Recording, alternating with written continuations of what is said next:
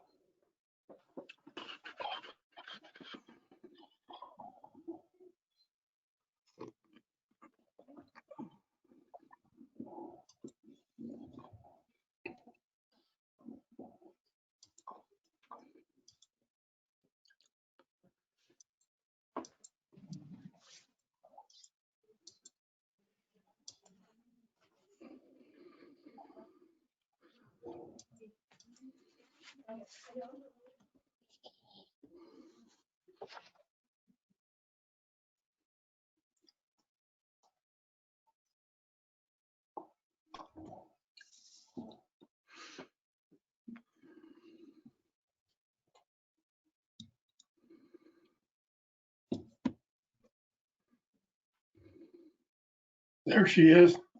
Yay. Sorry, Mayor, I made a rookie mistake and went into the executive session first. Sorry. We had a feeling. It Thank happened. you. We were waiting for you. All right, so are we ready then? What's All right. up? Here we go. Okay, notice is hereby given that the Lago Vista City Council is holding a regular meeting on Thursday, December 3rd, 2020 at 6 p.m. as prescribed by VTCA Government Code Section 551.041 to consider the following agenda items. Senator, please note we have all council members in attendance. Executive session.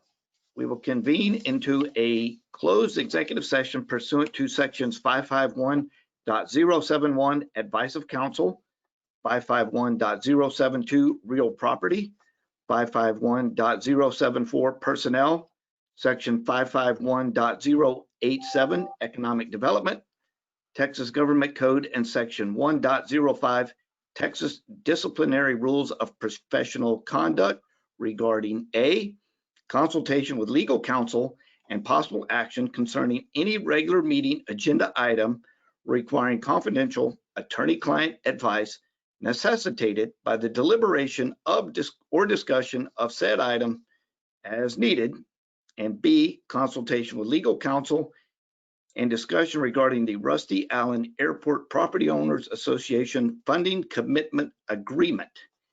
And we will convene at 6:04 p.m. And to the citizens out there, we will be back at 6:30. See you then.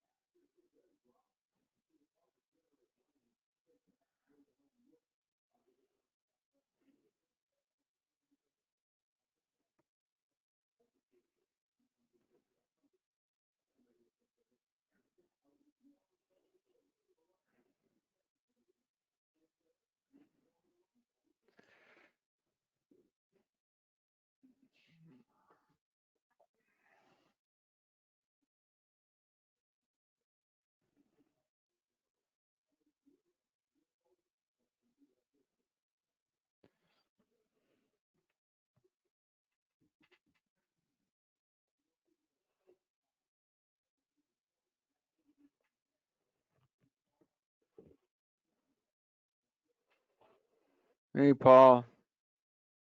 Hey, how are you? Any better you and I be out dancing in the parking lot?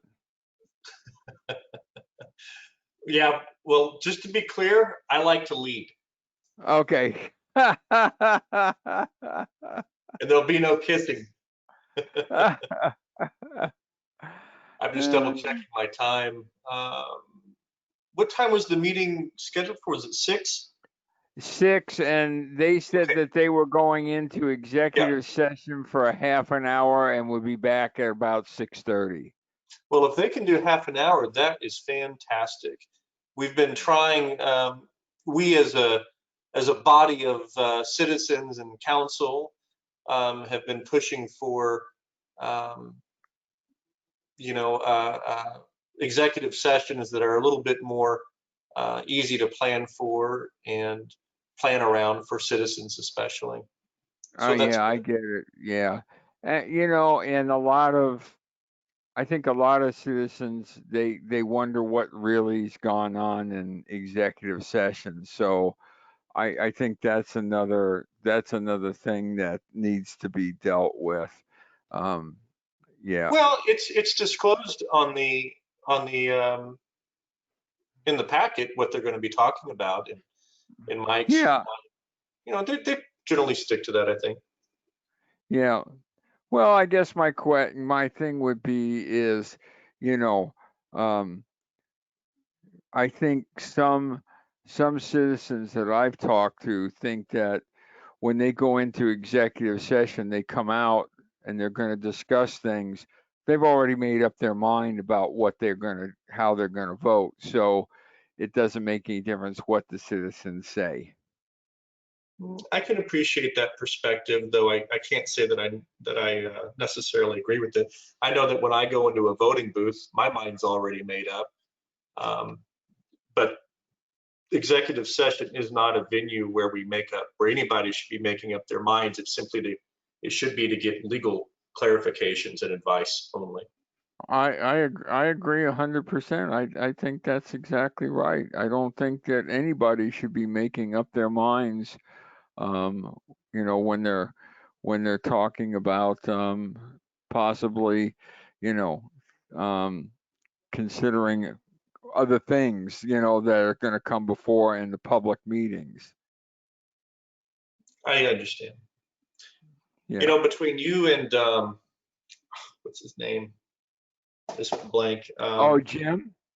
No. I'm thinking of you and that. You've got that microphone, and I just went blank. He was on the Building and Standards meeting last night. Oh, okay. Yeah, I know what you're talking about. Yeah. What's his name? I just went blank. He's on the board with you, and he's got the Oh, microphone. are you talking about Jim, or are you talking about Scott? No, I'm embarrassed. I just what's his name? God burn it. Hang on. Let me just look. Okay.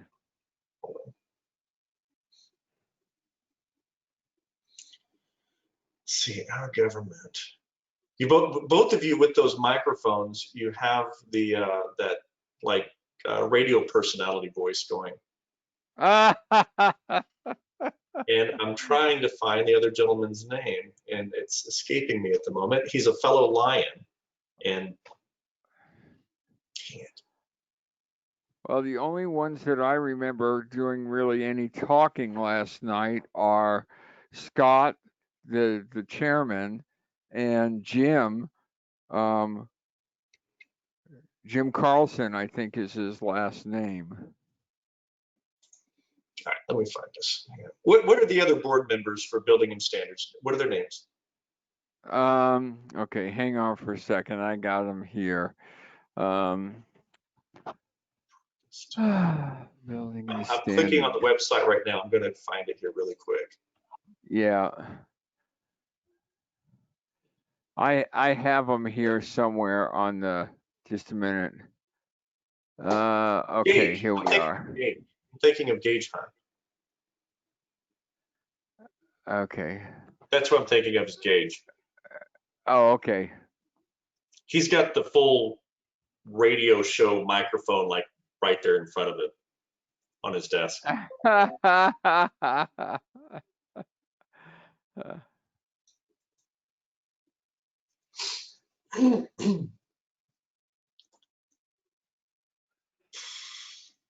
Darcy, are you hovering in the background there? Say again? Oh, I'm just saying Darcy's name, seeing if she's in front of her computer. Or Rob? No. Mr. Madison, are you here right now?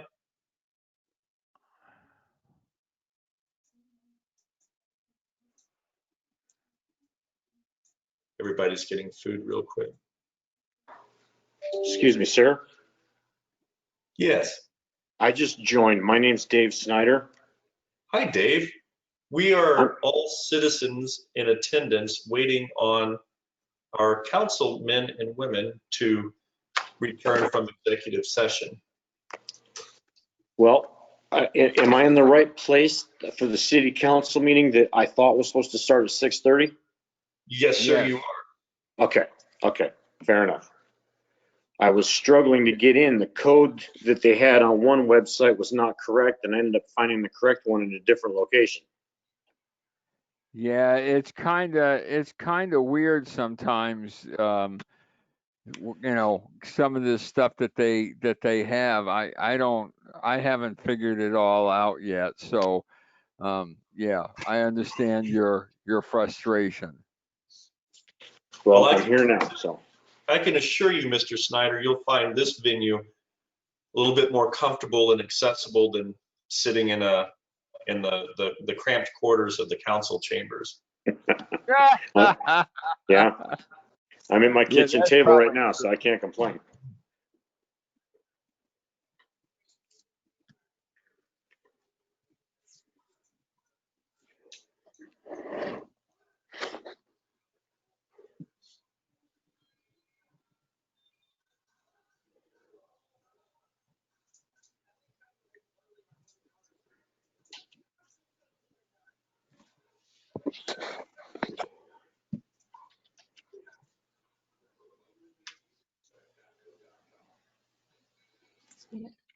Hey, Paul Roberts. Hello. Oh, Hey, hey. Hey, Paul Paul. Strusager. I don't know if you heard, unfortunately, our good neighbor, yes, I know it, our good neighbor, Diane, lost one of her alpacas today. Oh, no. What did it, Old age, old age. you know which one? Was it Chick-a-boom. Chick-a-boom. Chickaboom? Yeah. Is that the one that had was getting treated for the parasites? Sure. I don't know either. Is she pretty, I imagine she's pretty distraught. Let me send her a note. Yeah, we may have to help her dig tomorrow morning to bury it. Trying to think if I've got, I she doesn't have a backhoe on that tractor, does she? don't believe so. Armando's there with her. He's there? Yes. Oh.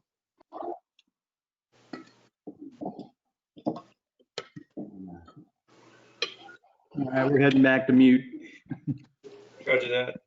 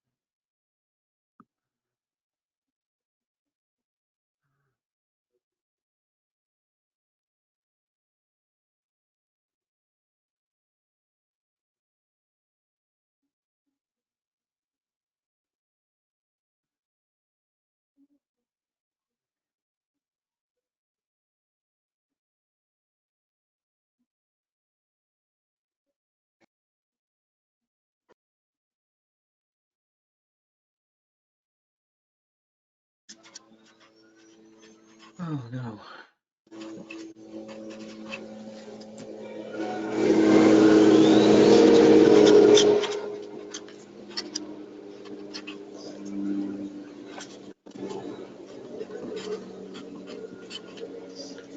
Is someone buzzing the tower? I've got Dave's, oh, okay, there we go.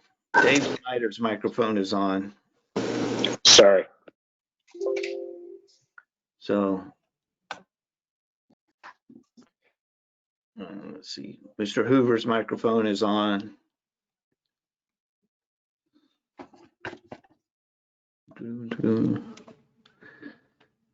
Good. Glad to see everybody. There for a minute, all I had was one shot of Dave Street's blank screen. I was never going to be able to make it through the meeting with being able to look at just Dave Street's name. All right, let's see. 1, 2, 3, 4, 5, 6. All right, we are all here. All right, action items. We reconvene from executive session into open session at 6:35 p.m. as deemed appropriate in City Council's discretion regarding A, take any necessary action regarding any regular meeting agenda item. No action. No action. Anybody from the audience have any questions on that one? And B, consultation with legal counsel and discussion regarding the Rusty Island Airport Property Owner Association Funding Commitment Agreement. No action. No action. Anybody from the city have any questions or comments on that one? All right.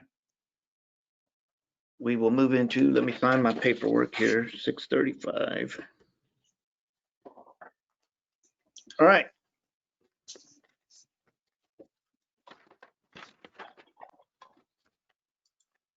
We will go into citizen comments. In accordance with the Open Meetings Act, council is prohibited from acting or discussing, other than factual responses to specific questions, any items not on the agenda. And I have one person who has signed up to speak during this session, and that is Judge Stephen Spindler. No, Judge Spindler, at this point, you have the floor. Thank you, Mr. Mayor, and I appreciate this opportunity to address the council. I've been an attorney since 1973 when I graduated from law school, passed the bar in my home state of Indiana, and became licensed to practice law. My career has, in the main, been dedicated to public service. I've been a deputy prosecuting attorney, for 16 years, a judge of Superior Court in Indiana for 17 years, and a senior judge in Indiana for 5 years. And I've been on the court here in Lago Vista for 7 years, since May of 2013. In all of those years of my practice of law, I've never neglected my responsibilities, and I've never been accused of neglecting my responsibilities until the last meeting of this council. And I want to set the record straight, Mr. Mayor and members of the council.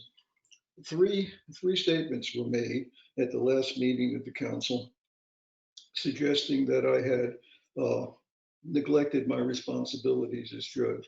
The first was that when COVID hit, I had essentially walked away from my duties and refused to perform my duties as judge. That's just untrue.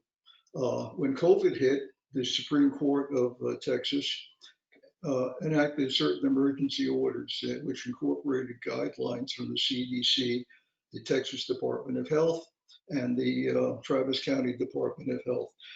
In those guidelines, it indicated people who were members of vulnerable communities, such as people who were elderly and who had illnesses, had to take special precautions and were not to congregate with other people as much as possible, or to avoid crowds, or to stay at home as much as possible, and not be in confined spaces as much as possible.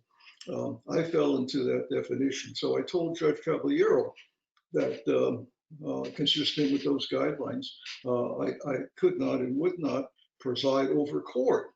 I never did tell him, though, that I wouldn't perform my duties as long as I could do so telephonically, electronically, or virtually.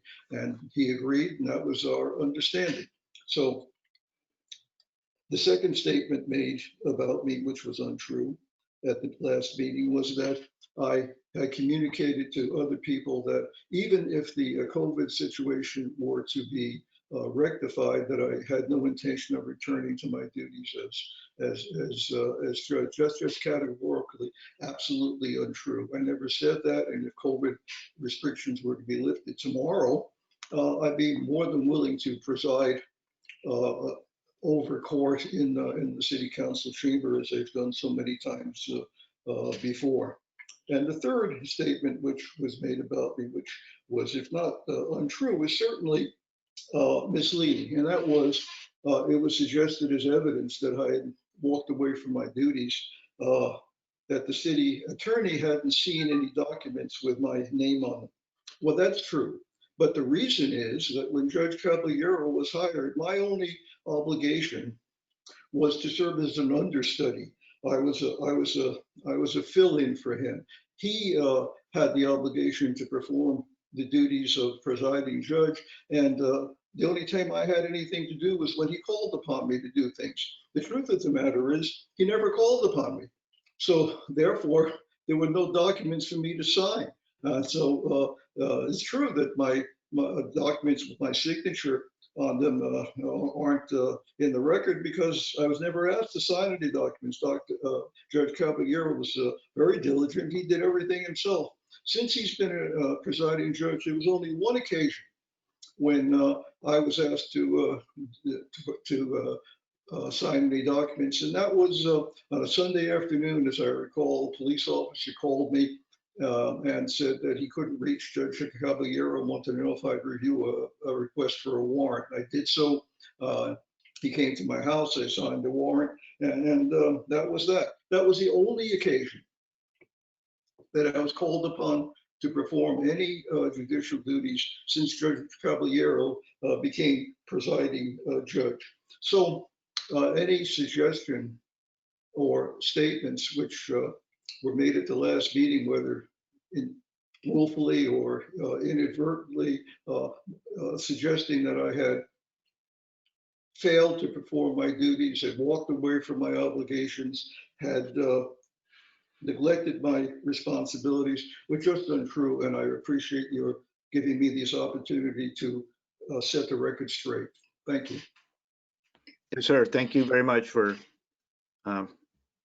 setting us straight on that. And I can only apologize. I know the intent wasn't to make that accusation that you were refusing or walking away or anything like that. I know that wasn't the intent behind looking at another associate judge.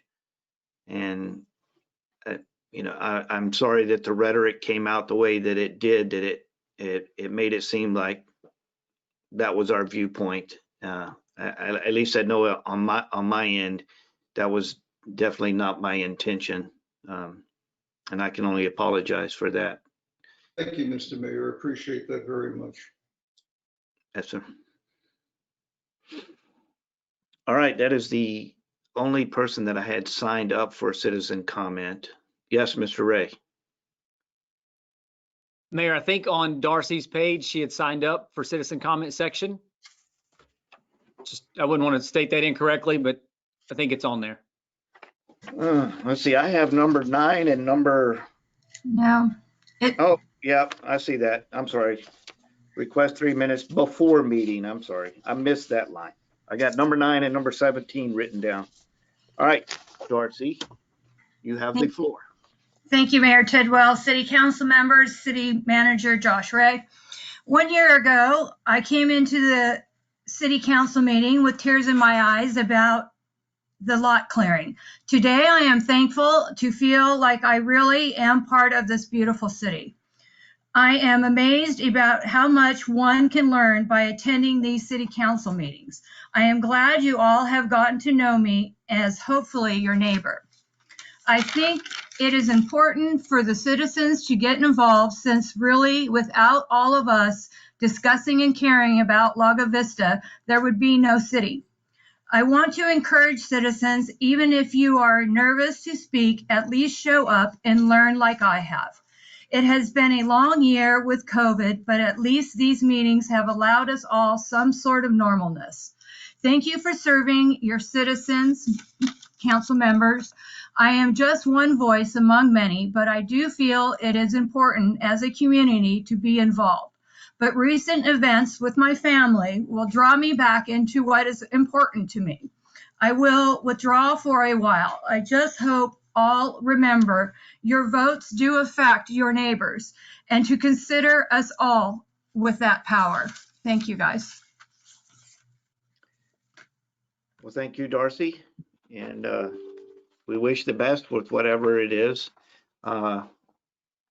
Hopefully you're not going to be completely withdrawn. You'll send us some emails or text or something, even if we don't see you at the council meetings or whatever. But thank you very much. All right. Anyone else who would like to address council on anything not on the agenda at this time? All right, we will move on.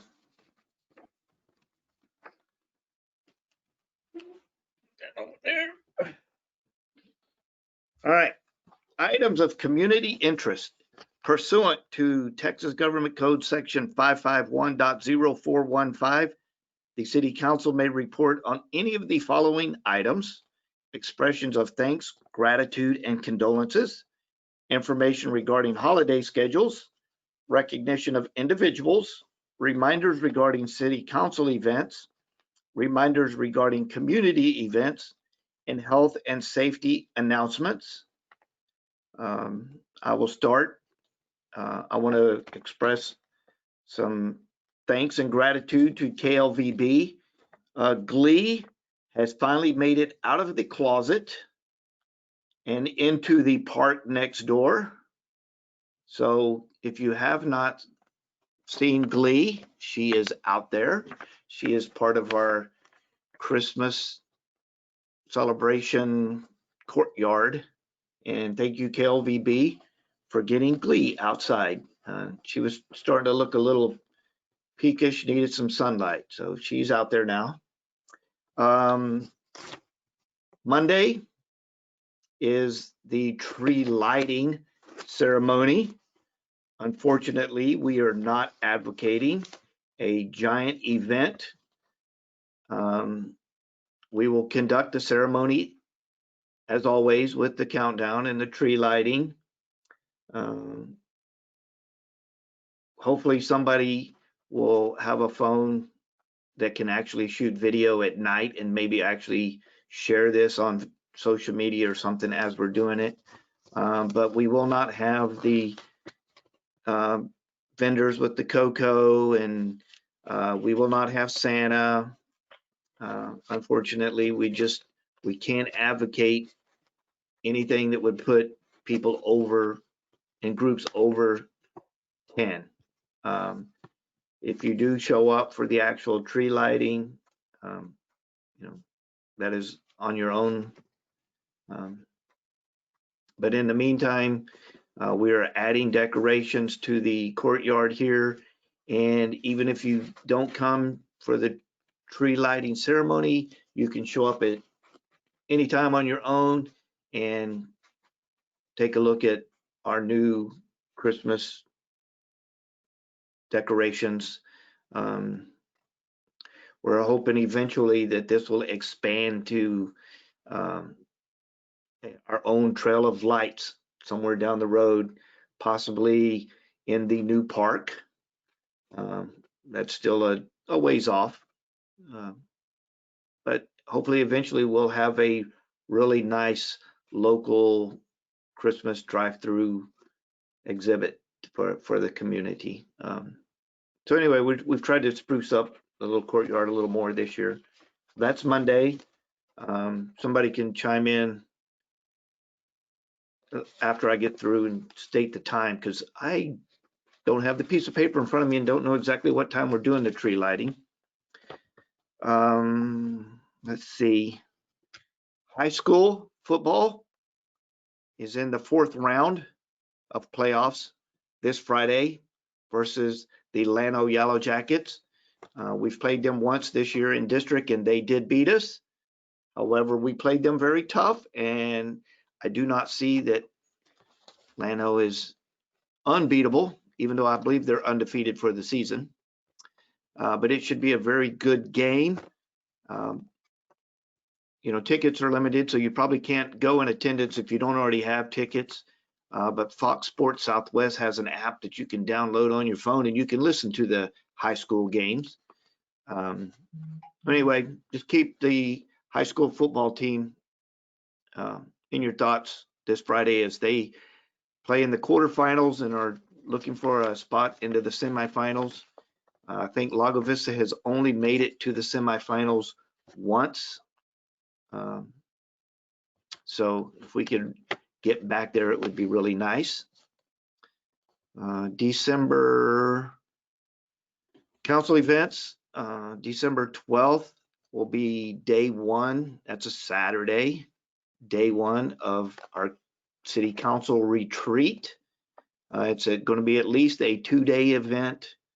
The second one will be in January 2nd. It's a Friday.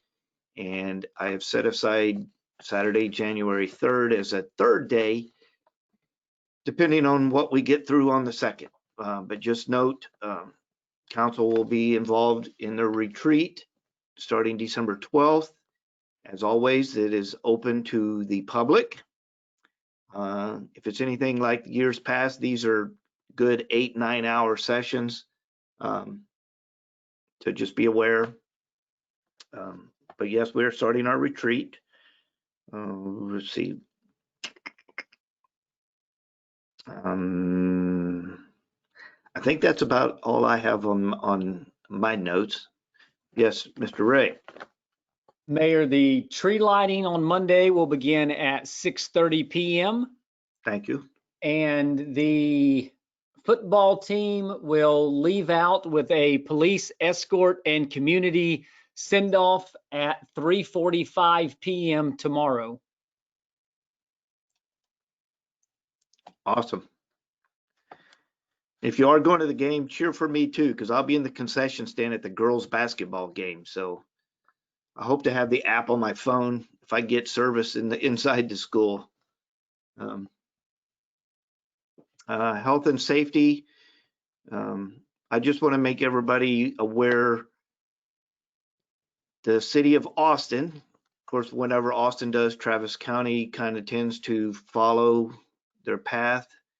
I've recently heard on the radio and read an article. City of Austin is looking at expanding their emergency orders to December 31st, 2021, and imposing $2,000 fines for violations of whatever their emergency orders are. So just keep that in mind. Does that include vacationing in Cabo? I was so waiting for that. Yeah. Couldn't help myself. Sorry, all right. guys. Hang on. Yes. That was a mistake. He regrets that, evidently. But yeah, I don't know. We'll see. What else? Mr. Councilor Prince. So the Rolling Hills Community Church will be doing a live nativity this coming Saturday and Sunday night, 6 to 8 p.m. So it's a park in the parking lot and then walk past the stage. So this coming Saturday and Sunday, 6 to 8 p.m. Everyone is welcome to come by and see the live nativity. Does that include animals? I believe there will be some animals, but I don't know exactly what we've got. Okay, awesome. Yes, Mr. Sullivan. Thank you, Mayor. On December 19th, the Lago Vista and Point Venture Lions will have their next blood drive. It'll be at the parking lot at CVS. The blood mobile will be there. If you go to the Lago Vista Lions Facebook page, you'll find a post I made there about it, and you can follow the link there to make an appointment. It's appointment only, so please do try and sign up before you go. But we'd love for people to sign up and help with the blood mobile. Awesome, thank you. Another little health and safety announcement. I will be the guinea pig for all of y'all. Evidently, December 14th, I believe Travis County, City of Austin is supposed to be rolling out their vaccines. I've pretty much been told by the Austin Fire Department I will get a COVID vaccine. So if I'm not at the council meeting on the 17th, you will know why. The vaccine may not be as good as they say it is. We'll see.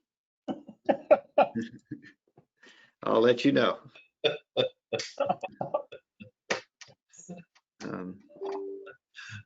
Any other council? All right, is there anybody in the audience who has an item of interest to share with the community? Yes, Mr. Roberts. Perhaps, Mr. Mayor, Councilman Sullivan or Weatherly can refresh my memory from a recent Lions meeting. There's going to be a testing coming up for antibodies, not just do you have COVID, but for the antibodies testing. That's coming up in the near future, but the date escapes me. Mayor, if I may. Yes, please. So what Mr. Roberts is talking about is when they take blood on the 19th, that is one of the tests that they will be conducting is for COVID antibodies. And when you set up an appointment, you have an account there at We Are Blood. It reports out things like your cholesterol and blood pressure and so forth. The antibodies will be an additional item that they will report on, starting with this taking of blood on the 19th. So along those lines, Travis County is hosting a testing event tomorrow, December 4th, and Saturday, December 5th at the K Oaks Ballroom from 9 a.m. to 4 p.m. Texas Department of Emergency Management, Lago Vista POA, and Travis County ESD1 are hosting the free COVID testing. Supposedly, this is called a curative test. In parentheses, it says mouth swab. So I'm taking it that they're not going to stick anything up your nose. But that is tomorrow and Saturday from 9 a.m. to 4 p.m. No appointment required, it says.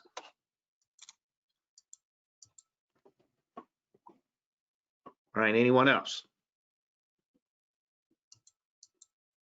All right, thank you. We will move into public hearings and possible action. The Lago Vista City Council is holding a public hearing to consider a conditional use permit application pursuant to section 17 of chapter 14 of the Lago Vista Code of Ordinances to allow for a carport within the required rear yard setback of 20804 Oak Ridge Country Club Estate, Section 3, Lot 369, and I will open the public hearing at 6:58 p.m. Let's see, number 3. All right, so we have a homeowner who is looking to put a open carport on the existing driveway. Everybody saw the pictures about how their driveway runs slightly past the left-hand side of their house. At the end of that driveway, they are looking at putting a carport over that section of the driveway. That driveway does extend into the 25-foot rear setback on the lot by 7 feet. So that is why the conditional use permit application has been filed, because of that encroachment. If you read the package here, it says here the concern, the encroachment into the rear yard setback was not viewed as having any significant negative impact on any future development adjacent to that property line. The concern was instead related to the visual impact of the carport when viewed from either of those properties. I'm assuming those properties are the properties behind it. Rather than the setback encroachment, the drastic change in topography was thought to be the major contributing factor in making the view of the carport so prominent from the rear. It was specifically noted that the view of the carport from the rear would be largely unchanged by moving it slightly further away by respecting the otherwise required setback. So if they moved it 7 feet up the hill, the view, it did not change the view from the people's lots behind it. Actually, I think the way the house is built, moving it 7 feet up to comply with the 25-foot setback would make it even more visible to the people behind them. In response to this concern, their discussion focused on the ability of an additional enclosing wall at the rear, in addition to the two side walls originally proposed, to improve the appearance of the structure. With the support of the applicant, the P&Z Commission unanimously recommended approval of the conditional use permit, subject to the condition that a rear wall to match the other two already included in the proposal be included. 5 members were present, all participated in the discussion and recommendation. Staff comment here, while not a part of the recommendation, it was noted that the applicant and the submittal suggests that the siding and roofing materials used in the carport will match those used on the primary residence. So if approved, the applicant could obtain a permit to construct the building in accordance with the approval of council and including any conditions. If denied, a fully enclosed garage could be erected in a similar location that does not encroach into the required rear yard setback. So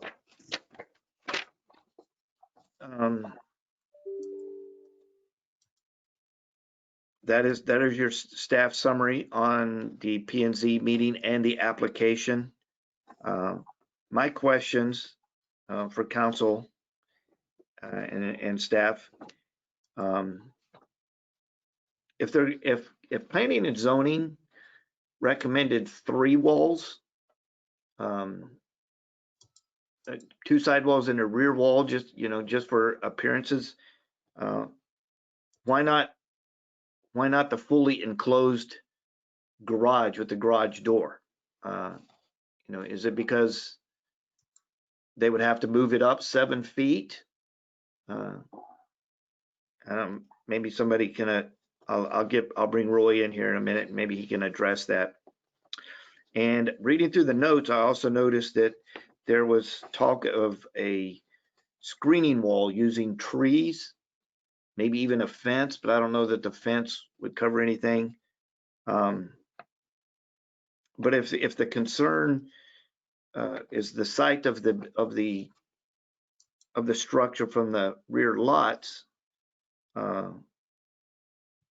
why did planning and zoning not consider the screening wall of trees? And I'd like to present that to council as an option. You know, this is something we could add as you know, as an amendment, so that it would screen it and make it not quite so visible from the rear. So those are my questions. Anybody from council have any questions or comments? Yes, Mr. Prince.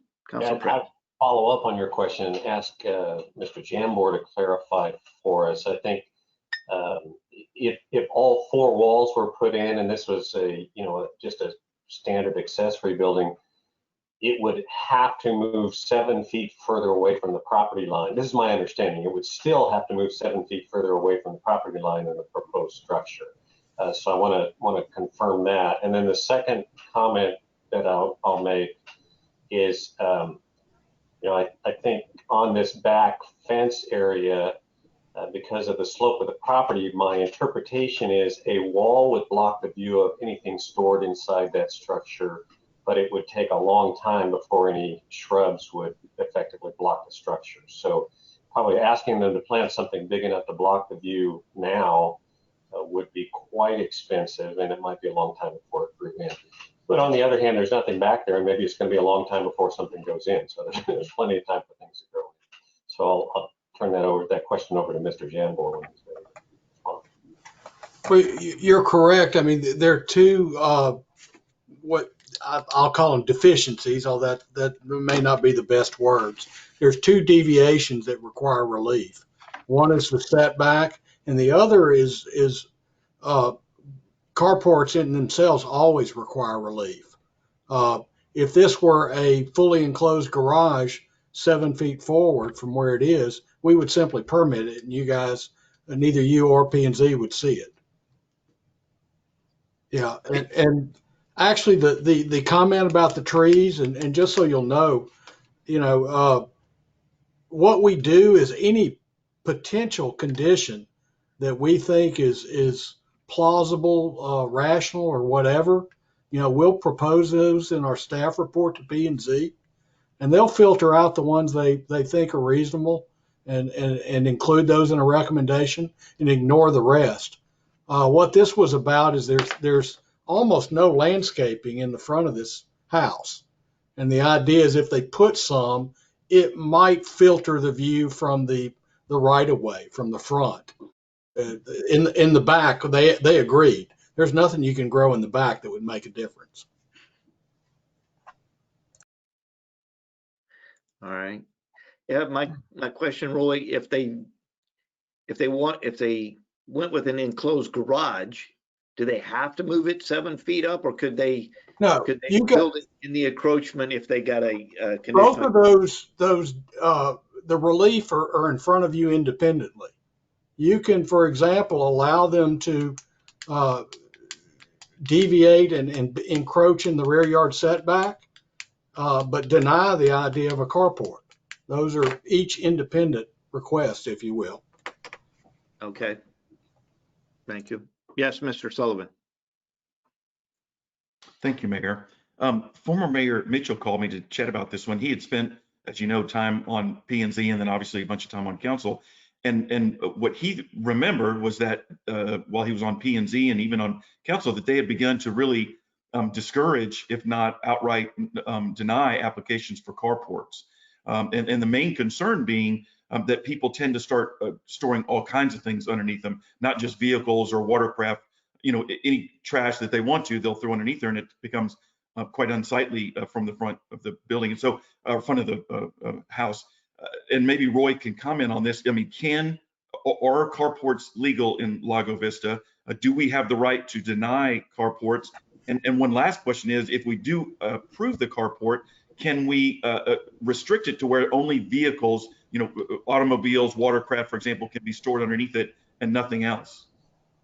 I think you're correctly, articulating the intent of the ordinance.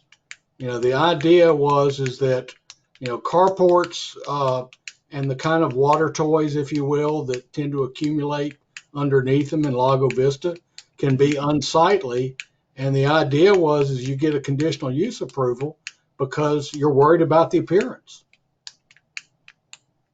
And in fact, quite frankly, it's on the agenda for this month. In the, one of the things that they want to talk about at P&Z is to make the intent of this accessory building ordinance more clear. Why they're doing what they're doing so that you guys can, correctly apply the criteria and give themselves some guidance about when they should be approving these and not. And that's exactly what they intend to talk about. Okay, thank you. Appreciate that. And along those lines, Councillor Sullivan, I believe detached garages are kind of along those same lines as carports. If I'm not mistaken, other than the area around Coyote and stuff, we don't normally allow detached garages. They're a use by right if they meet the requirements. For example, if this garage were 7 feet up, we would permit it. It wouldn't be in front of you at all if it were a completely enclosed detached garage and meet the setback. Right. Yeah, I have to admit, I kind of agree with former Mayor Mitchell. If you drive around and you see places where there are carports, they are generally unsightly and they're storing all kinds of stuff underneath them. Thank you. Anybody else on council? Is the applicant in attendance tonight? Yes, sir. Yes, sir. All right. Hello? Yes, I'm Yes, looking. sir, I am in attendance. All right. Is it Mr. Snyder? Yes, sir. Yes. Would you like to address council and maybe answer some of the questions we have? Like, I have a question. Why a carport? Especially if planning and zoning is going to recommend a back wall on it, why not go with the fully enclosed garage? And then you don't have to worry about, the concerns of the unsightliness driving by and looking down the driveway and seeing whatever stored up underneath the carport. Why not a fully enclosed garage?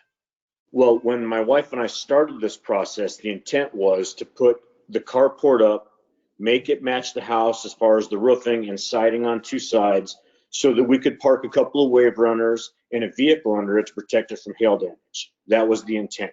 Now that we need to put the back wall up to protect people that may potentially live behind us, we're kind of in agreement with exactly what you're saying. I can put a roll-up door on that and turn it into a garage, and we would be perfectly fine with that. For us, the most important part is being allowed to encroach within that 25 feet because of the limited flat land we have to use on the lot and the way our driveway is. So if you guys will allow me to put it on my driveway where I want to, I'd be happy to put a roll-up door on that and completely seal it off on all four sides. I have no issue with that whatsoever. Thank you. Does anybody have questions for Mr. Snyder? Council? No? All right. Thank you, Mr. Snyder. All right. This is a public hearing. I believe we're at the point where citizens, do you have any comments on this? Anybody from the audience? All right. As far as I can tell, I have nobody from the audience who wants to make any questions.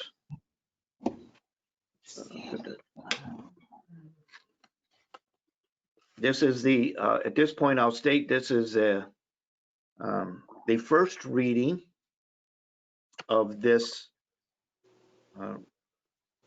public hearing. Do I have any, this being the first reading, we'd normally leave it open until next meeting. But I can also consider closing it if anybody wants to take action on it tonight. Yes, Mr. Prince. Well, I would just say that in light of the comments that the applicant just made, it really comes down to whether we want to approve a 7-foot deviation or not, which feels pretty straightforward and something I'd be comfortable with taking action on tonight. I'm with Yes, you. Mr. Sullivan. I'm with you, Paul. I'm with Mr. Prince as well. My only question would be for you or Mr. Jambor, can we approve this application conditional upon a completely enclosed building? Right. Well, and the way you would articulate it was that you're approving a conditional use permit, not for a carport, but for a setback deviation only.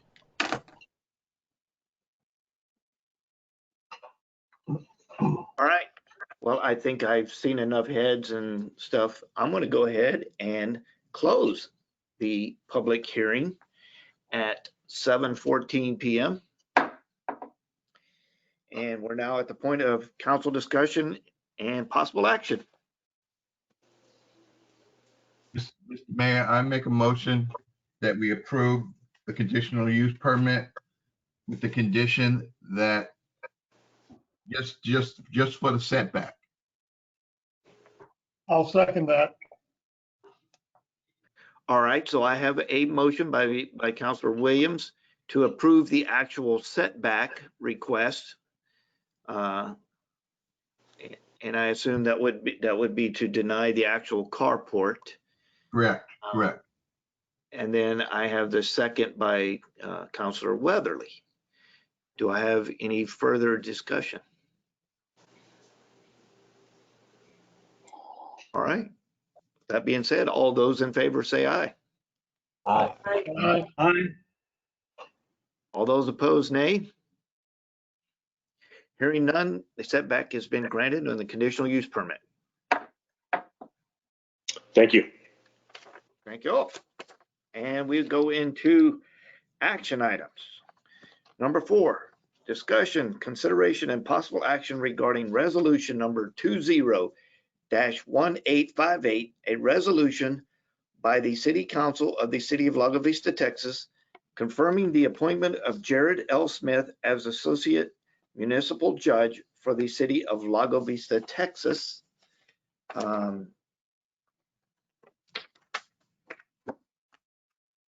We have the cover sheet. This is the same cover sheet from the last meeting. I think we're all familiar with what it says. I'm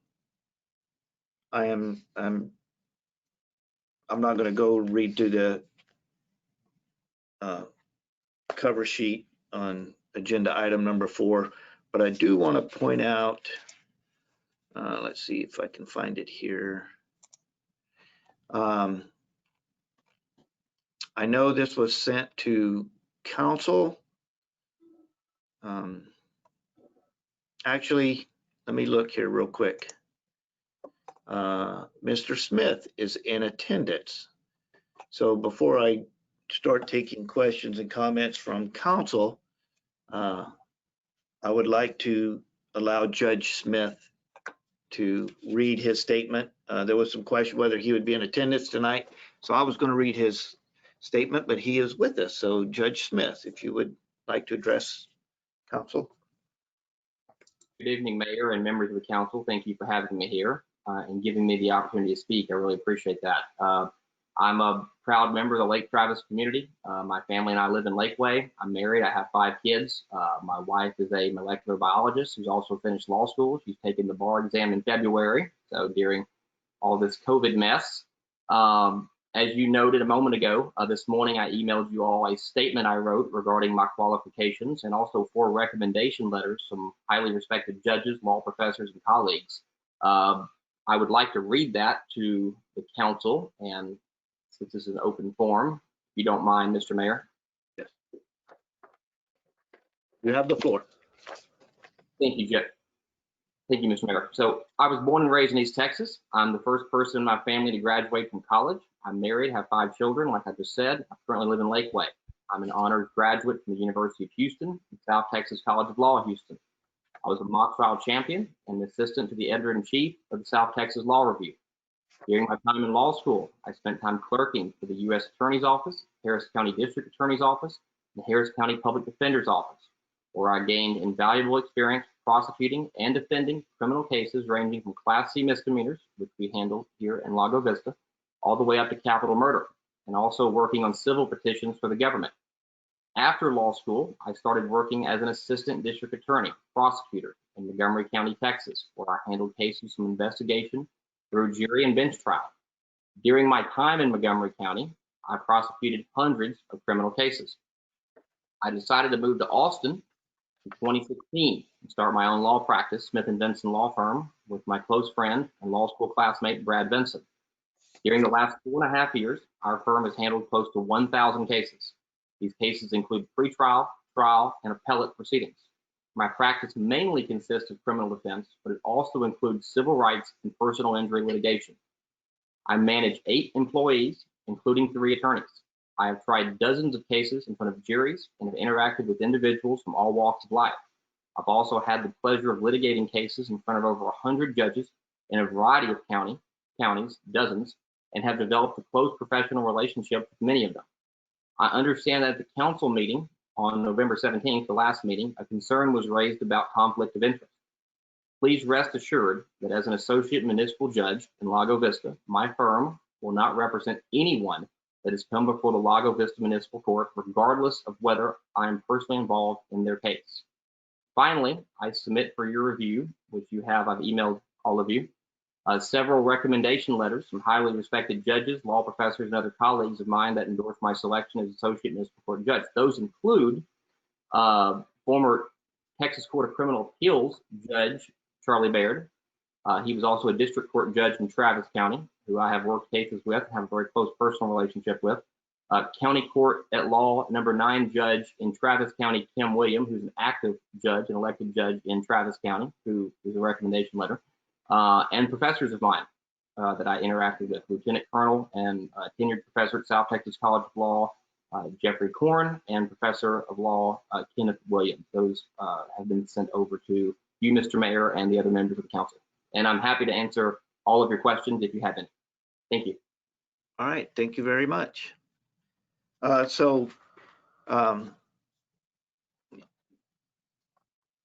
We're looking at appointing an additional associate judge. I want to make sure we're all clear again that, you know, the conversations that we had at the last meeting, the rhetoric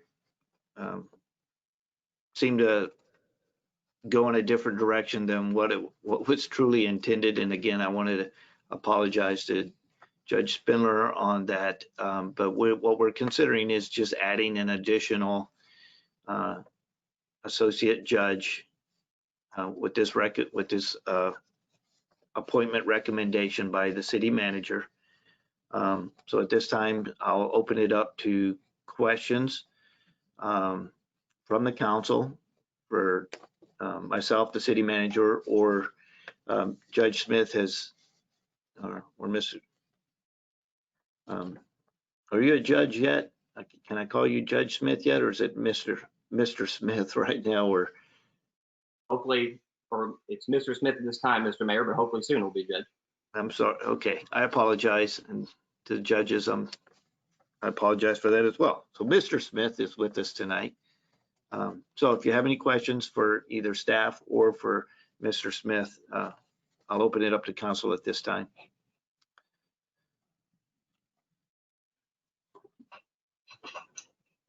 Yes, Councilor Prince. Well, one of the things that I know everyone on council is aware that Judge Madison, formerly judge here in Lago Vista, has made an offer to provide services. And so I just wanted to understand, and I appreciate Mr. Smith giving us more information about himself. I wanted to understand Mayor, and this may primarily be for the city manager, to comment on his thought process in the selection between at least these two candidates and possibly others that were considered. Mayor, if I may. Yes, sir. So, yeah, great question. I have reviewed the emails from Judge Madison.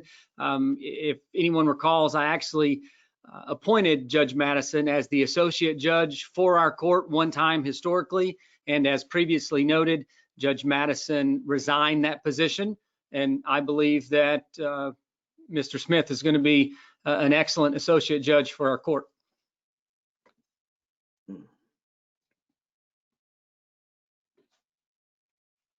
Yes, Mr. Davila, Councillor Davila. Mayor, my question is, do we have a limit as to the number of municipal judges that we can have serving?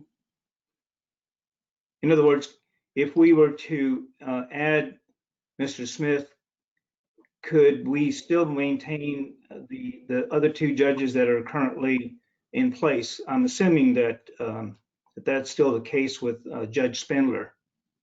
So my question basically is, can we have Judge Spindler and Mr. Williams both be associate judges? Mayor, again, so per the charter, Mayor, the charter allows that the city manager will appoint any number of associate judges that may be deemed necessary for the operations of the municipal court. As previously stated, historically, we've operated with 2 associate judges, and we had the 2 associate judges until one judge resigned. One impact, and I know a question previously asked, I believe, by Councillor Marion, was the economic impact of adding associate judges based on the current operating budget. So the current operating budget approved funds for the presiding judge, and it also approved funds for associate judges. As Judge Spindler already pointed out, the total budget will not change. It all depends on the number of hours that a judge serves as an associate judge. So if Judge Caballero does not require the services of an associate judge, then that associate judge is not paid. However, when the associate judge serves, they are paid at a rate of $60 per hour. So, and yes, so to add to that, Mr. Davila, there is no limit. Traditionally, we have served with 2, and I think we may have one point, 2012, 13 timeframe. I think we may have had 3. Art. Mr. Mayor, I can tell you, we've had 4 during the time that I've been on the court. So yeah, so we've had, more than 2 associate judge. So that could be something that could be considered in the future. I know at this time, Judge Madison was not considered just because he had resigned, and I think the assumption was because he had resigned in the past that nobody reached out to him to consider him for an associate judge position. Now, he has since made it clear that he would be willing to serve. So that would be something that could be gone back to look at. But again, as you know, the charter sets out, the city manager makes that appointment, and then we either approve or not approve. So I would say any kind of appointment coming forth to city council would be, would come from our city manager. So, yes, Councilor Marion. I have one. Oh, Sorry. okay, hold on, Yes, Councilor Davila, go ahead. Yes, I wanted to add one more question. I'm assuming that we are considering Mr. Smith as an associate because it appears that we're presupposing that our court may be a court of record in the future. Is that correct?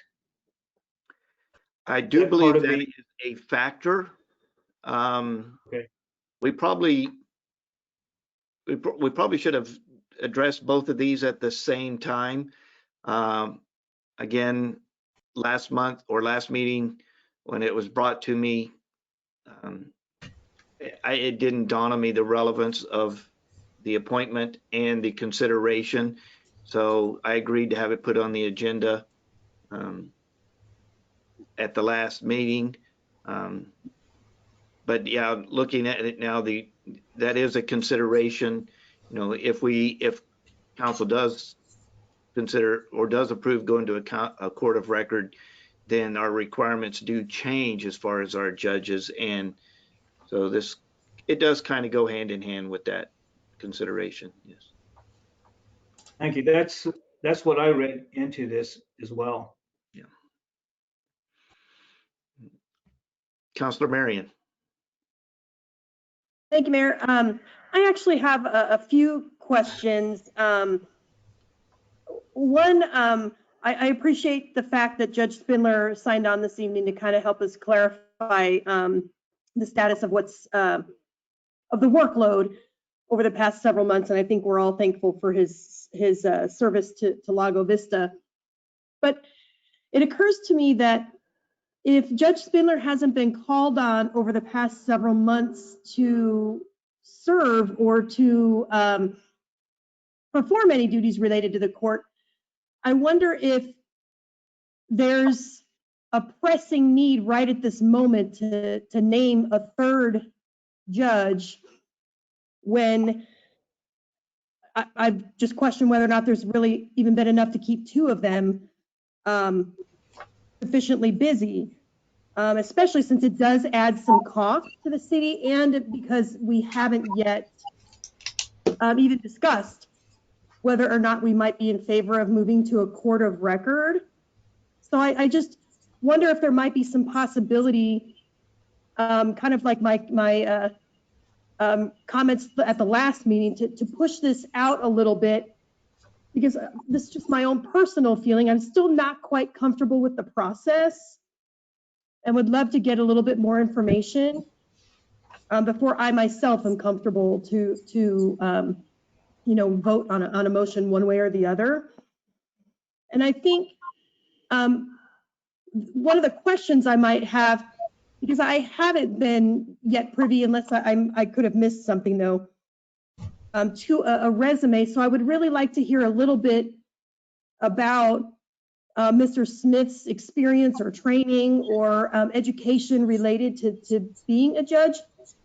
And if there would need to be some training or things like that occur in order for someone to become a new judge. I really just don't know the process. Would there be a cost associated with that? Who would bear that cost? I have lots of questions about the added cost perhaps to the city. Would someone be able to maybe speak to that? Mayor, I can definitely speak to that if you don't mind. So the initial added cost, how we end up with each judge is we have a professional services agreement. Judge Caballero and Judge Spindler both have the professional services agreement stating the pay. We also include in that agreement that the city will be responsible for fees incurred by the judge for continuing education up to a maximum of $500 a year. We look at other training opportunities that if the judge is going to attend additional training. I look at it as this position is actually has a lot more experience required than what our city council would have. And with council, we go with an annual training, which is involved by Texas Municipal League. But as Mr. Smith read out, I think pretty eloquently, his time at the United States Attorney's Office, his Harris County District Attorney's Office, Harris County Public Defender's Office, and his years of experience as a licensed attorney in the great state of Texas, I think he's very qualified to be a judge. One of the comments that was made at the last meeting was years of experience determines someone's ability to be a judge. I go back to that point that it doesn't matter how much experience you have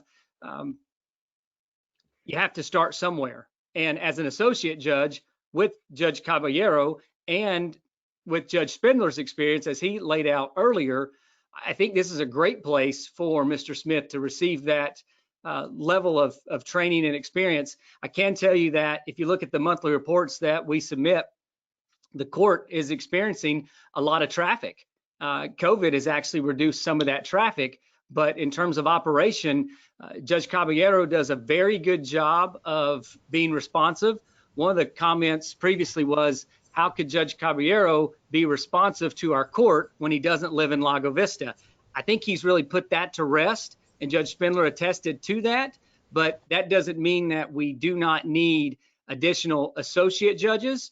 Financially, I don't think I'm missing anything. I don't think there's a significant difference. I did explain the fact that the budget has already been set, the professional services budget has been approved, and that the appointment of Mr. Smith as an associate judge would not exceed that operating budget for the court. Thank you. But so to address part of your question, Councillor Marion, as counsel, you can make a motion to take any kind of action that you so choose. So, you know, we get to that point. If that's the motion that you choose to make, then you're more than welcome to do that. Anybody else have any? Councillor Davila, you're muted. Here, let me unmute you. I got it. Thank you. No, I was just going to point out that on our agenda, item number 10 has to do with us considering this, the court of record. So if we were to handle that particular agenda item first, would that possibly make this this process go a little smoother? And are you asking me, or are you asking? Yes, I'm asking you, should we possibly go to item number 10 and find a resolution to that particular item before continuing with this discussion on number 4? I'm sorry, number 5. And you're saying which agenda item?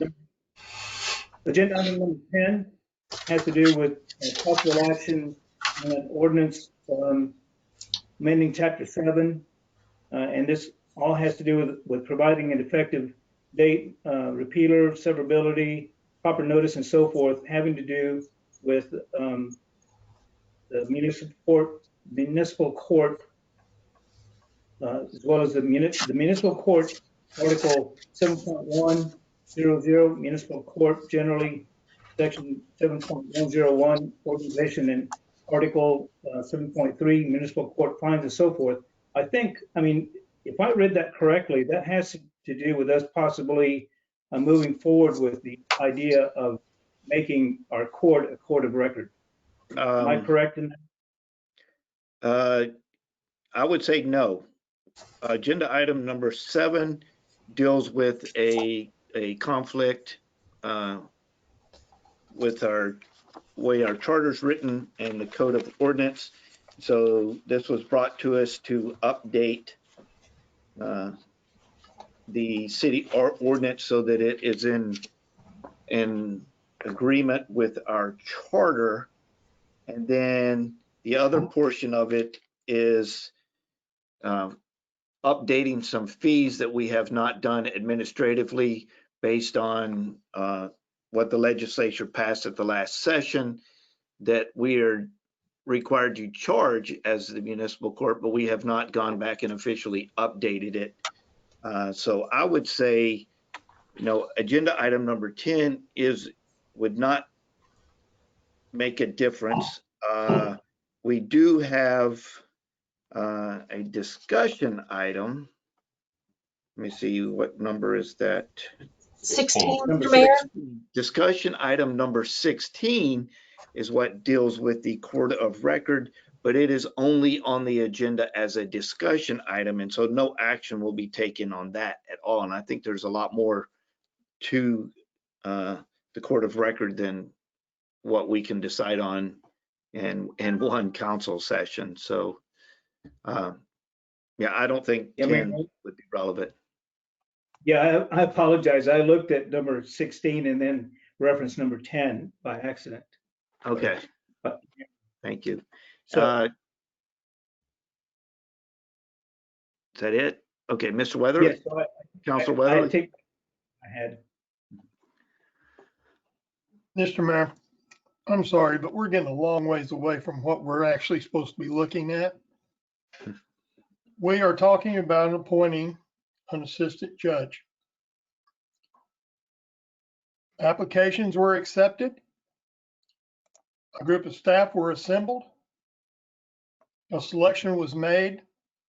Our charter says that Mr. Ray selects the candidate and that we simply approve it.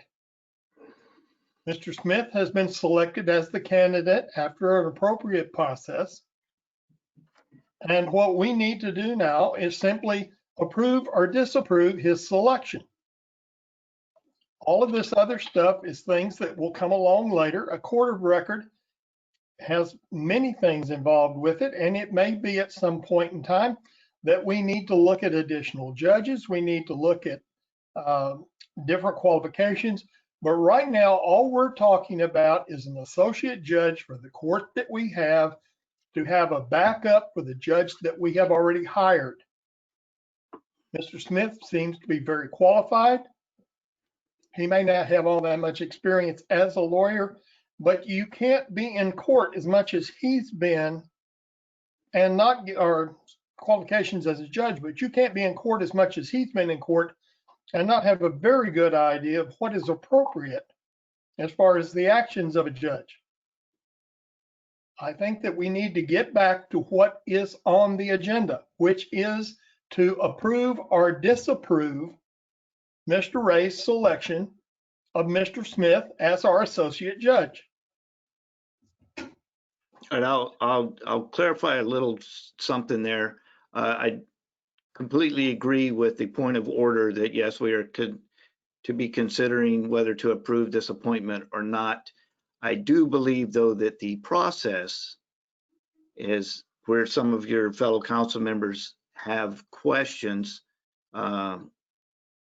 But, you know, so you had described the process, and I do not know if that is the process that Mr. Ray followed in making his appointment recommendation. But I do know some of your council members are questioning that process. The thing is, the process is not on the agenda as something to be reviewed. So whether you agree with the process or not, that is not what we are here to discuss or take action on tonight. As Councilor Weatherly pointed out, we have an appointment in front of us. The only thing we are to consider tonight is whether to approve it, not approve it, delay it. But that is the only thing we are to look at, is this actual appointment, whether to approve it or not. Yes, Mr. Sullivan.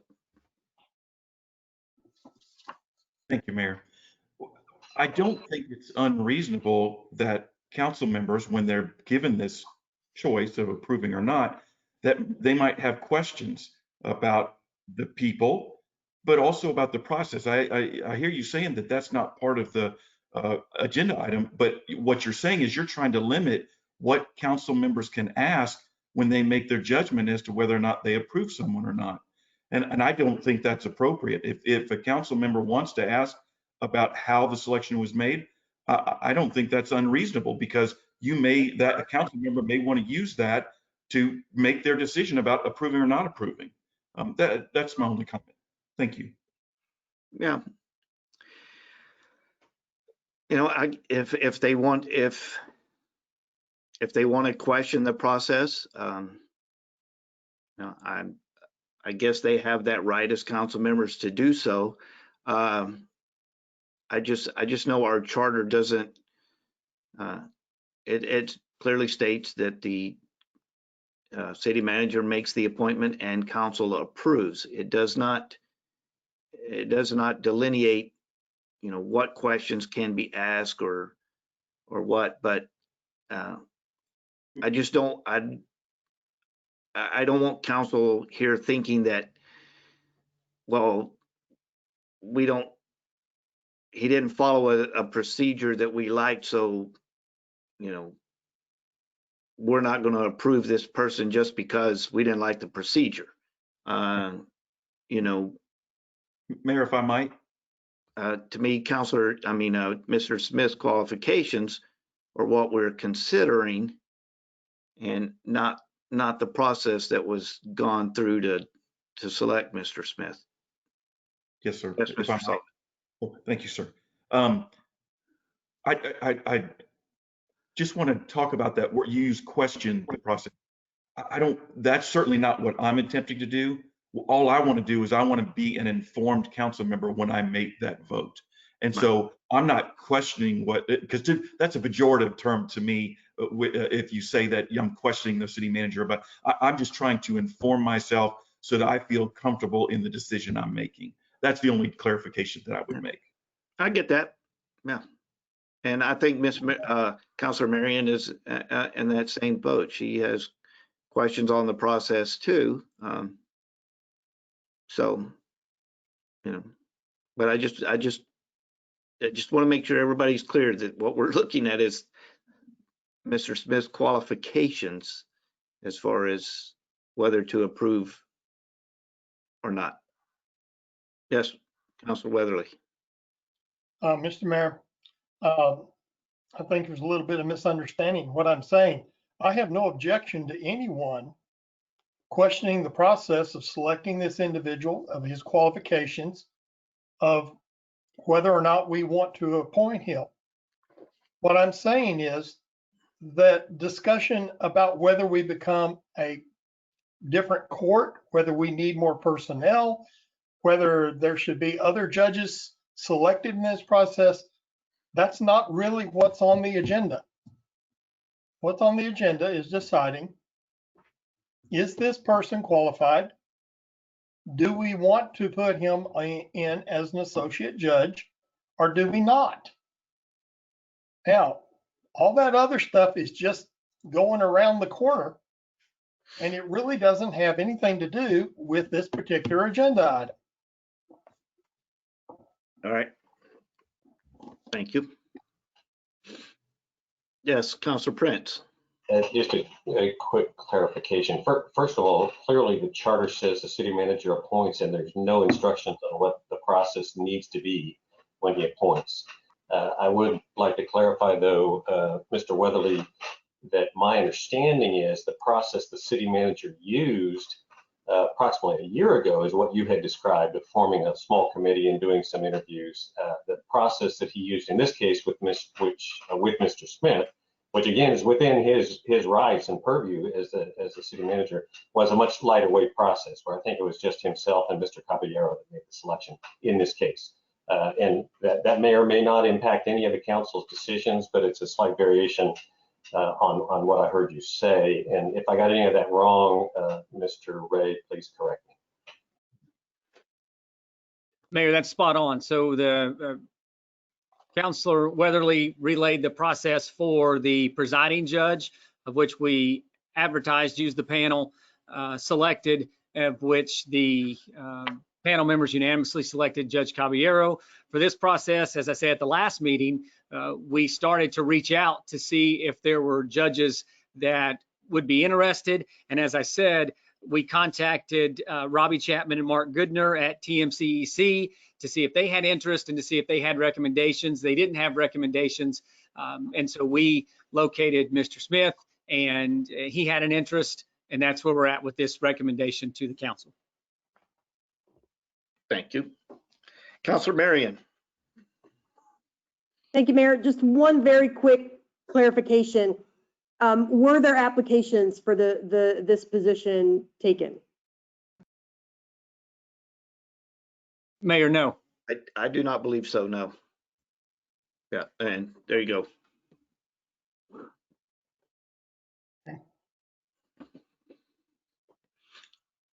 I thought they were. Okay. All right, anybody else? All right, so at this time, I will go to my citizen comments. I have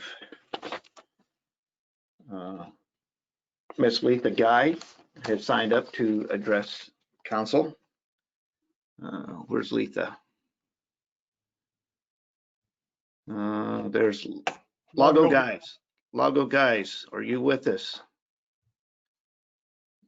All right, you are recognized, Letha. You have the floor. Yes. Good evening, Mayor, City Manager, Council, and Ms. Silvera, and also fellow citizens who are tuning into this meeting tonight. Although item 16, which Councillor Davila referenced, is on the agenda, it's just a discussion item. It's discussing the idea of possibly moving to a court of record. So it seems at this point a little bit premature, as Davila suggested, that we discuss a associate judge before the decision is made whether we go to a court of record, because in my reading this item in the last agenda, that was sort of used as a discussion about why we couldn't use Judge Spindler, because if we went to a court of record, he wasn't licensed in the state, and so we needed to look at other applicants. Going to a court of record means that the court has much more authority over citizens and property. And if this is approved, there would actually be a city ordinance changing our court to a court of record. So it makes sense to select a candidate who has this experience. Like Councillor Prince, I received a copy of the correspondence that Judge Madison sent to the city. I'd just like to do a brief overview of his experience. He has 30 years experience as a presiding judge. He's taken eight. Yes. Letha, I'm going to cut you off right there because we're discussing the appointment of Mr. Smith. We are not discussing Judge Madison at all. Well, I had my statement prepared before the meeting went in that direction. So I feel it's only fair to Judge Madison that his comments and his statements to council be addressed, because he is certainly a worthy candidate for the associate judge. He's often offered to serve the city at no cost to the city and citizens, and I, as a taxpayer, appreciate his offer to do so. He's okay. I have muted you, Letha. As I said, we're talking about Mr. Smith tonight. If we want to address anything about Mr. Madison, we can do that at a different time. So that is the only person that I have signed up for this agenda item. Is there anybody else in the audience who would like to make a statement at this time? Yes, Mr. Durbin.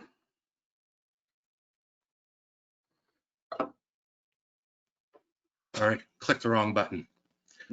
My comment is more related to the, it's related to this agenda item, but it's more related to the packet concerning this agenda item. I just wonder as a citizen why in this packet, we have the resumes of people that want to be on the Library Advisory Committee and the Keep Lago Vista Beautiful Committee, and we have all their resumes and qualifications, but the packet doesn't contain any information regarding Mr. Smith. Mr. Smith is not directed as any derogatory towards you. You're just looking for a job, I get it.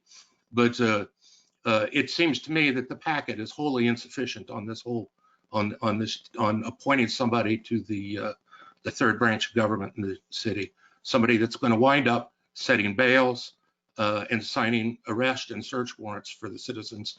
And the packet is this empty. I just think that's just atrocious. I'm done. Thanks. Thank you. Well, the difference is on the committees, the council members actually make the appointments and recommendations. So it was provided to all the applications were provided to them. In this case, the city manager makes the appointment, and whereas any information was not necessarily included in the packet, Mr. Smith did provide that to the council members himself. So I do know, it's not in the packet, but I do know the council members have had some communication from Mr. Smith.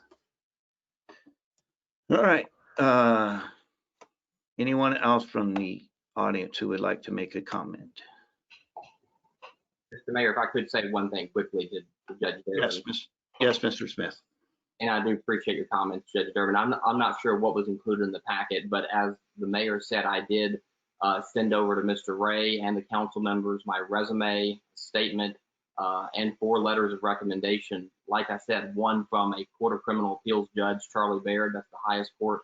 It's equivalent to the Supreme Court of Texas, who endorses my selection. Other judges, current sitting judges in County Court 9, Kim Williams, and other law professors. I have other recommendations I could also get from the council from a number of other judges and colleagues of mine that'd be more than willing to vouch for me as a judge. I would look forward to serving this community. Like I said, I'm a member of the Lake Travis area. I will be a fair and impartial judge. We wear different hats. I know Mr. Madison and Judge Durbin, they've had practices at the same time that they've been judges. So you can have a practice and also be a judge. You can have your practice hat on, you can have your judge hat on. But I will be fair and impartial to anyone that comes before the court in Lago Vista. Thank you, Mr. Mayor. Sir. All right, I'm still taking questions, comments from the audience at this time. All right. So, well, we're at that point. We've had our discussion, so it is an action item. And at this point, I'll entertain a motion if we have one. Mr. Mayor, Councilor I make a Weatherly. motion that we approve resolution number 20-1858. All right, I have a motion to approve the resolution by Councilor Weatherly. Second. And I have a second by Councilor Davila. Any further discussion by council at this time? All right. Yes, Councilor Prince. I think Judge Durbin's comment is, for me, is well taken. That and Mr. Smith, I certainly appreciate you sending out your information to the council, which I received, I think it was today. But the public has not seen any of that. And so, in the spirit of, if we as a council are to approve, I think certainly it seems appropriate for the citizens to have some insight as to who we're approving. And so I wonder whether it's appropriate for us to maybe defer this item and give chance for the information regarding Mr. Smith to be public information, as opposed to approving it tonight, where the council has had maybe a few hours opportunity to read through the material. And to be honest, I have not read through the material that Mr. Smith sent us. I've heard his summary of it and I read his summary letter, but I've not read through the attachment in any detail, simply because it was not received until just today. And again, that's not his fault. It was, I don't know when he was requested to send that in. So I guess it feels like it may be appropriate to me to allow time to take a look at Mr. Smith's qualifications in a broader light and let citizens also have access to that. All right. At this time, though, I do have a motion and a second on the floor. I'm taking further discussion.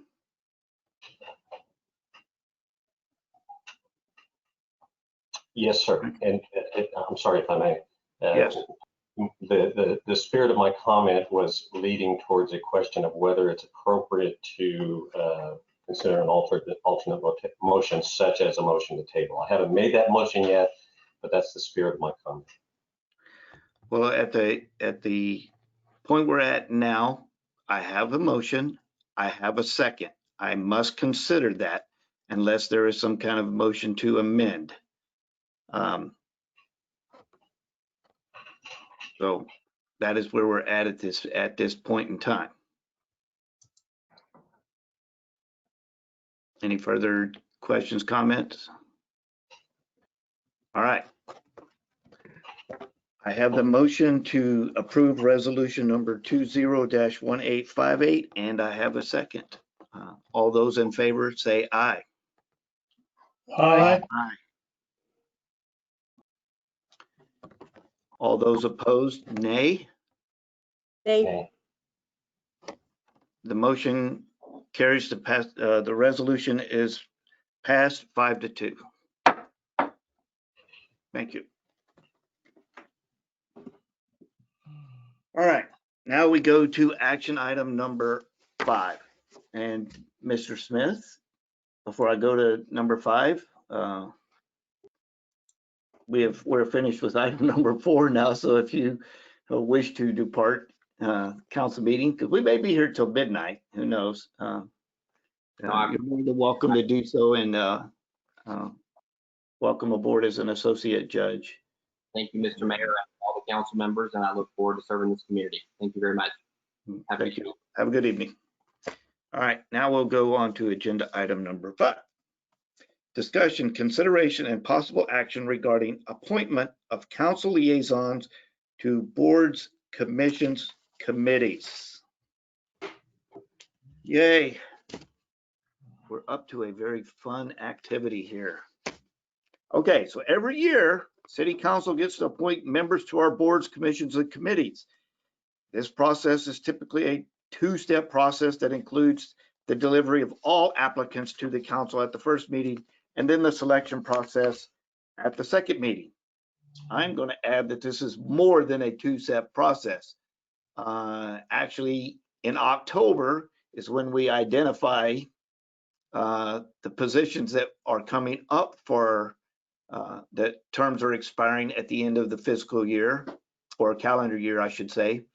November is when the citizens apply, and now we're to step 3, and that is where we've got new council members, so we're having to make sure we've got all of our liaisons in place, so that when we get to step 4 and we appoint our new volunteers, we will have our liaisons in place. And so we are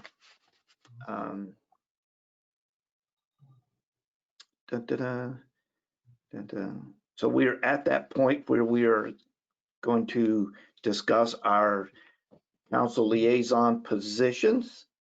I have previously sent out communications to everybody with our current senior members of council that already have their committee assignments.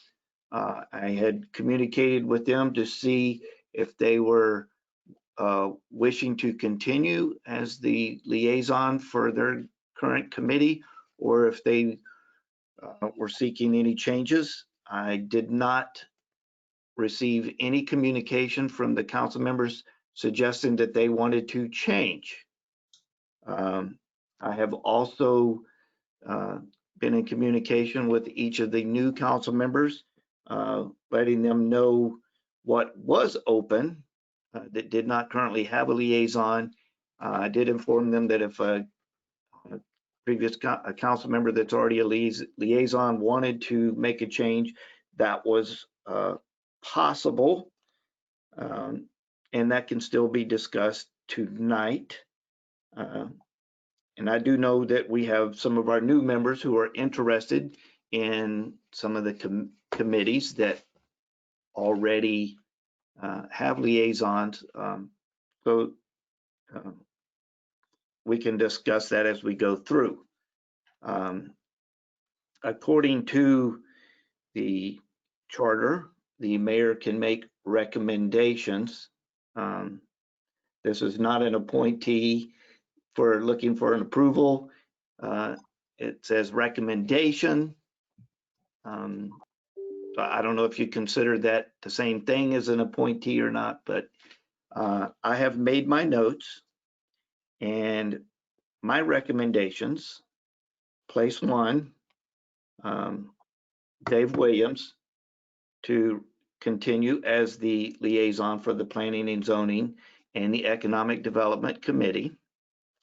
For place 2, Councillor Sullivan, my recommendation is the Library Advisory Board. For place 3, Councillor Davila, he would like to stay with the Building and Standards Commission, and that is also my recommendation.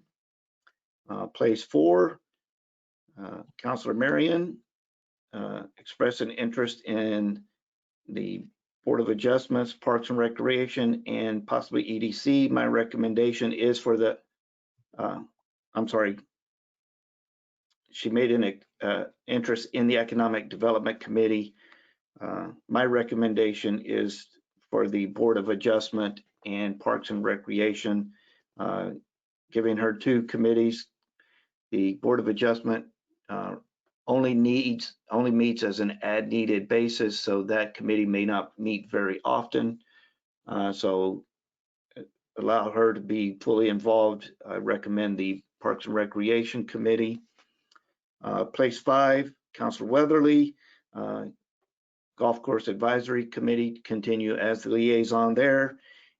Place 6, Councillor Prince, my recommendation is for the Airport Advisory Board. And for myself to continue as the CapCog, that's not up for, not yet anyway. CapCog has not sent out their thing for the representation for small cities. And then the Youth Advisory Committee, which is currently suspended. Anybody have any questions or comments on my recommendations at the moment? Yes. Mr. Mayor? Yes, Councillor. Oh, I'm sorry. Hold on, Councillor Prince. Yes, Aaron.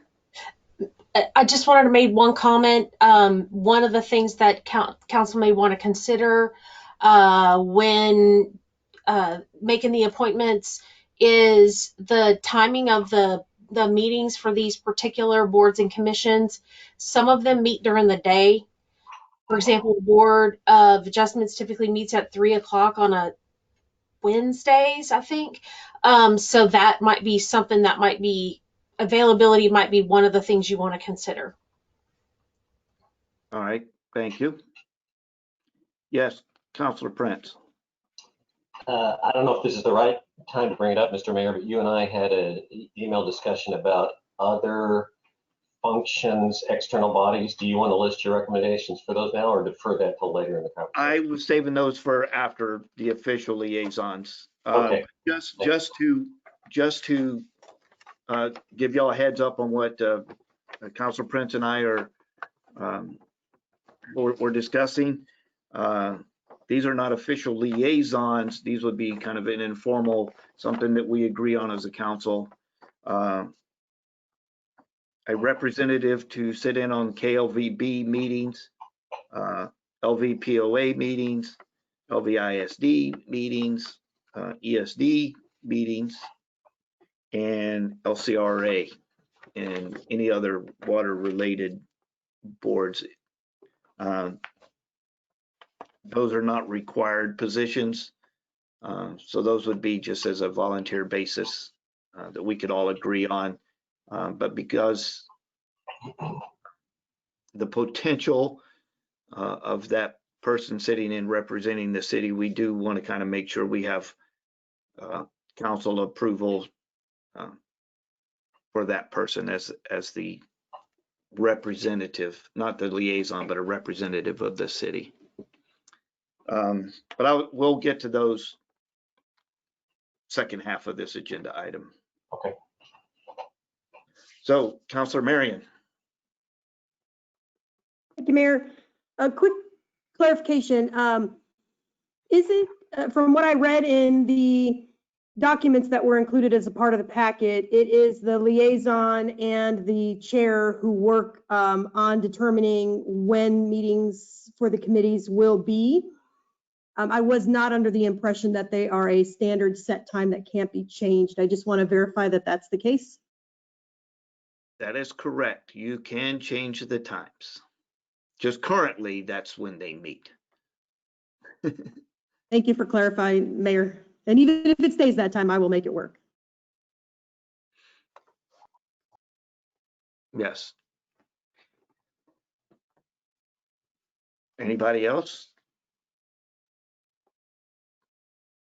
All right. Well, Yes, Councillor Prince. Yeah, I guess one thing that, just looking at your recommendations, and I think I understand your methodology, if you will. The one board that you recommended, my place 6 for the airport board, my understanding is that meets quarterly. I know that the 2 boards that Mr. Williams is on, economic development and planning and zoning, I believe those both meet monthly, and I know planning and zoning is pretty extensive meetings. So, I feel like that in the case of planning and zoning, just to be clear, as I said to you, that would be my top choice. Mr. Williams, my understanding, wants to retain that, but he does have a more significant workload on the boards, and of course, I have the recent history of being a planning and zoning member. So I'll just lay that out on the table that is something that I'm pretty interested in doing if that's an option for me. So, of course, I made my recommendations, but again, this is a council decision. So, Mr. Williams, Councillor Prince has made a proposition, I guess, for you to maybe relinquish one of your boards and some of the workload. I'll let you address his. I definitely do not want to give up planning and zoning. And I've enjoyed working with economic development. I'm a lot further in getting planning and zoning. They're working diligently on different projects. We got a lot of work to do. And I'd like to continue that work.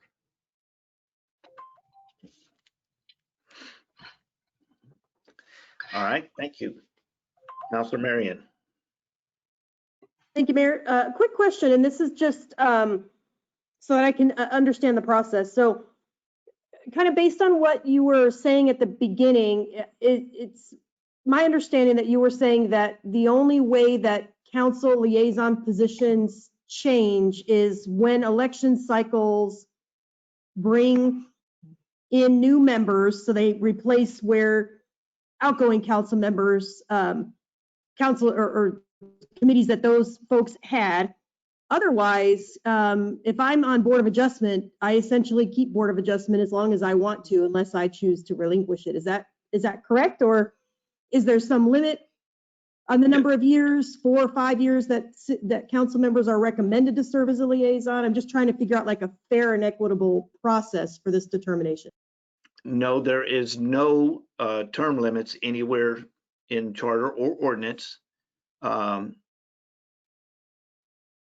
Yes, you could keep Board of Adjustments as long as you so selected, or any other committee that you're on, but that is not necessarily the only way changes made.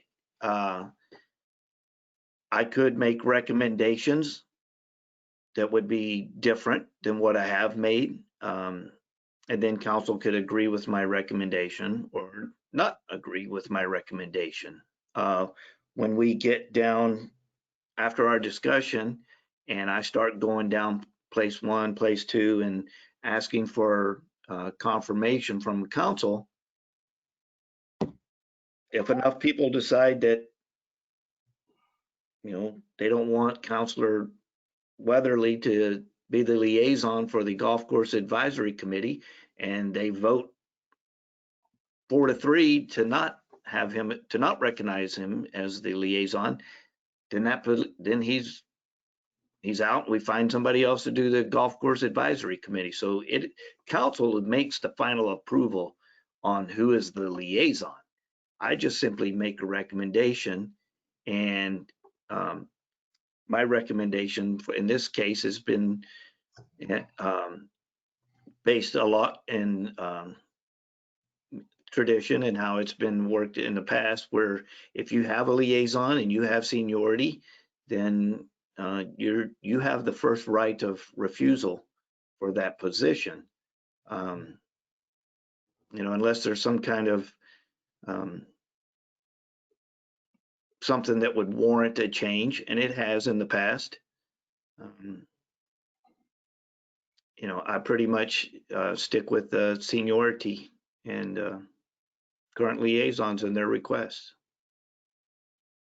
But again, council has final decision.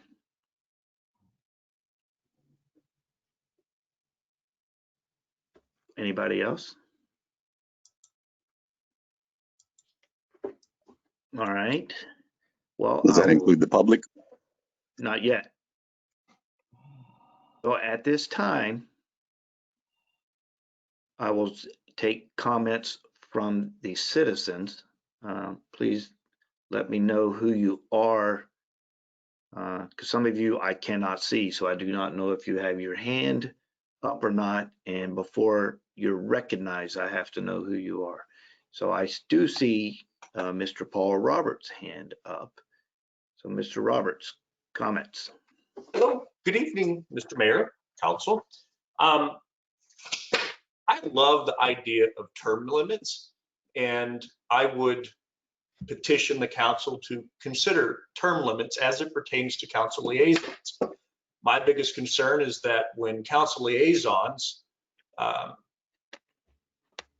a board or committee for 4 years, 6 years, 8 years, however long they're on council, there's not a lot of diversity. There's a potential for not a lot of diversity on those. But that's one consideration. But I think kind of to Councilwoman Shalane's point, you know, we need some type of opportunity for new members to get on other boards. So I guess my point is very simple. Maybe 2, maybe 4 years on a committee or board, and then there's a rotation. Kind of like in a big corporation, you know, they don't keep somebody in the same role forever. They move them around. And I think that you could produce a better product if you've got a councilman who's been on council for 6 years, 8 years, and he has spent time on each of the on multiple boards instead of just one. I just think you can get a better product, more informed, better diversified opinions on that. And the other thing I would just like to lastly close with is I think I don't recall how long Councilman Williams has been on P&Z, but it does seem to me that Mr. Prince would be an excellent fit for that, having come from there and been on that commission for 1 year, and he's certainly privy to everything pending before P&Z, so it would be a perfect fit for him and a good transition. But that's just my input. Thank you for your time.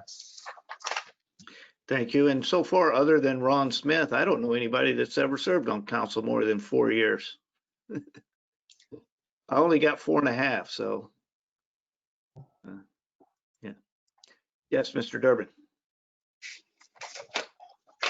Yeah, I got 2 comments on this subject. Number one is you on these boards, and I've served on these boards. I was on the Board of Adjustments and I was on the Building Committee. I've served on these boards, and you know, the people that are volunteering to do this are doing it as a public service. And I think your process is backwards, where you're having the council members who are you're picking the liaisons who then pick the council members, or which to me makes no sense whatsoever. Why don't you pick the people for the councils who are the best fit for the jobs, and then let those people who are serving the community and agreeing to serve the community for a period of time, let them pick their council liaison rather than the other way around. To me, that would seem to make a lot more sense, and you would ensure that you get good quality people on the committees. And then second, in regards to term limits, Mayor Tidwell, I got an email from you stating that you were all in favor of basically running out any judge that's been here for 5 years. And I would like to know why your term limits for judges don't seem to apply to anybody else in government. They don't apply to the council members, in your words. They don't apply to the liaisons, and they don't apply to the people on the committees. Seems very, very selective to me. And so I agree. I think term limits is a great deal. These are citizens standing up to do their job and participate in the assistance of helping the government here in Lago Vista. And they should be given the option of the council people that they would like to work with and that they think will run their committee or liaise the best, since liaison simply means communications between. Thank you. Right. So yes, I have made the statement that anybody that we have contracts with, I will review them at the end of their contract. And if it's a time that I think it needs to be changed, then I will present that guidance to my staff, that contract that it is time to make a review. And at this time, it just happened to be the judge. I have done that with my legal, I've done that with the auditors, I've done that with everybody. Not everybody, but I've done that with a lot of groups, and judge was not singled out. It just so happens that this is the time, that last year was the time when we did that. As far as the liaison and the job they do, a liaison is basically, like you stated, communication.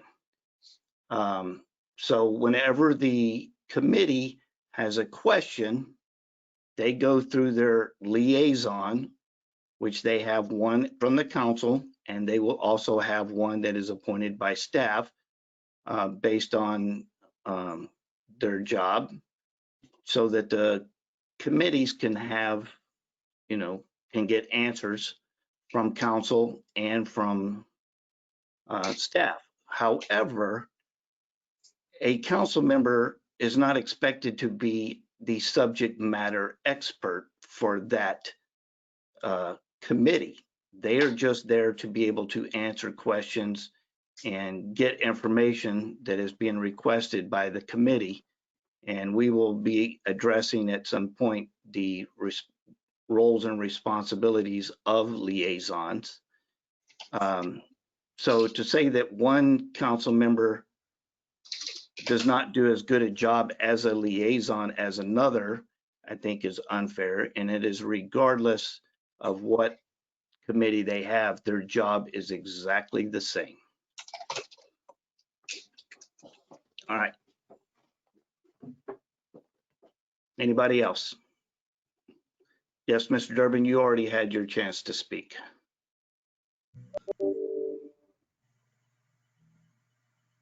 Yes, Darcy. Hi, gentlemen. I just had a little something.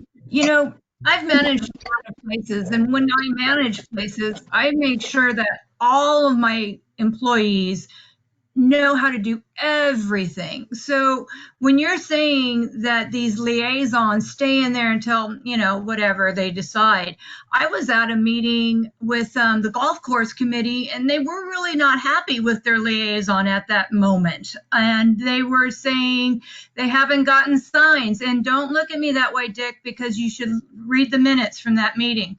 They were, and so I am just wondering, like Mr. Durbin had said, shouldn't it be the actual committee that picks a liaison like that instead of the other way around? Because it's like, you need to give other people an opportunity to do these positions so they're learning, or otherwise you're getting people stale. I mean, I'm seeing people that are just stagnating, like maybe they're not so interested as they were in the first place, but now they're just attending these meetings just because they have to. So I would just be, a little more concerned with maybe putting some different people in these, switching it up and letting them all learn all of the positions, all of the liaison, not just stick someone there for years and years and years. Thank you.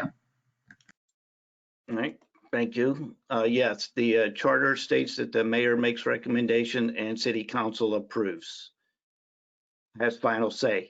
Nowhere does it say that the committees can, or commissions can go and pick whoever they want to be there. So That is not a consideration at all.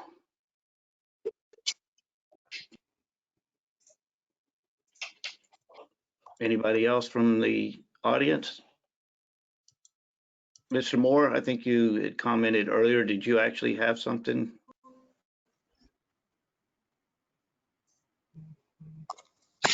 Sorry, my audio does not seem to be good. I hope that it's intelligible. But I want to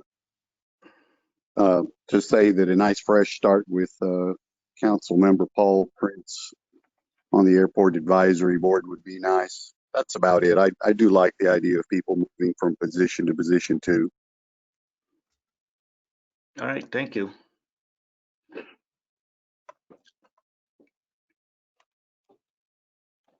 All right, anybody else from the audience?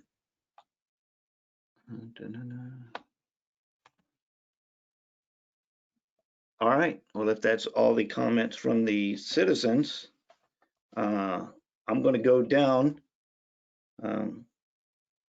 my list and my recommendations, and y'all can either agree or not agree. And if you do not agree, then we go in a different direction.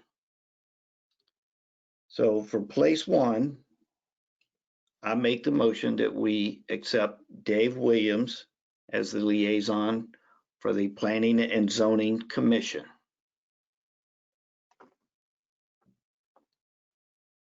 Mayor, are you going to do second that. both? I apologize. I just want to understand how you're going to do it. Are you going to, like Mr. Williams, you've recommended two, are you going to vote on one and then vote on the next one? We're going to go down the list. I'm just going down the list of committees. Each committee will need a motion, second, and a vote. So I just have my list, and I'm just going down numerical order. Yes, Councilor Weatherly. Make a motion that we accept the nomination of Mr. Williams for the planning and zoning. I've already made that motion. Well, all right. I second. So what do you want now to say yes? We just vote? Okay, so I have made the motion. I have the second from Councilor Davila. So at this point, any further discussion from council? Yes, Mr. Prince. I'm just going to say that I will exceed this to Mr. Williams, and I'll second the second. Thank you, Paul. All right. Any further discussion? All right, all those in favor say aye. Aye. Aye. All those opposed, nay. Okay, hearing none. Councilor Williams maintains planning and zoning for now. Now I will make a motion that we accept Dave Williams as the liaison for the Economic Development Committee. Second. All right, I have a second by Councilor Davila. Any further discussion? Yes, Councilor Sullivan. Thank you.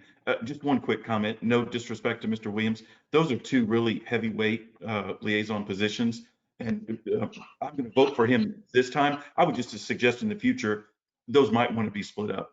Just FYI. I'd be more than willing to help someone come to some of the economic development meetings and get caught up on it. And, you know, I mean, I just want to complete out my term. The term is 4 years. I want to complete it out and come to some sort of conclusion. I totally understand. And as I indicate, I'm going to vote for you, Mr. Williams. I just something to consider for the future. Yes, Mr. Prince. Kind of in that same spirit, I would suggest across all of these, both the commissions, committees, but also the external bodies that we're going to talk about. There may be some cases where there's an existing member who's in charge of something, say, you know, the water relationship with LCRA, and I think it's appropriate to have sort of another council person as an understudy, you know, getting ready to take it from them in the future. And I think that, Mr. Williams, that's what you were in essence saying about economic development as well. So I think that's a good practice we may be wise to adopt. Everybody, we go into so many meetings and we'll quit. Do too much. Yeah. Okay. Yeah. And all the recommendations, again, these are, you know, I'm making my recommendations tonight. You know, when we get to this point next year, could be completely different. So, you know. I have the motion. I have second. Any further discussion? All right. All those in favor say aye. Aye. Aye. All those opposed, nay. Hearing none, Councillor Williams maintains Economic Development Committee. All right. Place 2. Okay, so Kevin Sullivan, I make a motion that we accept Councillor Sullivan as the council liaison for the Library Advisory Board. Second. All right. I have a second by Councillor Williams. Any further discussion? All right. Hearing none. All those in favor say aye. Aye. Aye. All those opposed, nay. Hearing none. Kevin Sullivan, Councillor Sullivan is the liaison for the library. Building and Standards Commission. I make a motion that we accept Councillor Davila as the liaison for Building and Standards Commission. I'll second. I'm sorry. I It was think, me or did- okay, I saw your name up there on the top of the thing there, so I'm going to go with the second by Councillor Sullivan. Any further discussion? All those in favor say aye. Aye. Aye. All those opposed, nay. Hearing none. Councillor Davila, Building and Standards Commission. Okay, Board of Adjustments. I make a motion that we accept Councillor Marion as the council liaison for the Board of Adjustments. Second. Second.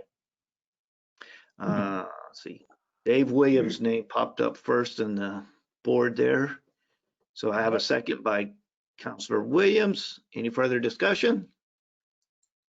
All those in favor say aye. Aye. Aye. Aye. All those opposed, nay. Councillor Marion is accepted as the liaison for the Board of Adjustments. Parks and Recreation Committee. I make a motion that we accept Councillor Marion as the liaison for the Parks and Recreation Committee. I'll second. I'll second. And I got the second from Councillor Sullivan. Any further discussion? And all those in favor say aye. Aye. Aye. All those opposed, nay. Okay, council accepts Councillor Marion as the Parks and Recreation Committee liaison. Golf Course Advisory Committee, I make the motion that we accept Tit Weatherly as the liaison for the Golf Course Advisory Commission. I'll second. Second. And I have the second, once again, by Councillor Sullivan. Any further discussion? All those in favor say aye. Aye. Aye. All those opposed, nay. Okay, hearing none. Councillor Weatherly is the liaison for Golf Course Advisory Committee. And let's see, finally, Airport Advisory Board. I make the motion that we accept Paul Prince as the liaison for the Airport Advisory Board. Second. And I have the second from Councillor Williams. Any further discussion? All those in favor say aye. Aye. Aye. All those opposed, nay. Hearing none, Paul Prince is the liaison for the Airport Advisory Board. All right. Now to continue with the other positions. I have listed KLVB, LVPOA, LVISD, ESD, and LCRA/water as 5 external organizations that council members have expressed a desire to have city representatives attend.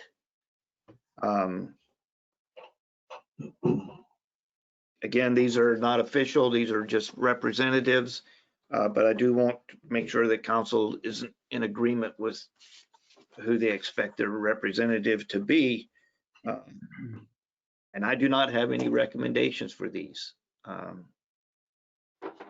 So I believe Frank was the person that attended the KLVB meetings, if I'm not mistaken. So we have no one going to KLVB meetings now. So if there's anybody who would like to volunteer for KLVB, please let me know. Councilor Weatherly, I saw your hand up. Did you have a question, comment? Well, I was going to say, when I first came on council, I was more or less given the position that Ron Smith occupied of public service, the water, sewer, streets. And I attend or listen in because they're not interested in me saying anything. The LCRA board meetings, and I have contacts and talk with Stacy, who is basically the representative for the North Shore with LCRA. So as far as that particular part of it, I have been doing that and would like to continue. Okay. All right, so I will put this down. Mr. Weatherly wants to continue. I'll make that note. All right, so back to KLVB.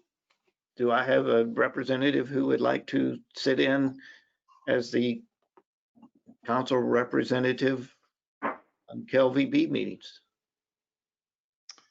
Mayor? Yes. I'll volunteer for KLVB. I was most interested, maybe the ISD. Would it be possible if I could do both? It is highly likely that you could do both. Fair enough. So if I can do ISD, I'll volunteer for KLVB because I like those folks too. Okay, I'll make that note. So,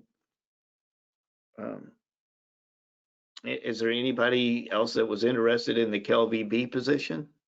Yes, Councilor Prince. Well, not KLVB, but I'll do a double offer like Mr. Sullivan has. That I have interest in both the POA and the ESD. So unless there's somebody else that really wants to pick those up, I'm willing to pick those up. I'm also willing to share that responsibility with someone else. Okay. All right.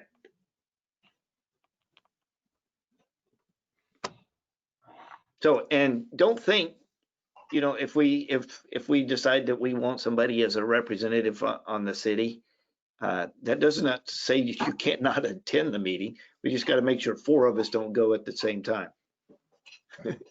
Without putting something out that says, hey, you're going to have council members there. So again, KLVB, I have Councilor Sullivan. Was there anybody else interested in attending their meetings? All right. Oh, before I actually start making motions, I'm going to open it up to the citizens to see if they have any thoughts on these outside representative positions. So if anybody from the audience has any questions or comments? All right, we will proceed then. So I'll make the motion that we accept Kevin Sullivan as our representative to the Keep Lago Vista Beautiful. Second. All right, so I have a second by Mr. Williams. Any further discussion? All right, all those in favor say aye. Aye. All those opposed, nay. Hearing none. Mr. Sullivan, you can represent us at KLVB meetings. POA, Councilor Prince. expressed a desire to go to the POA meetings as our representative. Is there anybody else? All right, well, I will make the motion that we accept Councillor Prince as the city representative to the POA.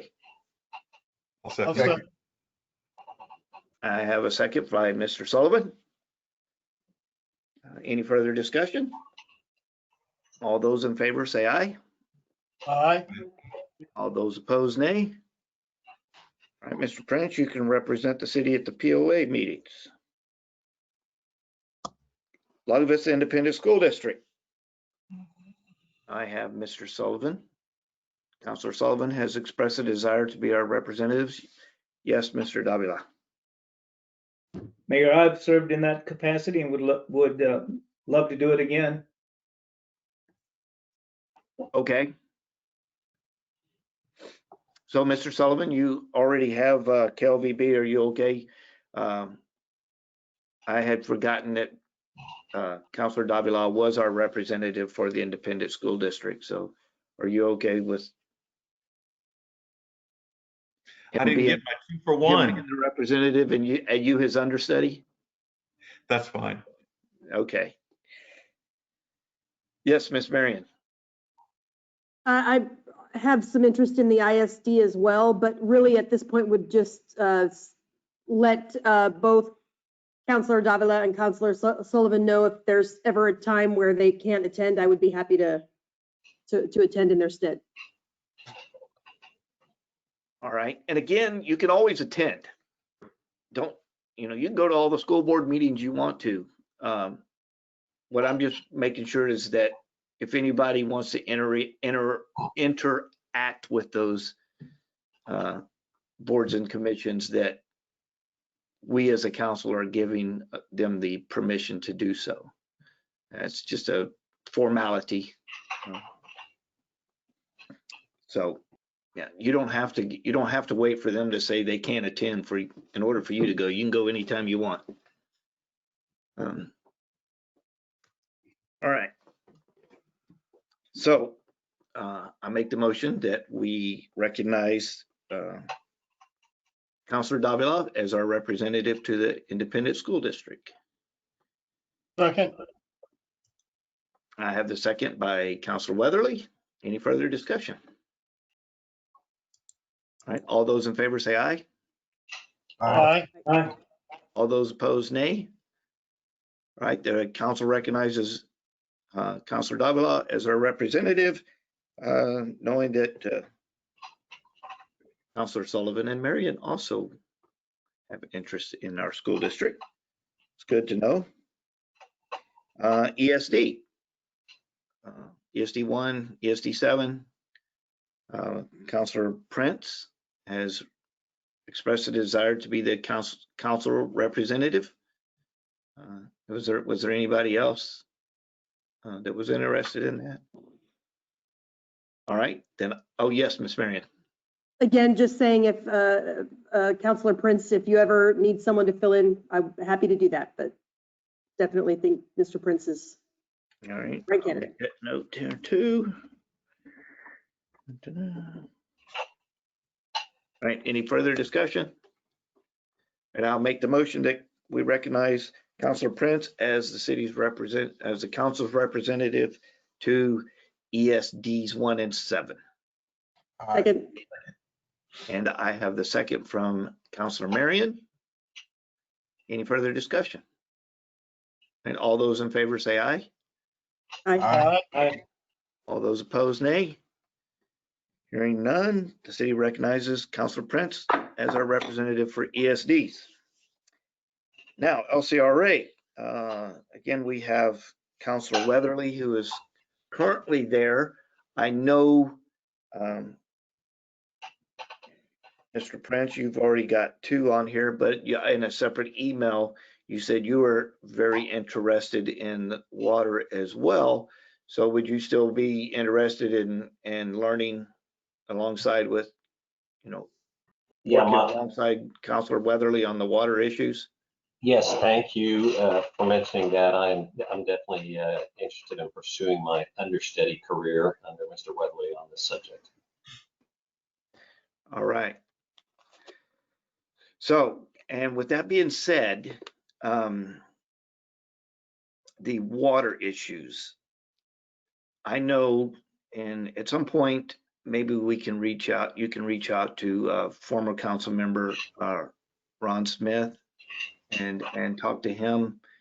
There are several citizen-driven groups along the Highland Lakes chains. I mean, all the way from Lake Buchanan, south of Austin, as far as Colorado River goes. There are several organizations that are involved in, our water conservation, water use needs, and by being interested in the water, I can tell you LCRA is not the only opportunity to get involved.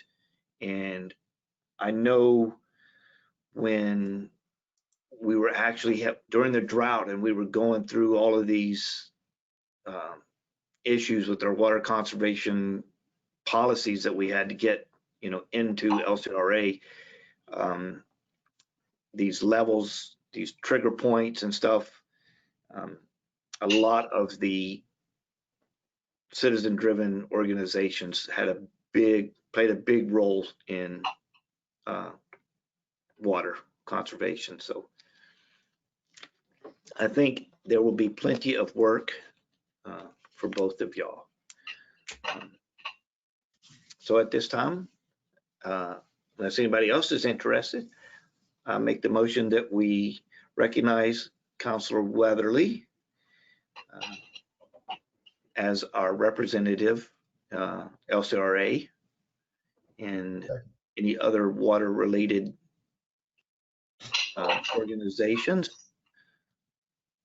Second. And I have the second from Mr. Williams, Councillor Williams. Any further discussion? All right, all those in favor say aye. Aye. Aye. All those opposed, nay.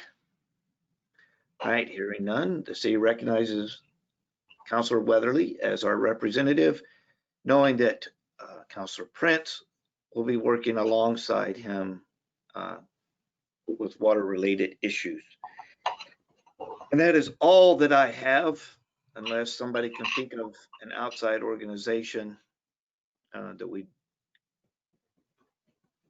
Yes. Mr. Mayor, Rex. just want to let everyone know that for all the appointments those last appointments that the council just made for outside organizations, I sent the email to our contacts to let those organizations know that the council member had been appointed as the city council liaison. And I included the council member's email address on within that email so that there wasn't any question. So that we have that line of communication, and I told them, as always, they can reach out to any member of city council or myself, but that the council had made these appointments and it may help streamline some of the processes. So I don't think I'd send those out before, but in conversation with you recently, we had talked about that. So we have those out there, so we're ready to roll. All right. Yes. My apologies for not chiming in sooner. While I appreciate that you're being proactive to try to get folks on these non-official as representatives, we don't technically have this on the agenda. And so it might be best to ratify this process at the next council meeting by having it official. I know you've made your decisions, but it just dawned on me that that's not exactly what we have listed. So, Okay. okay. Sorry about that. Okay. I just assumed that appointment at liaisons to boards, commissions, and committees was a catch-all. So I know they're unofficial boards, committees, and they're not city boards, but I just assumed it was a catch-all. So yeah, we can do that.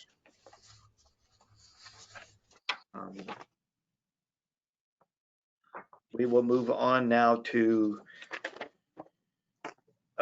agenda item number 6, discussion, consideration, and possible action regarding resolution number 20-1860, a resolution by the City Council of the City of Lago Vista, Texas, appointing an individual to fill an unexpired vacant term as a member serving on the Planning and Zoning Commission. This was on last meeting's agenda and was tabled to this meeting. And as our Planning and Zoning liaison has been selected, now I will turn this over to Councillor Williams.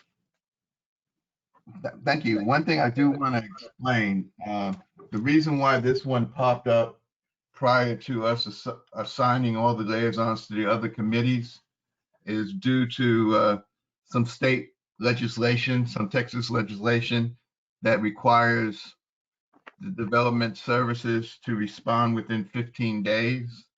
And with having an open position, it can make it difficult because not only will I have meetings on that one scheduled monthly meeting, there may be meetings where we have to call special meetings to reach that deadline.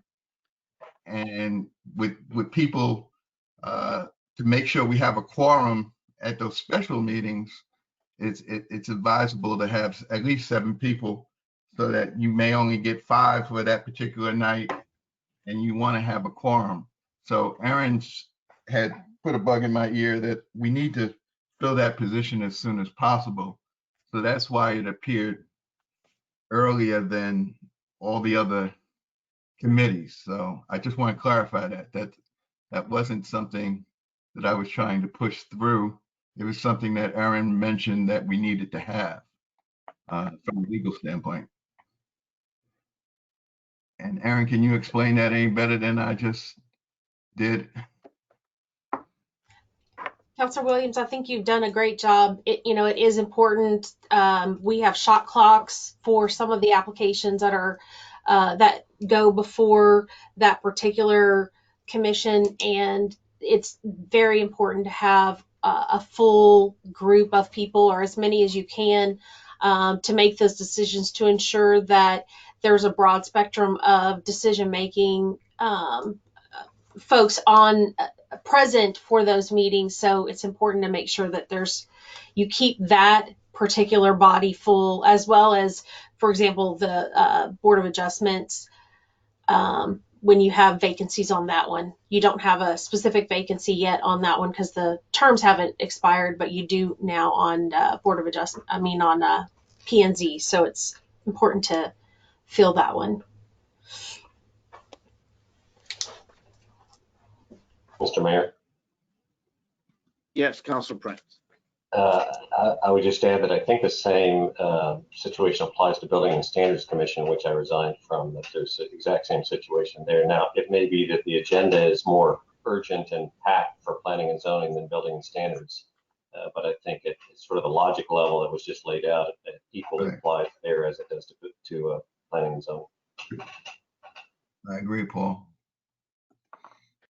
Yeah, you don't have the same shot clock issues, meaning, and when I say that, what I mean, Mr. Mayor, is that when applications come in, they have to be heard within a specified amount of time or they are deemed approved.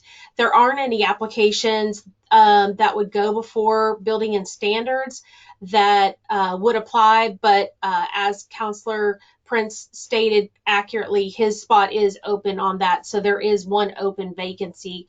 If you want to, if you're inclined to bring that position forward at the next meeting. And I was going to ask Councilor Davila, you have that position accounted for in your openings, is that not correct? That is correct, Mayor. I wanted to ask Mr. Prince, though, was your term expiring or was it not? Because I believe my term was expiring this time. Planning and zoning was not expiring, but I believe right. Building and Standards was. Let's see, I've got the chart here. That's correct, Mayor. And that is the difference. Yes, okay. And we've Thank already you, had, Mr. Dowler. All right, Mr. Davila had brought it up that he needed to replace him there, but the replacement would only serve a month, actually less than a month. So that was the difference. Yeah, and of course, the little chart that we have just has the applicants. It doesn't actually show, doesn't show which term is open.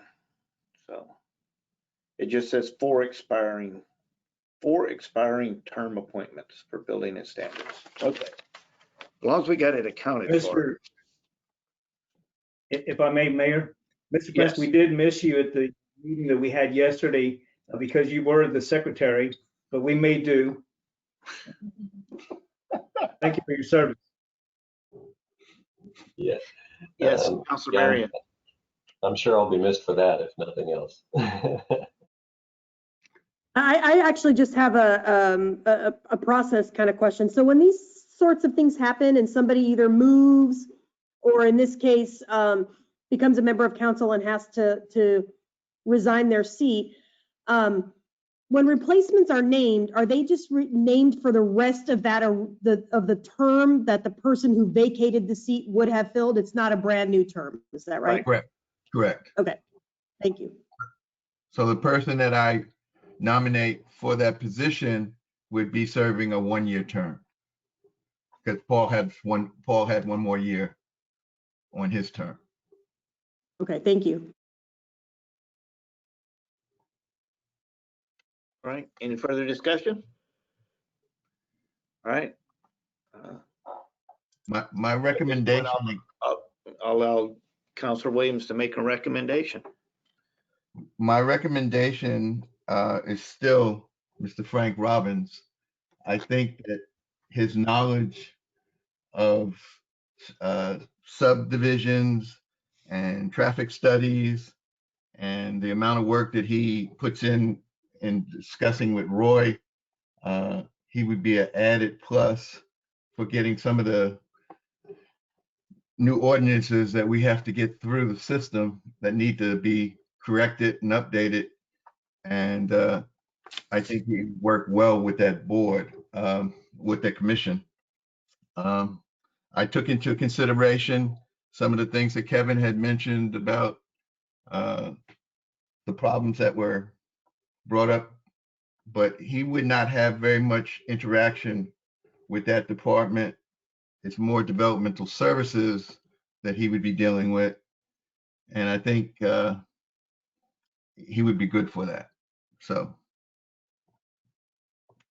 would like some feedback from the council on what they think. And if they don't think that would work. Yes, sir. I have a question. Prior to him becoming a council member, was he on planning and zoning? Was he on board of committee prior to becoming a council member? He was on Board of Adjustments, Board Mr. of Mayor. Adjustment. Okay. I was thinking he served, but I couldn't remember exactly where. Mayor, and he also led the Charter Review Committee. Okay. All right. So yes, Mr. Councilor Sullivan. Thank you, Mayor. I understand that it doesn't appear as if he's going to have issues associated with his the previous investigation. However, it just seems odd, when we've got good candidates like a Paul Smith or a Paul Roberts, for example, that are also on that list, that they would be bypassed for Frank. And I mean, God bless Frank. I told you I love him to death. Work with him on the lines. I just don't know that it's the right thing to do to immediately turn around and reward him with a spot on P&Z when there are other, equally qualified candidates. Just my thoughts. Well, Kev, from my thought process, I'm not leaving Paul Smith out of the process. Okay, I have other positions that I have to put into place. So with this being a shorter term, I figured I'd be able to deal with whatever ramifications come about. I would be able to deal with and still keep all my other terms, complete terms, 2-year terms. So That was my thought process. But, you know, I haven't ruled out Mr. Paul Smith for some other position on P and Z. Are you talking about Paul Roberts? Or No, there's No. also Paul Smith. Is there a Paul Smith? There's a Paul Smith and there's a Paul Roberts also. Oh, okay. I'm sorry. I misunderstood then. But he mentioned both of those names, so that's why I threw them both out. Okay. Yes, Mr. Davila. Yes, Mayor, I'd like to add that Mr. Robbins served as Development Services Director for the city of Lago Vista, as well as 2 other cities besides that. So he has a very thorough knowledge of what all is involved with zoning. Right.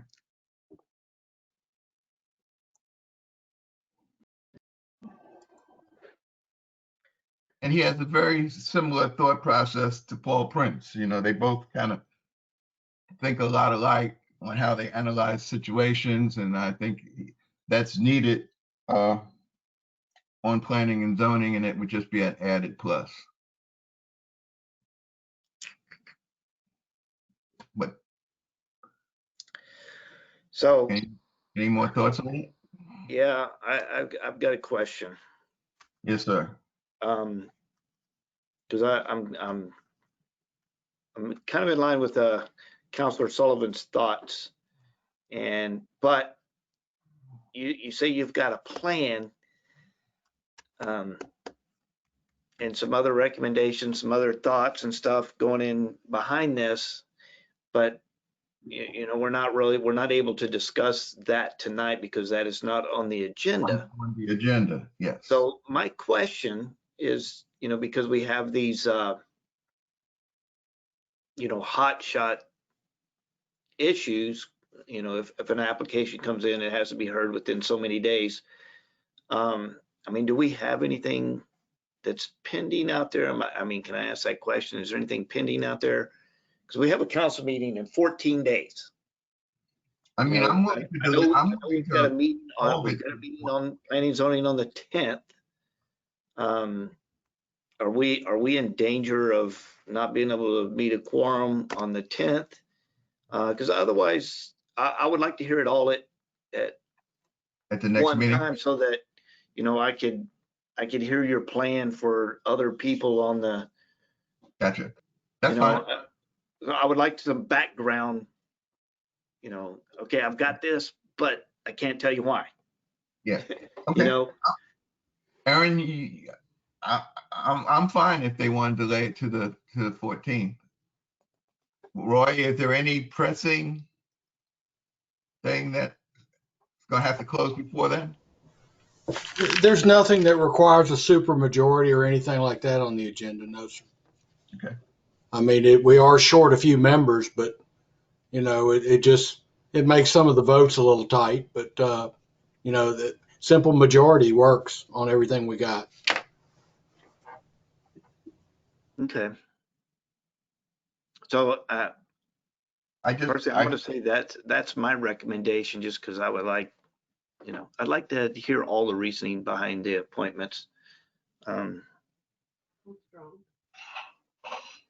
Okay. So, I'll pull. Anybody else? Questions, So, comments? Mayor, Yes. do we need to make a motion to table this once again? I see Ms. Silvera nodding her head. Well, we will. I was just waiting to see if we were at that point yet. I know Mr. Williams made a recommendation. I don't know if that was an official motion or not. If it was, we started discussing it and I never got a second. So we went out of line discussing it without a second. So, you know, if we're at that point and, you know, Councillor Williams is the liaison, so. I'm willing to work with the council any way we want. If you need more clarification, I'll wait till the 14th and lay out the whole voting process here.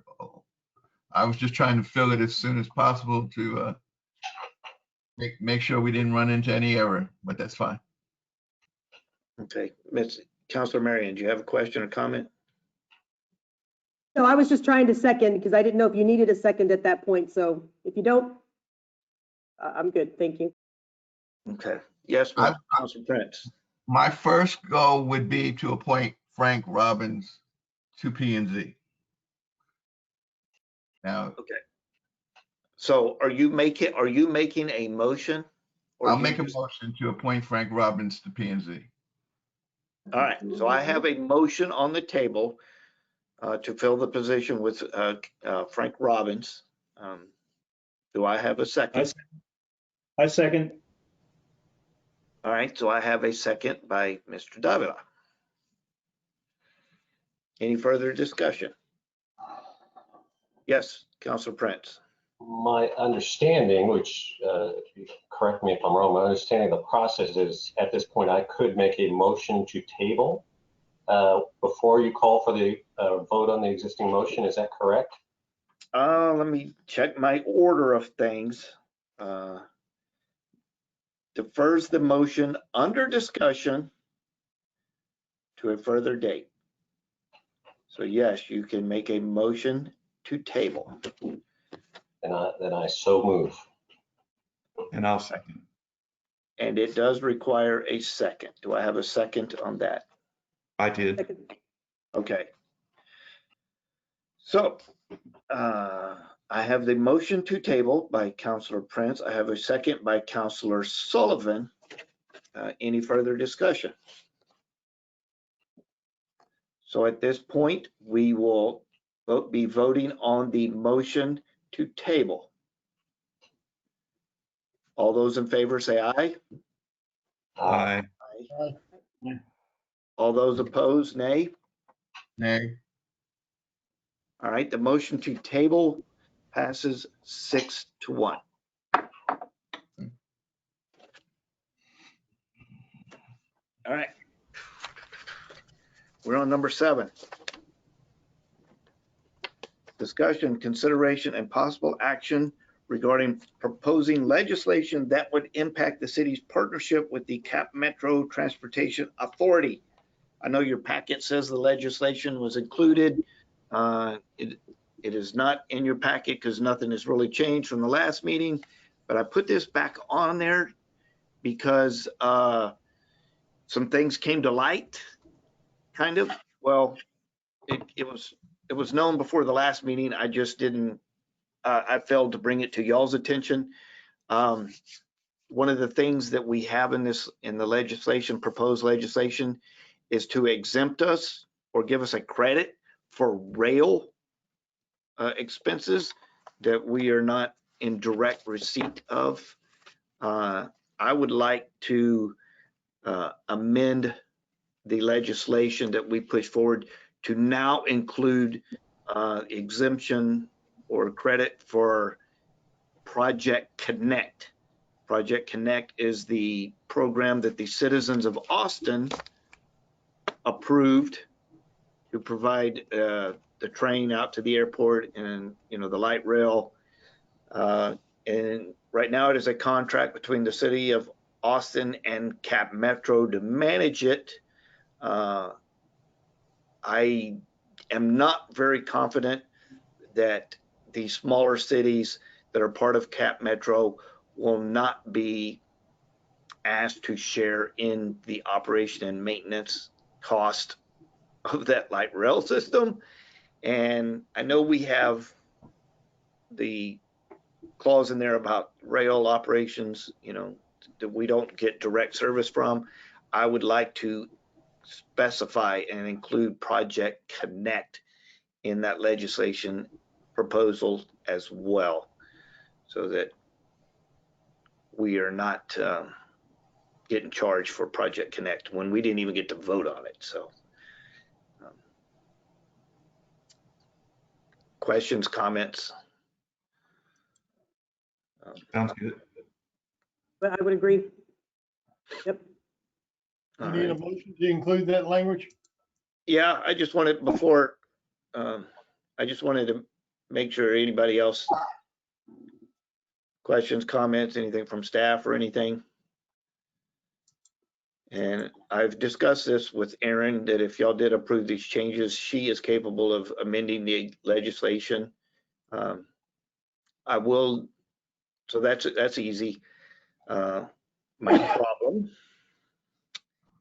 is I have not heard back from our newly elected state senator, nor our re-elected state representative. I don't know if anybody has connections. At least give me an appointment. I know last year they refused to move our legislation forward, and they may do that again this year, but I at least would like to get an appointment with them. We'll see. I know it's the holidays, maybe. I don't think we got in to see our representative until January of last year. So, I mean, we're not going to miss any kind of filing deadline just yet. This is a local and consent. It's not a statewide thing, so it's not extremely urgent. But I don't know. Just an update. I have not received communication back from them requesting an appointment. So any further questions, comments? All right. Anybody from the audience? Questions, comments on the legislation? All right. Yes. If somebody wants to make a motion, that's fine. If not, I'll make a motion. Yes, Councilor Weatherly. Mr. Mayor, I make a motion that the language to exclude us from the Connect project of Cap Metro be added to the legislation. Second. All right, I have a motion from Councilor Weatherly, and I have a second from Councilor Marion. Any further discussion? All right, all those in favor say aye. Aye. Aye. All those opposed, nay. Hearing none, motion carries unanimous. And thank you all very much. Let's see. Where are we at? We're on number 8. Discussion, consideration, and possible action regarding the request to purchase real property located at 3911 Rockwood Drive to M&E Contractors. As you know, we went through a list of properties. Was it the last meeting? 2 meetings again. Last meeting. List of properties that we had posted for sale, got bids on. We had selected the highest bid of $20,111 for the property. However, the highest bidder failed to follow through on the approved contract.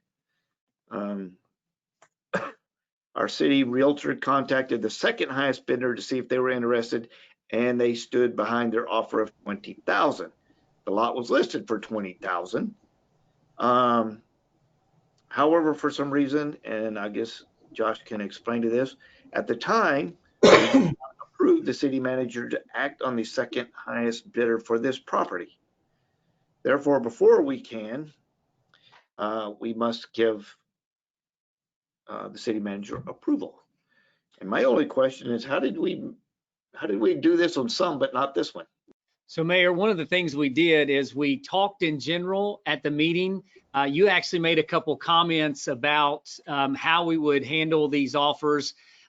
Some of the motions included the ability to accept the next highest offer of the first.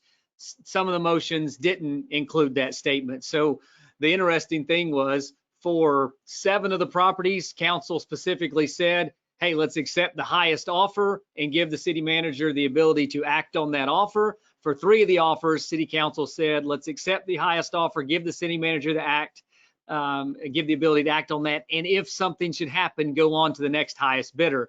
It's just the way we made the motions. And when we state the words very clearly, we can't go against it. So we had to bring it back to council to consider. And here you go. Yeah, I just couldn't. I know we did that. I just couldn't.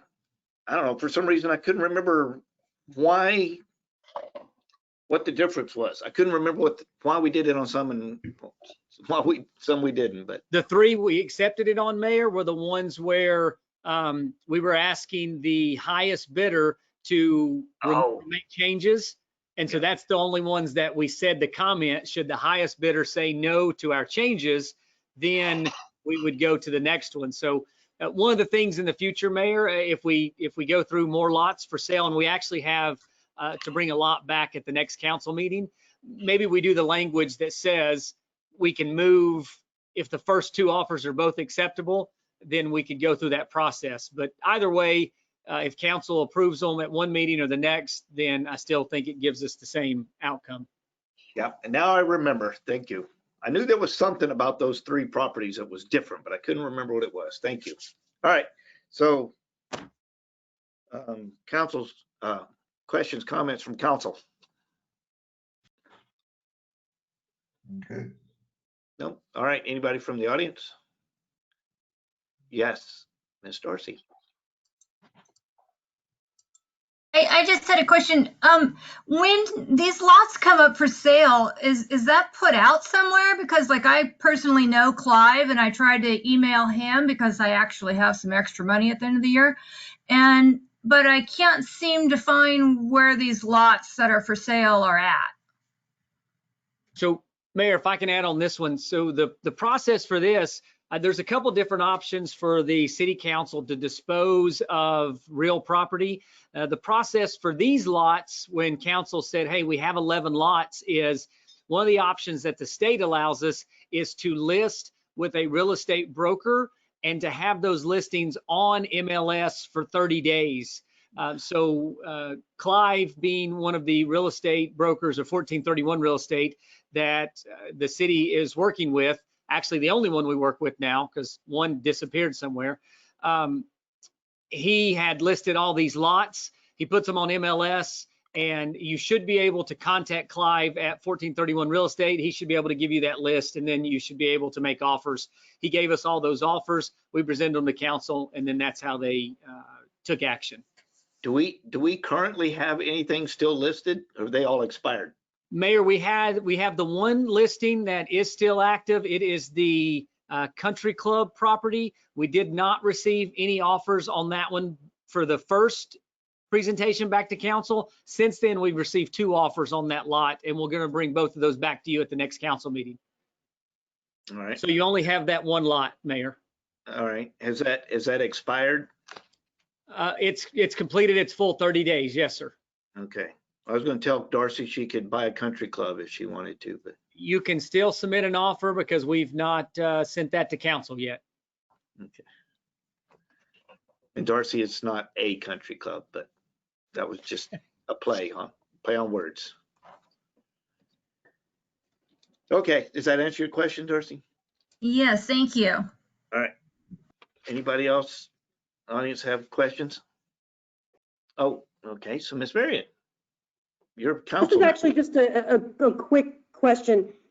On the second page of the agenda item paperwork, after the executive summary, it has marked off that funding is required and that it is budgeted. But if we're selling the property, what funding is required? Is that like to pay closing costs? But I'm thinking those would just come out of the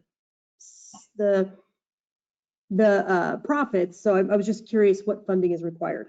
Mayor, So, the yes. reason I put down the real estate account out of the general fund on these is because we do pay our realtor fees on each transaction. So I want people to be aware that although it's $20,000, our total profit from that is not $20,000. So you are correct, Councillor, that everything will be deducted, and at closing, for example, out of the 20,000, we may receive a check for 18,700, but still that there are some expenses that go along with selling the properties. So you're correct. No actual line item unless it was separate from those transactions. For some of the lots, let me just add one more thing. For some of the lots that we completed previously with our previous realtor, we completed those transactions and then we paid the realtor fee that we'd agreed upon separately. So for those transactions, those are handled out of the real estate account, general fund, expenses that were approved in the operating budget. Those operate a little differently. Anything we're using through a title company for closing, then that would all the expenses would be realized in the end and just change our net. Thank you. All right. Councillor Sullivan. Thank you, Mayor. I was just going to add a comment that as long as we don't limit it being syndicated, Darcy should be able to find it on Zillow and Realtor.com and Trulia and things like that as well. So it wouldn't be limited to just MLS through a realtor. Thank you. All right. That is all the comments. I will entertain a motion. I'll make a motion that we authorize the city manager to work with the second bidder, excuse me, to sell this property. Second. Second. All right, I have the motion from Councillor Sullivan and the second from Councillor Williams. Any further discussion? Yes, Councillor Prince. In the spirit of the earlier comments from Mr. Ray, should we consider authorizing him to look at the top 2 bids rather than just one, so we don't have to look at this again in case something goes wrong? Did we get a third bid? Mayor, on this property, we did not get the third bid. However, the one clarification that I wanted to propose back to Councillor Sullivan is simply the clear statement of accepting this offer to be able to add that terminology. If that change. And I'll second the change. All right. So I have the motion and a second. Continue discussion. If this one does not work out, then it goes back out. So, because we did not get a third bid on this one. All right. Any further discussion? All those in favor say aye. Aye. Aye. All those opposed, nay. Hearing none, the offer is accepted. Unanimous, and city manager is directed to complete the contract. Act on it, whatever it is. All right, we're on agenda item number 9. Mr. Mayor, as agenda item number 9, maybe a lengthy discussion. I'd like to consider a motion to recess for a brief break. You must have been reading my mind, because I was actually just about to ask that. Are we good? Mr. Weatherly may fall asleep though, and I'd say he's yawning. I'll stay awake. Okay, I Just saw him for you. yawning. All right, citizens, do not go away, or you can go away, just come back, because we're coming back. It is 9:20 now. Good for 9:30 with that. All right, we will recess until 9:30.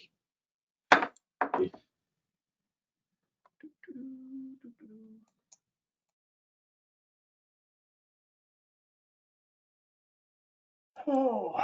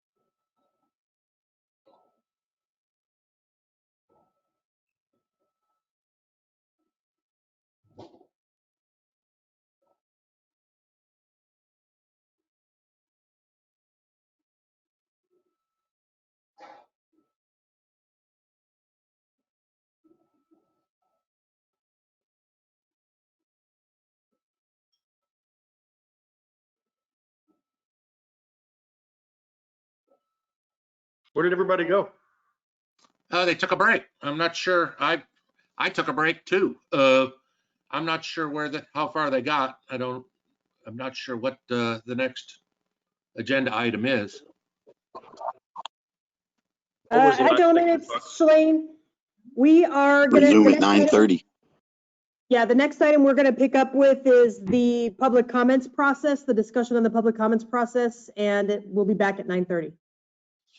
Okay. Yeah, I heard about the 9:30. And I'm going to eat some Doritos. I'm gonna bean dip, a little bit of wine, some pot roast. Yeah, Dick's gonna have ice cream. I figure I better not have any wine or a little scotch. I still say we need to go over and have these meetings at Paul Roberts' house. Man, I'm telling you, wait about another 3 weeks. I'll have this grandiose pool project finally completed. All right. Congratulations. Look, Thank you very much. Little nippy for the pool. I'm gonna fire that pool heater up. You think my kids are gonna let that pool get done and not swim in it and wait until spring? They'll empty out that 500-gallon propane tank in 2 days. Hell, Paul, they're kids. They could be tired of it by spring. Oh my gosh. I don't know. I don't think so. No, I will sort of work every day if I can.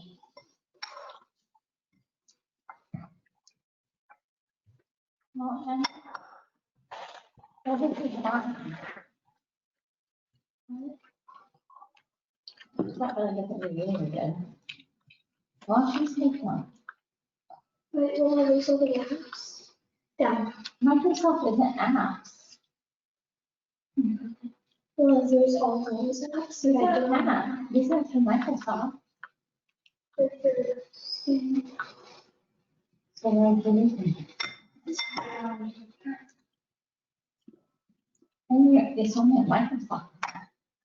And if you're not logged into Word, do you not have Word on here? I have it, just trying to.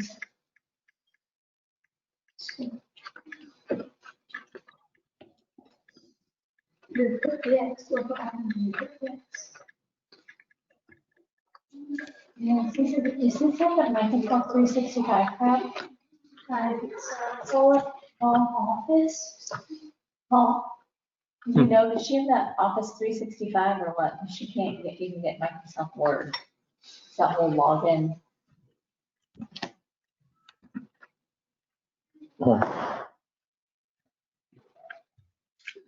My Office 365 comes with 5 licenses. So using my credentials should enable her to on that computer. You have on yours, I think you have the standalone version of Office 2010. I'm not positive. But is it asking her to activate with the license? Yes, probably.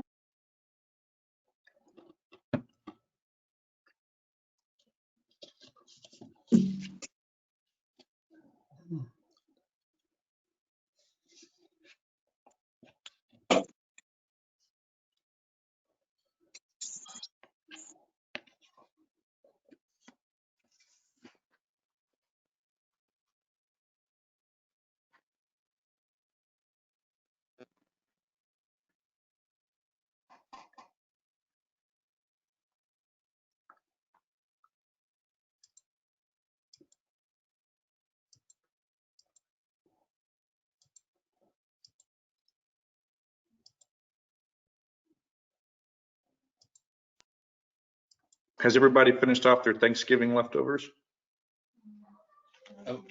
did. There and wasn't much left over at my house. Well, this is one of the first years we've managed to get them all eaten. But yeah, pretty much. I made too much dressing, but that freezes real well. We went through ours, I think, in 2 or 3 days. Hey, Darcy, regarding your comments earlier in your prepared remarks, I'll miss you at these meetings. Just for a while. My dad's was pretty sick right now.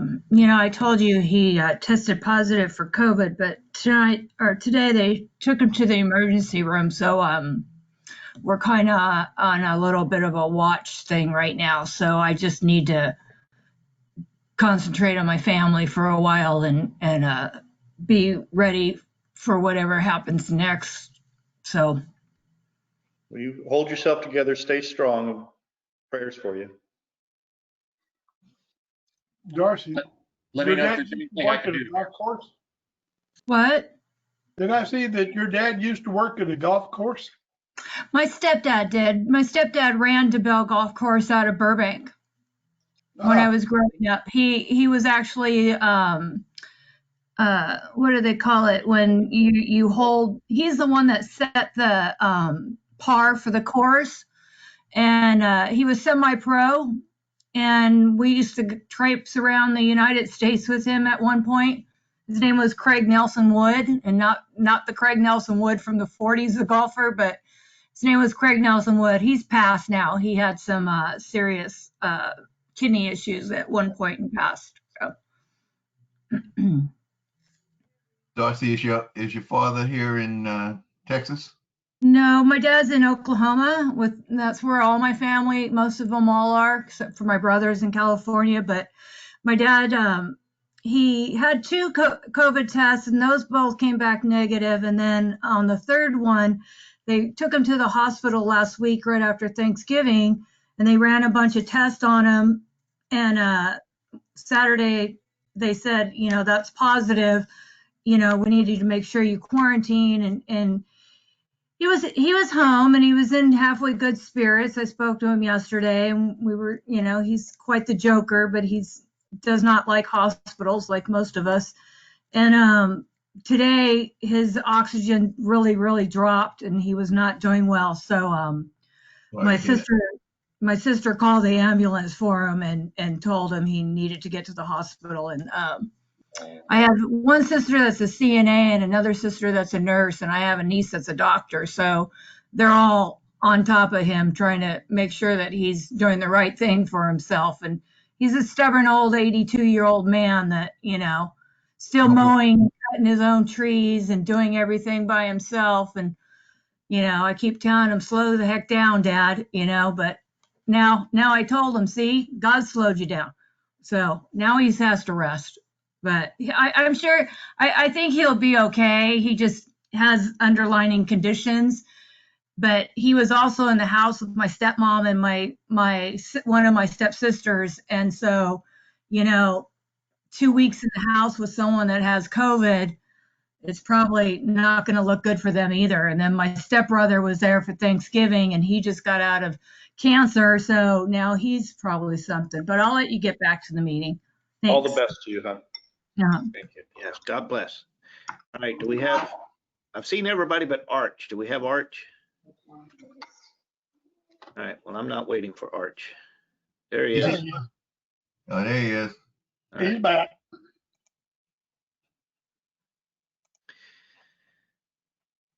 All right, we reconvene at 9:32 p.m. And we will go to agenda item number 9.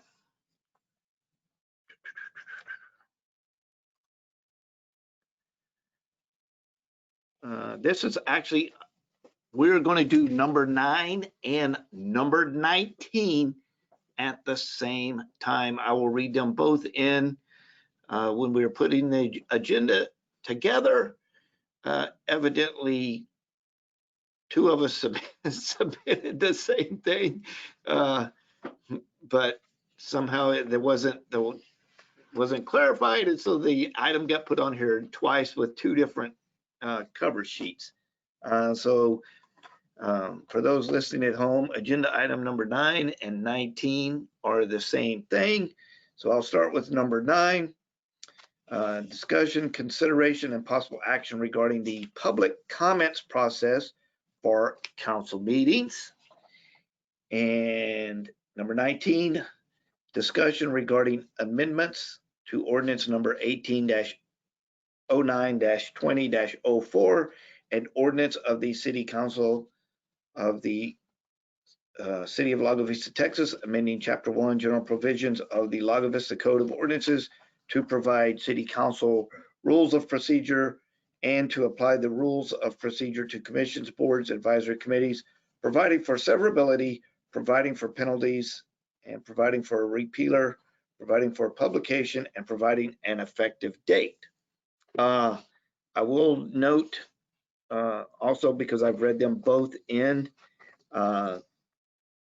number 9 says discussion, consideration, and possible action. 19 states amendments to ordinance. We do not have any amendments to ordinance that we are considering tonight. Just the wording on this. Number 19 is a discussion only, but because it goes with number 9, out of this discussion, if we have direction for staff or council to change things, then we will come back with any kind of changes at the next meeting. So on number 19, the way I do things is I use the mnemonic OSMIAC. So we're discussing our council meeting procedure. Council meeting procedure may not be the most conducive procedure from the citizens' perspective, but we want to ensure that the council is providing the most effective and efficient schedule for the citizens of Lago Vista. Mayor and staff will adjust the schedule and order. Dang it. Sorry. I stapled this to the wrong thing. Let me back up. Darn it. Sorry.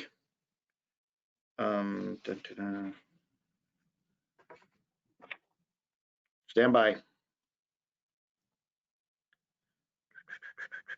What's my agenda item for executive session? 18. Yes. Okay. Disregard my previous number 19. Goes with agenda item 18, not number 9. I'm sorry. Making my notes today. I combined it with the wrong one. Oh, gosh, sorry. All right, so we are considering agenda item number 9. I know Aaron's just laughing at me. Number 9, discussion, consideration, possible action regarding the public comments process for council meeting. Texas legislature changed the law during the 2019 session to require that individuals be allowed to comment on each agenda item. Currently, council allows individuals to make comments on items that are not listed on the agenda during the citizens' comments section and allows citizens to make comments during the agenda item. However, City Council has also adjusted how council meetings are conducted during the COVID pandemic, holding all meetings virtually. These changes have resulted in individuals being able to speak multiple times on each agenda item, have an active dialogue with council, and to address members of staff and presenters directly during the agenda item discussion. Staff is requesting council consider amending the rules and procedures for council meetings to address these concerns. City Ordinance Section 1.333 sets out the format for conducting council meetings and includes a specific process for citizen input. Paragraph D1 states citizen input. Citizens shall be given the opportunity to sign up to provide input on each agenda item as it is discussed. Citizens shall sign up by completing a card that identifies the item on which they intend to speak, and if applicable, whether such citizen is for or against any action on the item. The mayor may allow up to a total of 2 minutes discussion on each item by citizens who sign up to speak on the item. The council may extend the time allotted for citizen communication on any such item. The mayor shall close citizen input once each citizen has been given an opportunity to speak, or earlier if moved and approved by a majority vote of, or if all views have been heard. Council could revise this portion of the ordinance to have citizens make all of their comments during the citizen comment section, or place additional limitations on comments during the council discussion period. So, as y'all know, I have been quite liberal with what I have allowed the citizens to do in the past. Our charter does say that you are supposed to sign up and that you are giving our ordinances, and that you're given 2 minutes to speak. We have since adopted rules of procedure that have extended this to 3 minutes. And we have waived the requirement to sign up on a card, especially with the virtual meetings, getting access to the form to fill out to make sure that you are signed up in order to speak on an agenda item, may be quite difficult. So we have waived that. What we're here to discuss tonight, this request is not only from staff, but I've also had other actual council members express concern that citizens are not just addressing their comments to myself and the council, but they are taking advantage of the situation to ask questions of presenters, staff members, sometimes our city attorney, sometimes our department heads. And again, I have been quite liberal with allowing those types of conversations, but I'm getting lots of pushback to limit discussion to strictly comments, which is what is required. We have to allow citizens to comment, but we are not required to engage in a debate and back and forth conversation with members of the audience. TML, Texas Municipal League, which is our risk pool, they have weighed in on this thought because several cities have had questions on how to deal with the legislative change. Their recommendation is at the very beginning, where we have our citizen comment section where you're allowed to address council on items that are not on the agenda. Their recommendation is that all items, whether it's not on the agenda or if it is an agenda item, that the council set aside a certain amount of time and citizens are allowed to comment then. So once that is over and we start going through the agenda, it is all just council discussion, and citizens can no longer have input on the actual individual agenda items. And they definitely recommend, no debating on any type of agenda item. So with that being said, I'm bringing this to council consideration for input and thought, possible action. I'm going to tell you, personally, I am not in favor of having all of the comments done at the very beginning of the meeting, because sometimes thoughts pop into your head while you're actually discussing the meeting, the agenda item. You know, at 6:30, you may not, agenda item 18 may not have triggered a thought in your head, but when we get to agenda item 18, you may actually have something that you want to say about it. And I don't want you to miss the opportunity to make that comment. So I'm just going to throw it out there. I am not personally in favor of the all upfront comment portion of the meeting. However, I am going to be more judicial in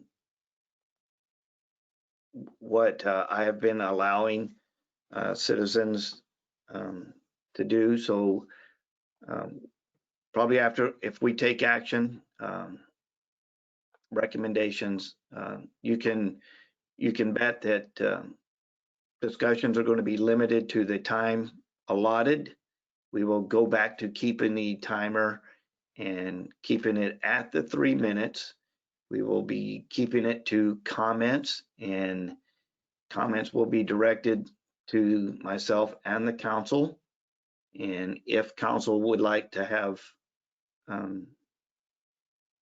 a department head or city manager or city attorney respond, we will have them do so, but we will not be allowing citizens to ask questions directly to city staff nor applicants unless it is a public hearing. If it's a public hearing, then yes, you definitely get to ask questions of the applicant, you know, a builder with a PDD, subdivision plan, those type of things.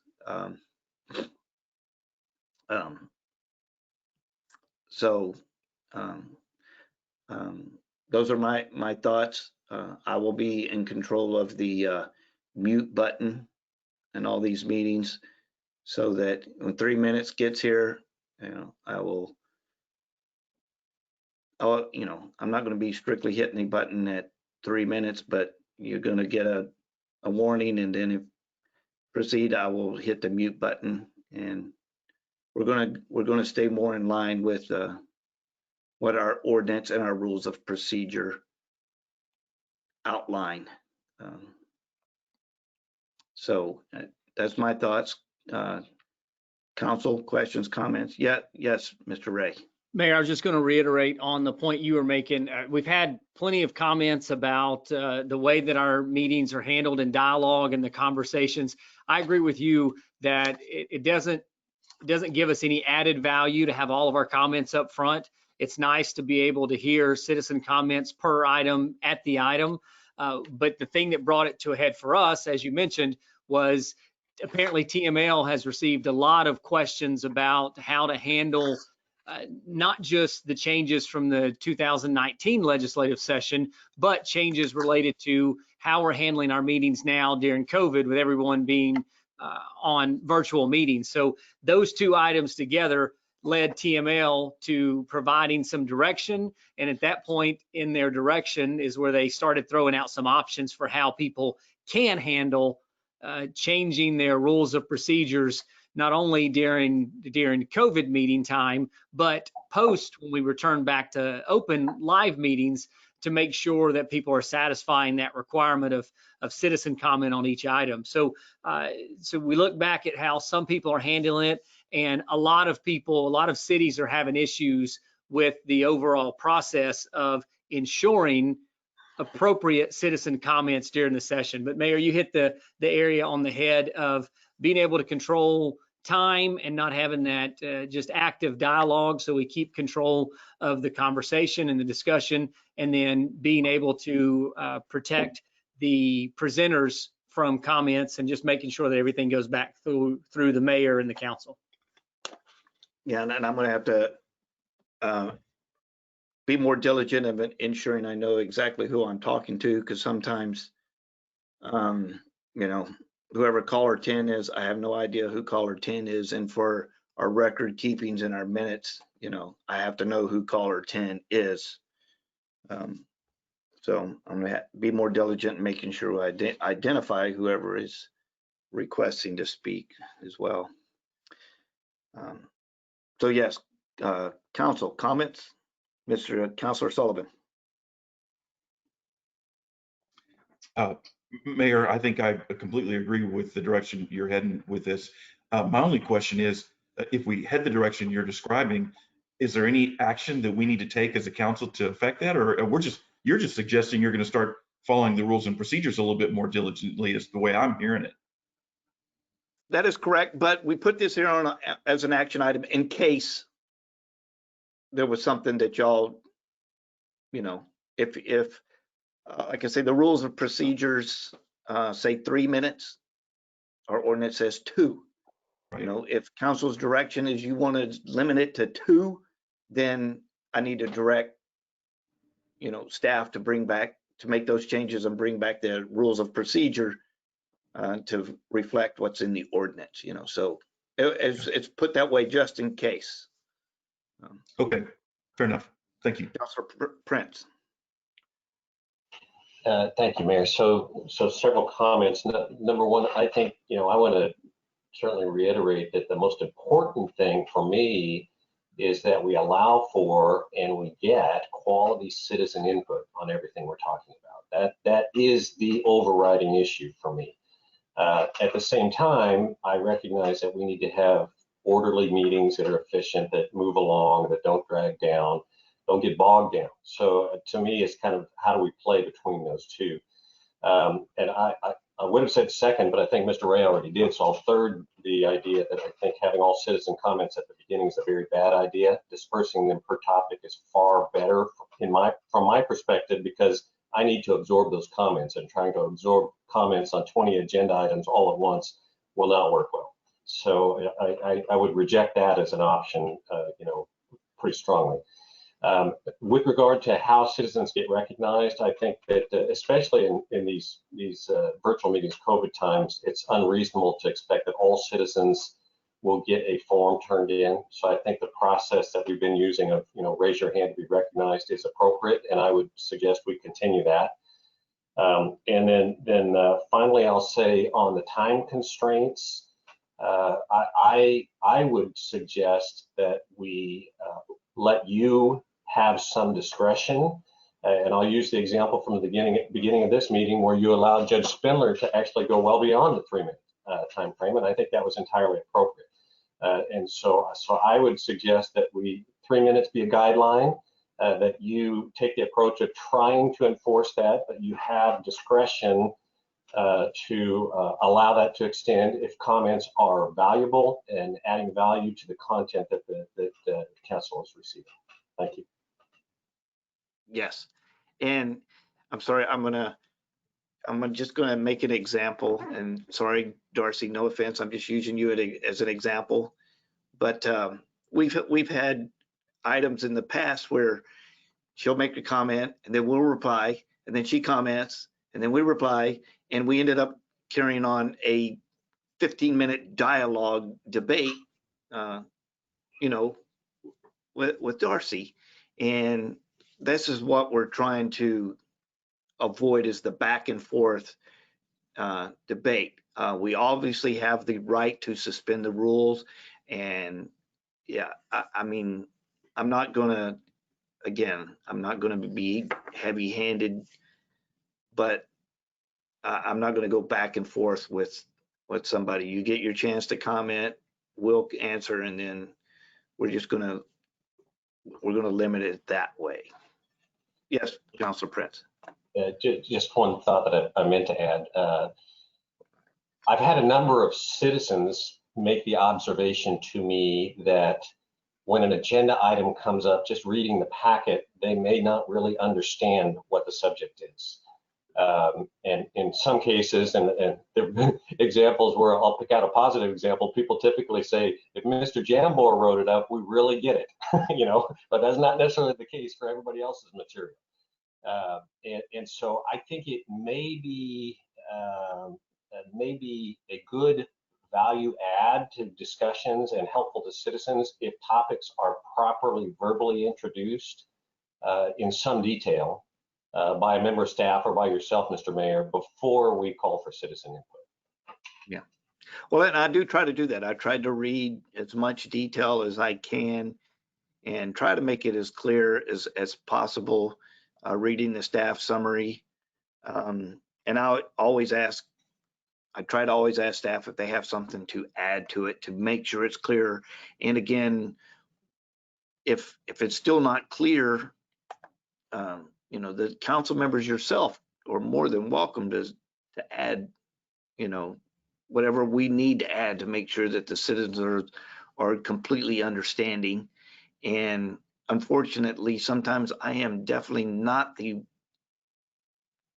best at clarifying because I sit in this office 3 or 4 times a week, and I may have had the discussion with the department head, the city manager, the city attorney, and everything's been so spelled out to me that, you know, I see it, but I don't necessarily have, I don't recognize that I am not spelling that out to the citizens as clearly as it should be. And, you know, you saw my example where I have the mnemonic, and that is just for my own thing. Whenever I'm making a cover sheet, I have certain questions that I want answered, so I use the OSMIAC mnemonic, so I can try and make sure I'm as clear as possible to the citizens. So, yeah. Councillor Davila. Yes, so you know I'd weigh in on this. I believe that our rules of procedure are adequate for the handling of all the communication that happens during our meetings. I think the 30-minute limit that our rules of procedure spell out for citizen comment, I think we need to keep that. That's 30 minutes. I said 3 minutes.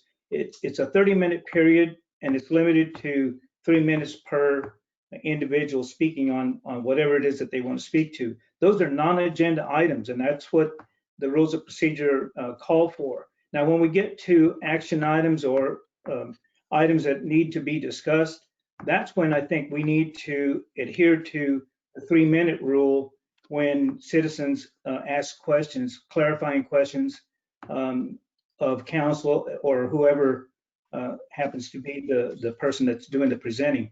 But the thing that I've objected to in the past, and I'll make it clear, is having a dialogue between citizens and staff, citizens and presenters. That sort of thing is not pertinent. I mean, it's not covered in our rules of procedure.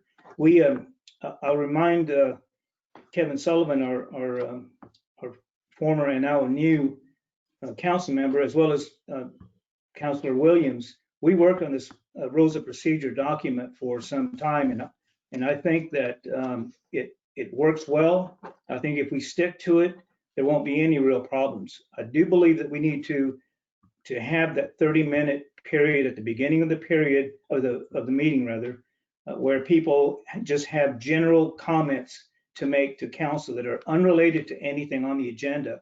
But then when we get to the agenda items, we restrict conversation then to a 3-minute period. That's all I have.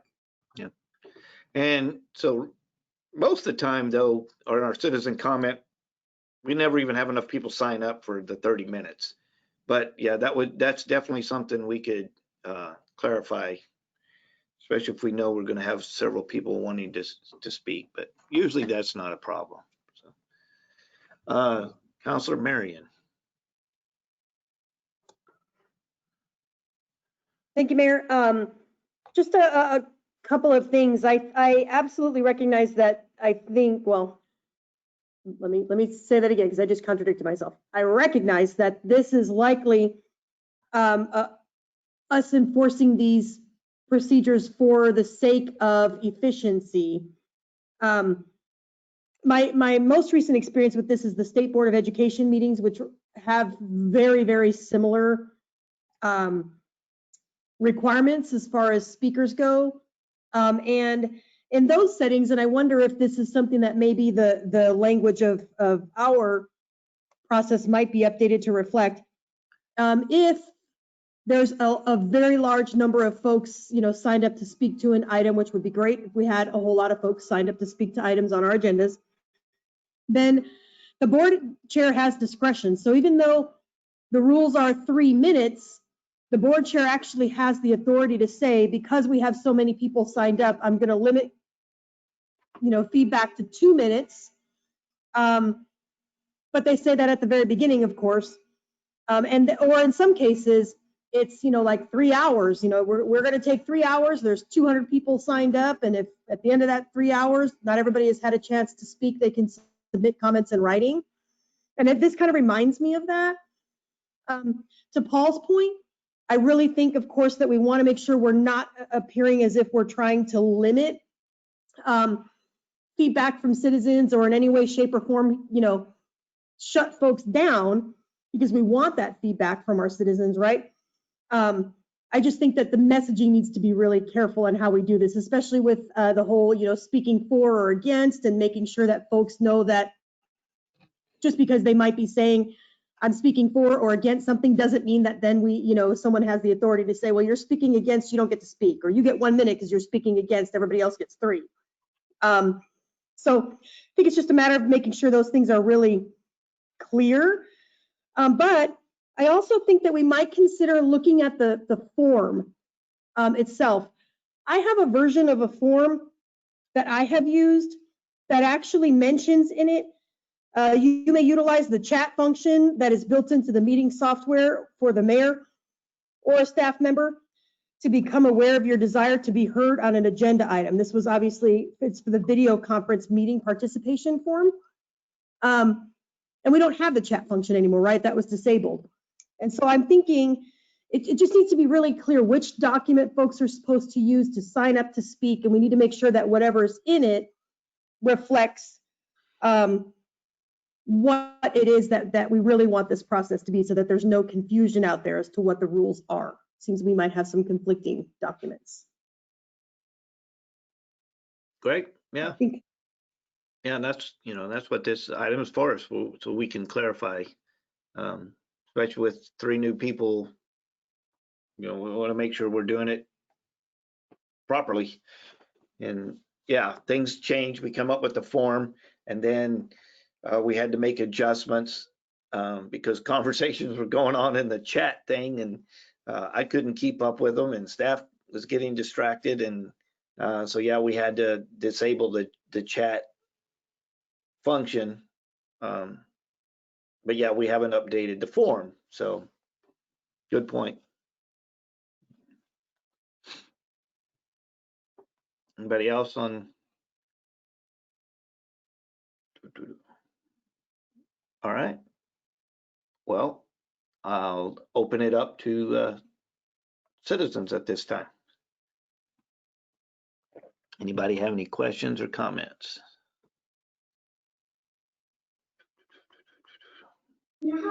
Yes. Okay, I see Darcy's hand, but I hear Paul Roberts. Go ahead, Darcy, you have the floor. Thank you, because I actually signed up for this. Yes, you did. Thank you. If Sorry. you can believe that.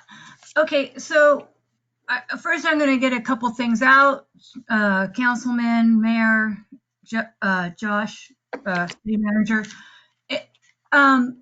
First off, when you go to open the packet up or the agenda, your thing to make a citizen comment, the URL has been invalid for days. Okay, it doesn't work when you click on it. I just clicked on it again and it says invalid. You have to actually open the packet up and then scroll down to, I think it was page 9, and fill that out. That's still a not readable, writable PDF. You still have to print that, scan that, and then upload it back. Now, I know we have IT people. This is really simple. It needs to be a signable document that I can clip just out without getting the whole packet, because you have to be able to get just the form without the packet, or I'm going to have to send back 245 pages after I've signed it.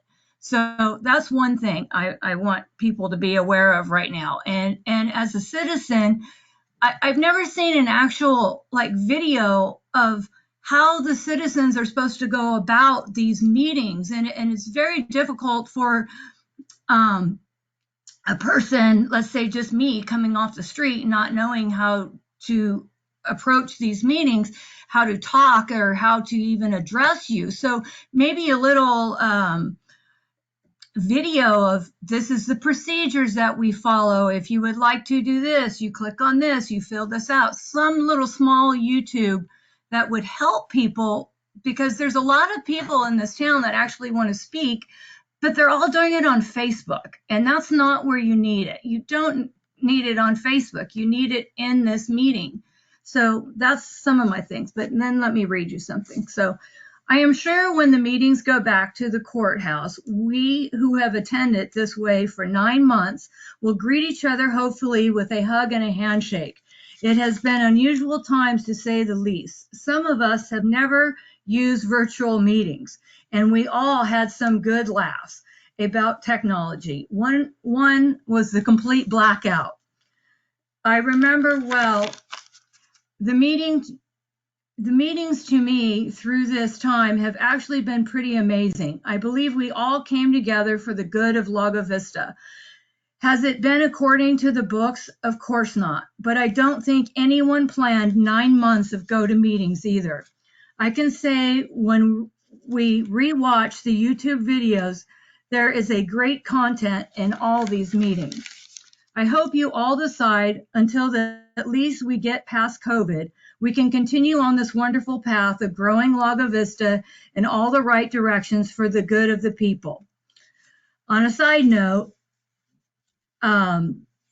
sometimes when the questions citizens have, when you can't get everything up front or know that you want to comment because we haven't heard what somebody else is saying. So that's kind of difficult to say, you know, hey, I want to speak, and you made all these lists, that's when you want to speak. And like me, I don't know I'm going to speak actually until the moment someone speaks, and then I hear something and I say, oh, yeah, can I ask this question? Because I am your citizen. I am citizen number one, okay? So in a few years, when someone asks a question of how the park got its name, or when the library was dedicated to the people, or when KVLB or KLVB finished on Drive, it's all right there, recorded in great meetings, and that you all worked hard when elected by your neighbors for this council. Thank you all. Thank you. Yes, Paul Roberts, you have the floor. Thank you, Mr. Mayor. I would like to just a quick follow-on to Darcy's suggestion.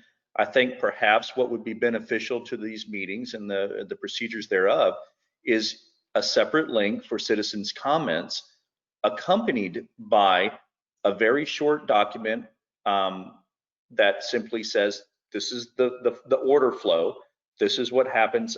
In the rules and procedures in the packet, I don't have it open at the moment. For example, you read off the agenda item, you know, just include that little section of it. I mean, this is a one-page document. That section of it, raise your hand, wait to be recognized. Just give a very simple introduction to how to participate as a citizen. And I think that would make everyone happy, including Arch. And it would be very good. And thank you, that's all. But stay liberal, Mr. Mayor, at the comments. You know, the last thing you guys want to be perceived as is gentlemen and ladies on ivory towers who are above reproach, who think that they're the smartest people in the room, who are above rebuke, and who don't need citizen comments. As soon as you start to give off that perception by really tightening the reins and enforcing the rules really strictly with no deviation, that's when you're going to get pushed off of that tower. That's all. Thank you.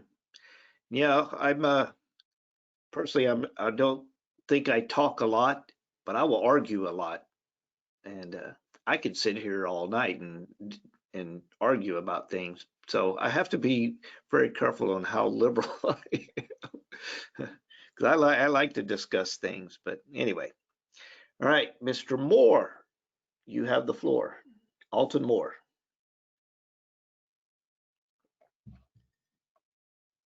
Okay, I hope that my audio works. Things are very delayed for me. I want to say that if the city employees and officers are good about meeting and talking with the citizenry beforehand, then a lot of this business can be done before your actual meetings.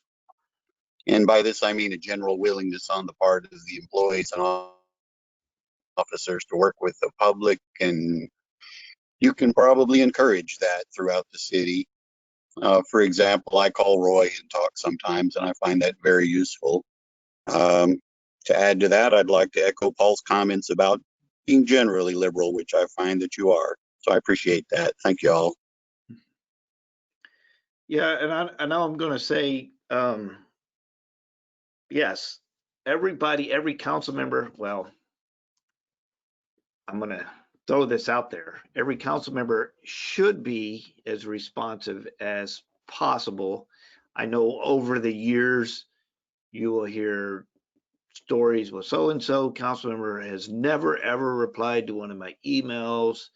You know, things like that.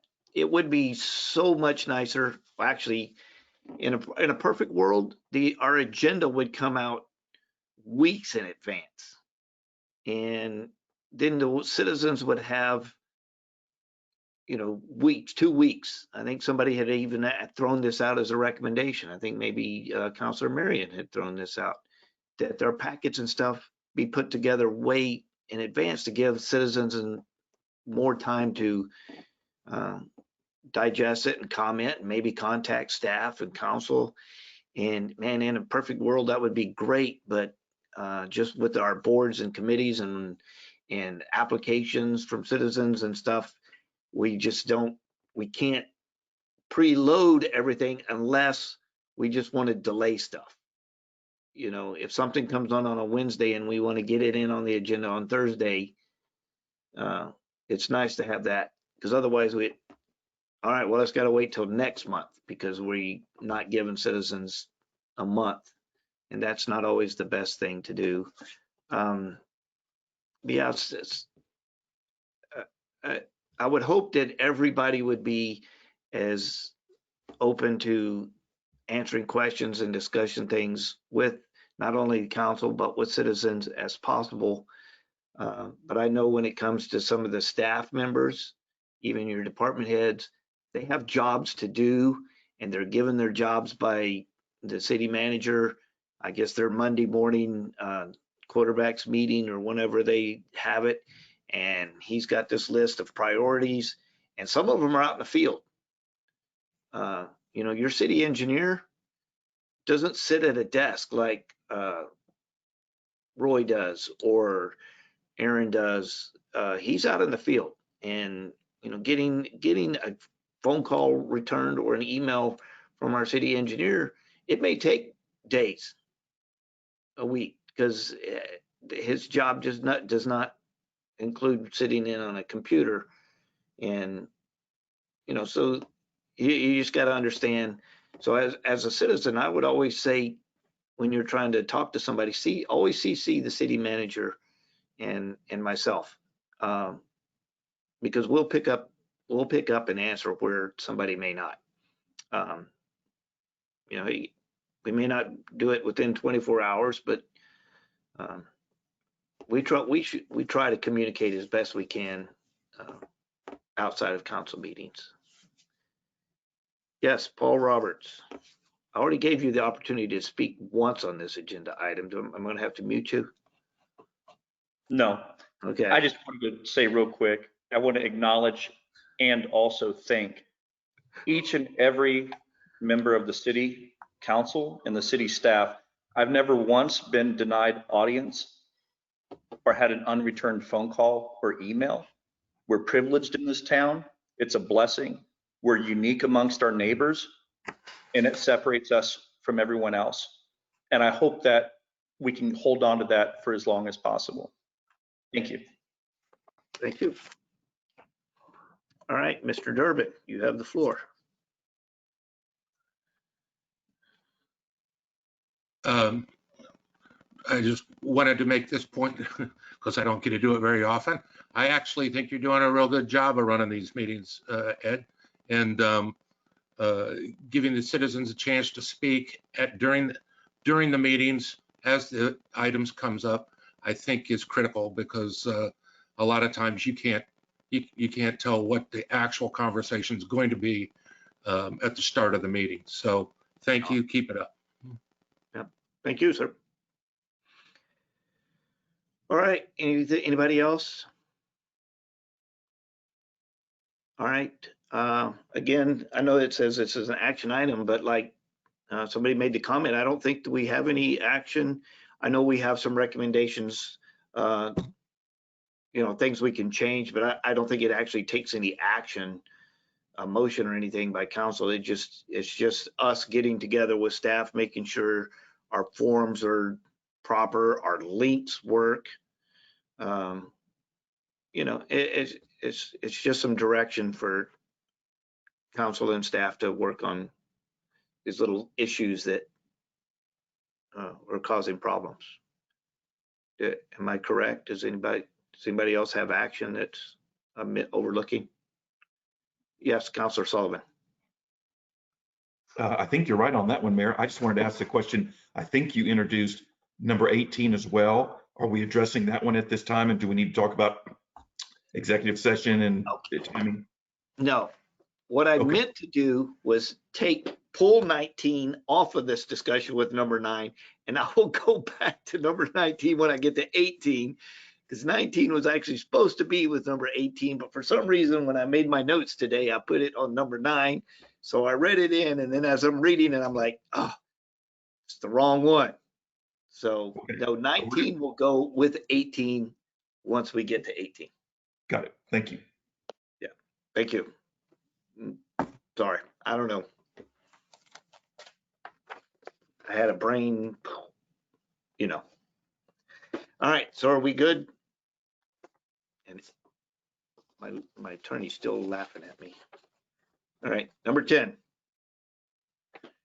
Discussion, consideration, and possible action on an ordinance of the City Council of the City of Lago Vista, Texas, amending Chapter 7 Municipal Court, Article 7.100, Municipal Court generally, Section 7.101, Organization, and Article 7.300, Municipal Court fines and costs, Section 7.302, fees of the Lago Vista Code of Ordinances, providing an effective date, repealer, severability, proper notice, and open meetings clause.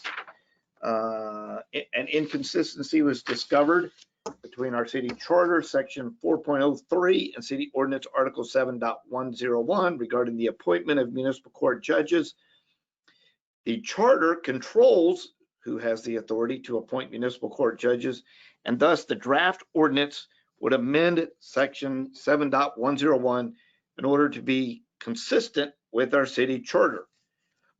The draft ordinance also updates certain fees that are charged by the municipal court for consistency with changes made through Senate Bill 346 adopted during the 86th legislative session in conformance with current court practices.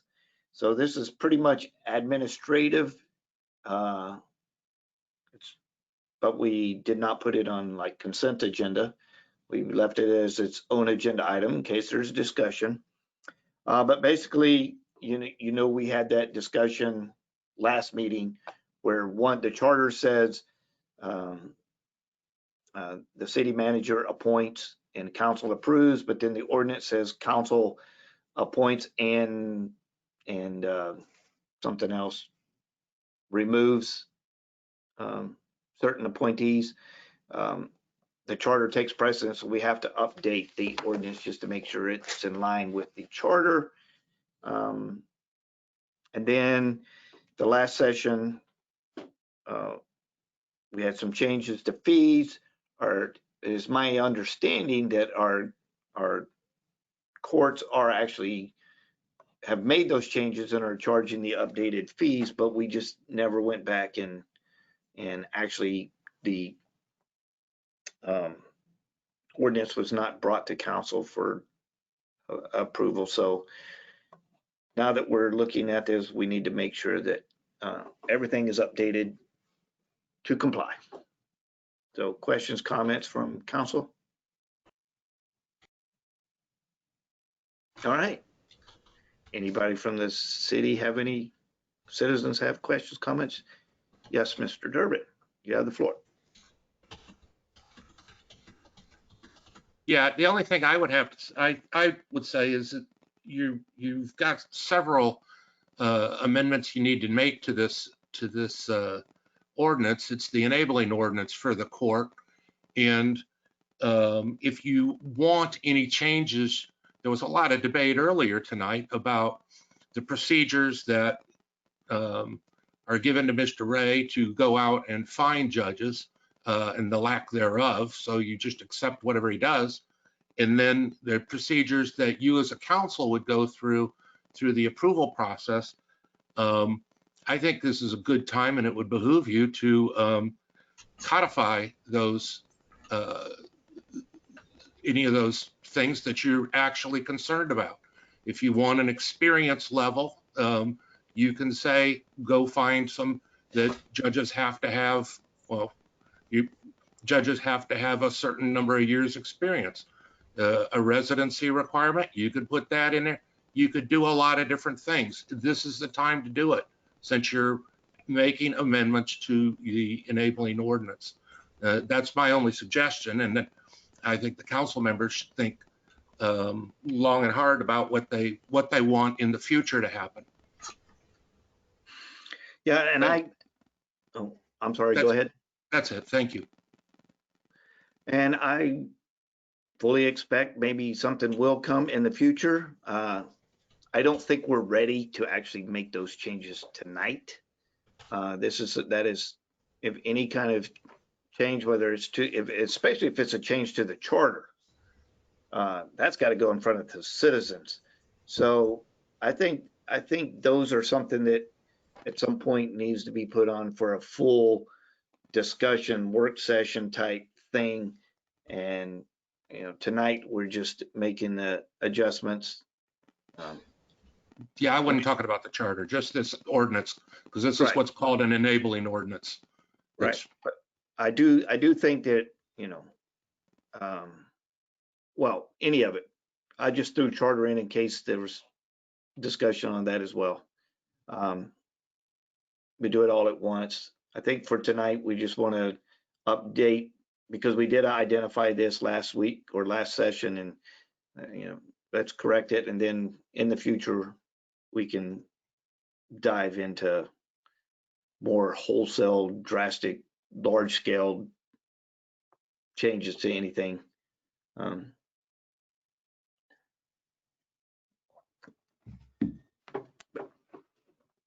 Anybody else?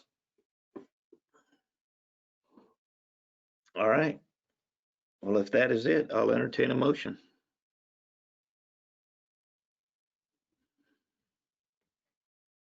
Mayor, I'm Yes. sorry. I actually was, sorry about this, Mayor. I actually wondered if there needed to be a technical edit. I don't know if this even needs to be mentioned, but underneath section 4, establishment of time payment. Never mind. I just answered my own question. Never mind. I answered my own question. Sorry, Mayor. Okay. Well, you're welcome. Yes, Councillor Sullivan. Mr. Mayor, the ordinance as written, it's got number 20-12-03-XX. Is that supposed to be something other than XX? I was going to make a motion, but wanted to make sure I made it appropriately. Yeah, and I know a lot of times these are added after the fact. What is the proper procedure for one that doesn't have the actual number assigned to it yet? Mayor, you would just read the actual wording of the ordinance, and the correct motion would be to approve the ordinance and read out the words if the number is not officially assigned. Okay. If we have the complete number, then you just read the number.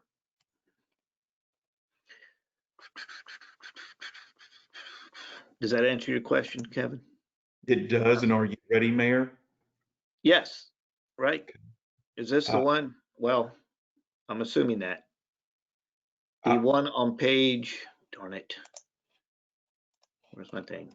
74. 74, 75, those are the correct, that is the updated ordinance, is it Okay. not? Yeah. So that would be, you would just read that whole top section there. Ready when you. Just make sure there's no more, oh, I already asked for a motion. So yes, if you're ready to make the motion. Okay, Mayor, I will make a motion that we approve an ordinance of the City Council of the City of Lago Vista, Texas, amending Chapter 7, Municipal Court, Article 7.100, Municipal Court generally, Section 7.101, Organization, and Article 7.300, Municipal Court fines and costs, Section 7.302, fees of the Lago Vista Code of Ordinances, providing an effective date, repealer, severability, proper notice, and open meetings clause. I'll I second. have a motion by Councillor Sullivan, I'll second. and I have a second by Councillor Weatherly. Any further discussion? And all those in favor say aye. Aye. All those opposed, nay. Hearing none, ordinance is accepted unanimous. And now we go to consent agenda. All matters listed under consent agenda are to be considered routine by the City Council and will be enacted by one motion. There will not be separate discussion on these items. If discussion is desired, that item will be removed from the consent agenda and will be considered separately. We have the approval of the following council meeting minutes: November 5th, 2020, regular meeting, November 12th, 2020, special called meeting. Questions, comments on these minutes? Corrections? All right. Yes, Councillor Marion. I actually just have a quick question, Mayor, on the minutes. In meetings past, for some reason, I thought I remembered seeing like where it'll say something like, the page I happen to be looking at says, Paul Prince asked why the decision was made at this time to sell these properties, et cetera, et cetera. But I don't see like answers to the questions. Is that typical process, or would it be something that might be beneficial to folks to see sometimes the answers to these, especially when they're like procedural type questions? Or have you never included answers to questions? Seems like I remembered seeing answers previously. Yeah, I don't think the answers, I can't say that I remember actual answers being provided. Mayor, and I actually had this conversation with Mr. Prince today. Exact same question. We were talking about this. So typically the way that we handle minutes in local government is to make sure that the actions are the things that are the on record. And when someone speaks, you want to get that person on record as making their comment. Not necessarily what the responses are, but you want the record to show. One benefit that we have that we've been doing for almost 3 full years is we also have the video. So as a comment, even though the official record is the minutes taken by the city secretary, we have the video record that someone can go back and listen to the entire discussion or the entire meeting. And so the minutes remain that condensed document that shows actions and people present at the meeting that speak.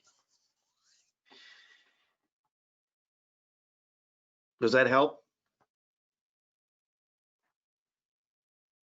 Sorry, I had to find my unmute button. It does, Mayor, and I promised Paul and I didn't cook that question up together. What a coincidence. Yeah, that would be a tough one. You start putting answers in there. Gosh, it wouldn't be a minute anymore. It would be a 5-hour document. All right, anybody else? Yes, Councillor Sullivan. Mayor, just a procedural thing.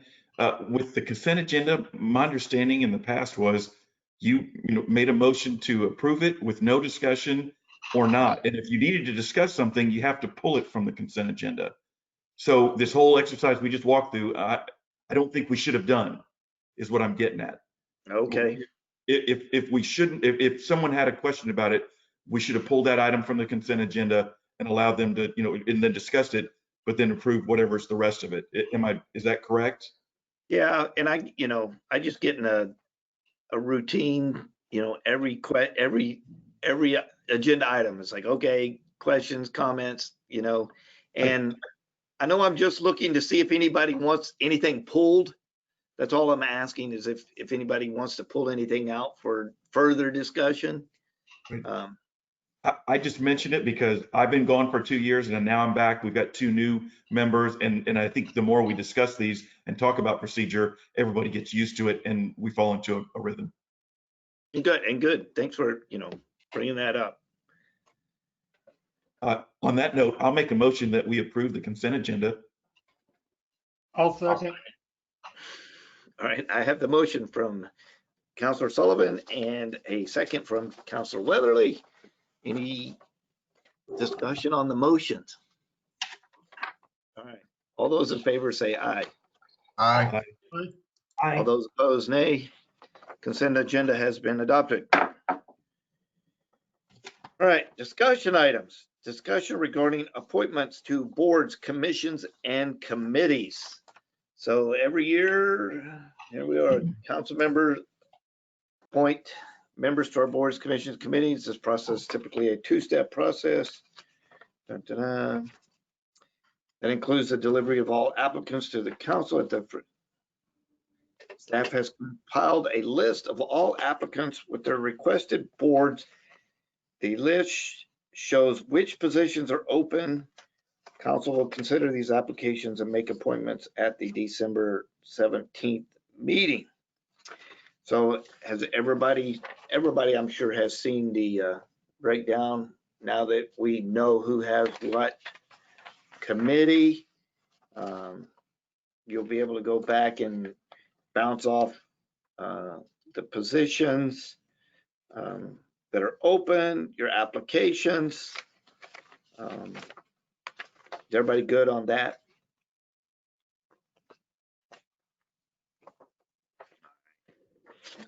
So, yes, Councilor Marion. Are you asking, Mayor, if we have clarifying questions on this process? Have you gotten there yet, or are you just simply asking if we're good with the documents here? I would just, at the time, I was just asking if you had, were good with what was in the packet as far as the breakdown and, how it showed the openings, and I was just asking about that for now. So when we get to next meeting and we start doing our selection process, as with several things, we don't have a specified process that we are required to follow when making our nominations and approvals. So one thing I am looking at is, kind of doing it like a draft. I call it a draft. That's how it was kind of presented to me. But we'll just go down the line and in rounds. We have some commissions that, they're actual commissions and have certain authorities and responsibilities that come with them. And I agree, this was presented to me for my thought on it by Councillor Davila. Some of these commissions have, greater authority than others. Some are just advisory. So the recommendation was those that actually have powers, they get to pick first in each round. So I think that is a pretty good suggestion. Where planning and zoning and building and standards and the Board of Adjustments, those go first. And then when we get to the others, I'll pick at random each round. And so like I'll have, just a hat with some papers in it, and round one I'll draw out so that there's no specific order on those, and somebody's not picking last every time. So, the first round I'll draw, and we'll establish an order for the other 5 committees. And then the second round I'll redraw to shake up the order of those other 5 so that, I don't know, if you have Parks and Recreation, you're in the first round, you're picked last. You're not subject to picking last in rounds 2 and 3 and 4 if you have 4 rounds. That's kind of the way I see the procedure. Is anybody else got any thoughts on that? Yes, Councilor Prince. 2 completely unrelated comments. One is I actually heard from several citizens that they had a concern that their private information, phone numbers, emails were included in the packet. That, so these were people who applied for boards that didn't realize that their private information was going to be published out to the world. And so I'm not quite sure how we need to handle that, but that is a citizen concern. I mean, maybe we should think about, redacting that from the public information. I don't know. Clearly, we want to have the list of people in the packet. It's certainly appropriate to have something that describes their qualifications, I think, but I would say we should take that into consideration. It's like the horse is out of the barn this year, but we should probably consider that for future. Secondly, following up on I guess it was really Mr. Dowell's comment to you that there's sort of different levels of impact. And so I think not only should we maybe think about making the selections first for the commissions where they're actually making decisions, not just providing advice or recommendations, but I think we should also consider maybe having a more healthy, robust council review of the people under consideration, rather than just leaving it, up to the liaison to pick, say. And then the last comment I'll make, it's sort of implied in what you said, but I think especially for Councilor Marion, who wouldn't have this history, I think there's been a history, a practice of not assigning a single citizen to more than 2 committees or commissions. And so the idea of your draft pick is that, if somebody's already on 2 committees, then they kind of by default would not be considered after that. I think that, if we're going to hold to that practice, maybe appropriate, but we should just be explicit about saying that's one of the practices we're going to hold to. Good point. Now that we are getting more applicants, yes, we have been trying to limit participation. I know in the past, we haven't always been able to adhere to that because we would only get 4 people applying for 12 positions. Now we're actually starting to get a lot more citizen input, and I think we can do that. Yeah, that's something at the beginning, we can set that guideline. If we want to limit somebody to 2, that's on us. We can make that, we can put that, just knowing that if we get to a point and maybe we're out of applicants for a position, except for 1, and they're already on 2, we may have to suspend that recommendation and allow somebody more than 2, but hopefully not. It'd be nice if we have enough applicants to cover everything. Yes, and I totally agree with the information. To be honest, I looked at the charts and breakdowns, but I did not start reviewing the applications just yet. I was going to do that after this meeting. So, it did not even dawn on me that we had included that stuff in there. And I know we have, for security reasons and stuff, we've quit asking people to state their address at council meetings. And, for us to include this information, that's good catch. Yeah, that's an oversight. We probably should not have done that. Well, we should not have done that, not probably. Yes, Councillor Davila. Yes, Mayor, if I can make a couple of statements about this process. Up to now, we hadn't had anything that was particularly explicit about how we went about doing these selections.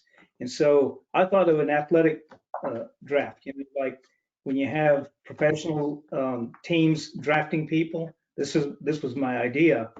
But here's some things that I think that need to be added to the suggestion that Mr. Prince made about redacting important information.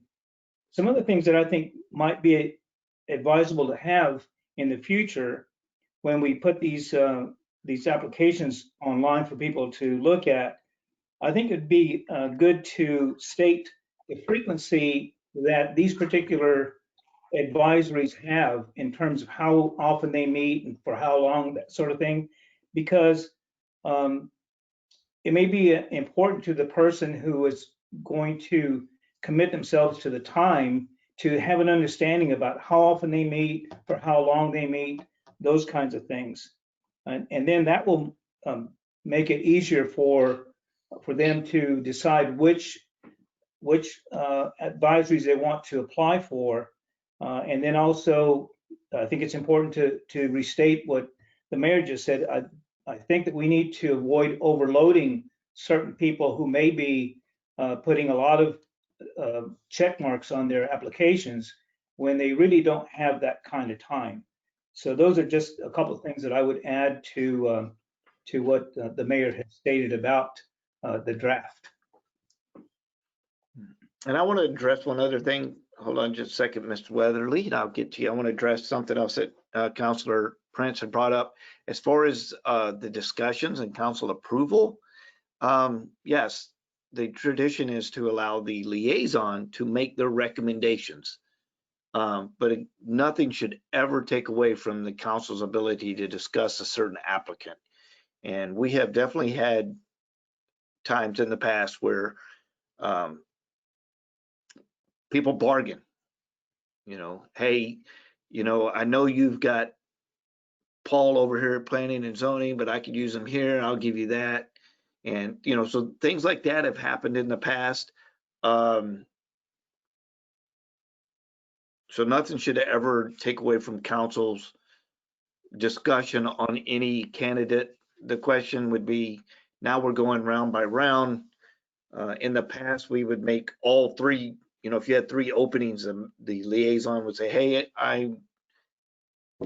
I'm making a recommendation for so-and-so, so-and-so, so-and-so all at one time.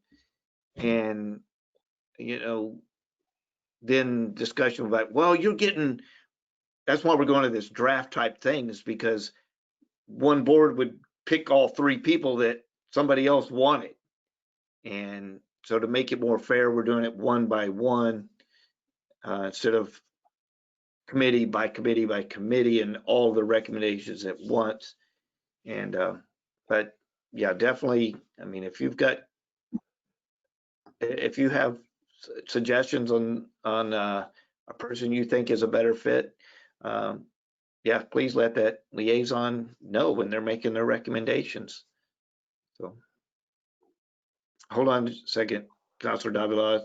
Councillor Weatherly had his hand up and I've put him off, so I'm going to go to him first. Thank you, Mr. Mayor. the only thing I would say is to our new council members, and of course, Mr. Sullivan knows this, but it's important that you get in touch with your committee chairmen and have a talk about the people that are on your committees and find out from them who they think would fit.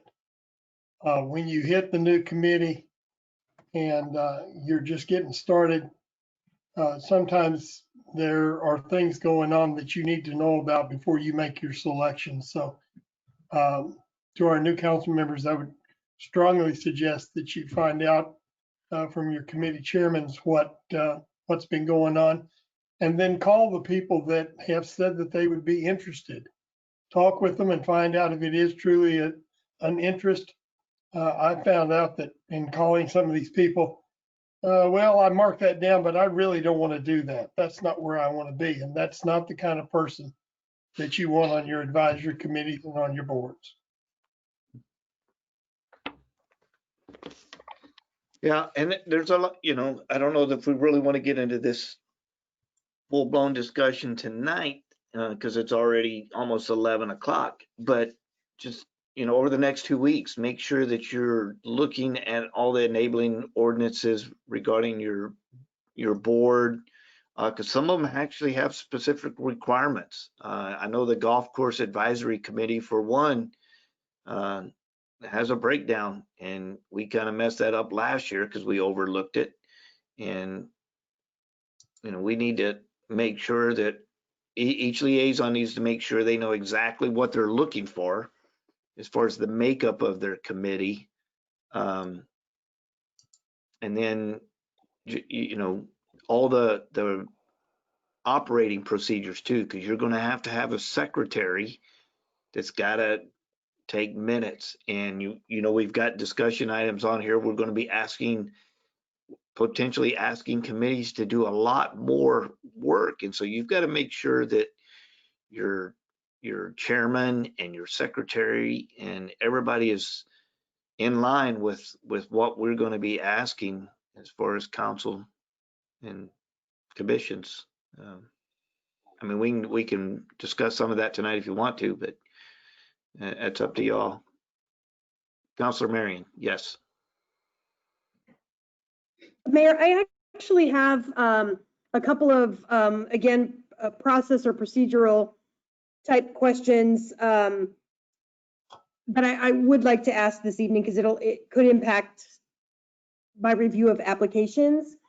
The first one is, how do we handle applications? Because there are a number of applications in the packet that were actually received in 2019. So the application says that it will be kept on file for a year. Some of them in the packet are older than a year. Are those okay to leave in the packet, or should those folks have resubmitted applications? And then in the minutes that we just approved, it extended the window to November 12th, but some were received after November 12th. Are we able to consider those? Do we not consider those? Is the window technically still open? If we accept them late, how late? So that's the first couple questions I have. Okay. So other than one, and I do have a note here, an application by Lori Dick was included in the packet for the Golf Course Advisory Committee. That was a mistake. She has contacted us and made sure that that we accidentally put that in there. The other applications, as far as I know, and I can't speak for every one of them, but from what I've heard, the ones I do know about, it is a person that is asked to have their application brought forward to this year, and they just simply didn't change. Instead of going through the trouble of making a whole nother thing, they just asked to take last year's and include it into this year. And so it is a fresh application, but the dates on it just didn't get changed. Again, I can't say that for everyone. The only one I know of, though, that was included as a mistake was that one I mentioned. You know, Some of them, Mayor, though, are should we timestamped. require them to, you know, we try to work with people and not make them duplicate as much effort as possible. So, you know, if you've got an application on file and you just say, hey, I would like to have last year's application included into next year, we usually just do that. Should we make a note on it? Probably, so there isn't this kind of confusion. As far as the accepting after the date, that was something else I was going to bring to y'all tonight. Do we want to suspend the rules, you know, on the November 12th deadline? Because we did have somebody contact us today. I only know of one, but we did have somebody contact us today that was supposedly out of town and was out of pocket, something, I don't know. They didn't get their application in by the deadline and wanted to know if they could still submit it. I told them to go ahead and submit it, but I didn't know if council was going to accept it or not. I have to bring that to y'all to see if we want to suspend it. I know generally we are looking for as many volunteers as we, you know, can get. And I hate to make, we do have to have deadlines, but I hate to be, you know, so strict. Well, we still got 2 weeks to make those decisions. So I'm not going to not accept your application, you know, but I needed all of y'all to weigh in on that. I didn't want to simply just make that decision at this point. Yes, Councilor Marion, follow up. So to the question that you just asked, some of the ones that are in the packet that were time-stamped by Ms. Barton from 2019 were submitted in December, and some of those folks are currently serving on committees. So it seems like, you know, since we've done that in the past, and to your point of wanting to give as many citizens as possible an opportunity to participate, I'm not opposed to allowing that, but I would, the only thing I would ask is, when will the hard deadline be? And, you know, can we just make sure we get copies of those emailed to us? Yeah, and again, that's why I'm asking y'all to weigh in on it, because y'all have got to review all these applications. You know, I don't want to set the hard deadline for 5 p.m. on December 17th, and then somebody, hey, I want to be on this committee, and you haven't had time to review it. So the reason it was set was at this time was to give council enough time to review the applicants and call them and talk to them and discuss it and do all the stuff you need to do. So that's y'all's guidance on how late you want to accept the applications. Hold on, Mr. Prince. Council Weatherly had his hand up. Yeah, I was just going to say, I would think it would be tragic if we have someone who's qualified, who wants to serve on a committee, and for whatever reason, they don't get it in until next week. I would accept those and then talk with them and see if they're qualified. It behooves those of us that are having to make these decisions to make sure that we make the effort to contact them and find out what's going on. It may be a little more work for us, but I would much rather do a little more work and get really qualified people on our committees than I would to say, oh, well, you can't be on there because you were late. And although you're highly qualified, you can't do it. Yeah, it's up to y'all. How much lag time do y'all need between getting them in and going through them all? Councilor Prince. First of all, would you please clarify me, and apologize if I missed it. Have we targeted a date for when we're going to do this NFL draft, picking of or appointing people? Is this 2 weeks out or further out? This is at the council meeting on December 17th. Okay, so 2 weeks from today. I would suggest that we certainly accept the one that you got in. You know, it's a little late. You know, pass along to whoever the appropriate liaison is that their boards are applying for, so that we can consider that one. And then I would probably follow along with Mr. Weatherly. If there's another 1 or 2 or 6 or 8 that trickle in, why not pass it along to the liaison? And if the liaison has the time and ability to factor that in, great. If not, then it was after the deadline and sorry, but they didn't get picked. When I look at the packet, we have 2 to 3 times as many applicants for the positions we need in all of the committees. So we're not short on people applying. We're not desperate, I'll say. But you know, let's do a good faith effort to include people if we can. Yeah. So I don't know, I'll let y'all tell me what, you know, today's the 3rd. Do we want to set a hard deadline of the 10th, or is that too late, or, you know? Yes, Councillor Davila.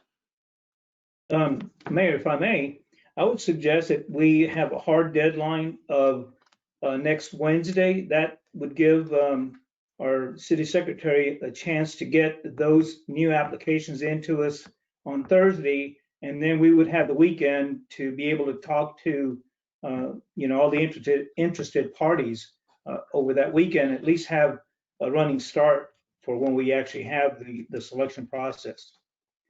And I have 2 other things that I thought might be a value when we create another one of these applications, and that is to ask people to give us exact order of the positions that they want to be considered for, not just make them all number 1 or number 2 or number 3, things of that nature. And then the last thing is, I think it would be helpful to see on the application the number of positions that particular person would accept, because they may say just 1, they may say 3, you know, and that would give us an opportunity to make better judgment about who to pick.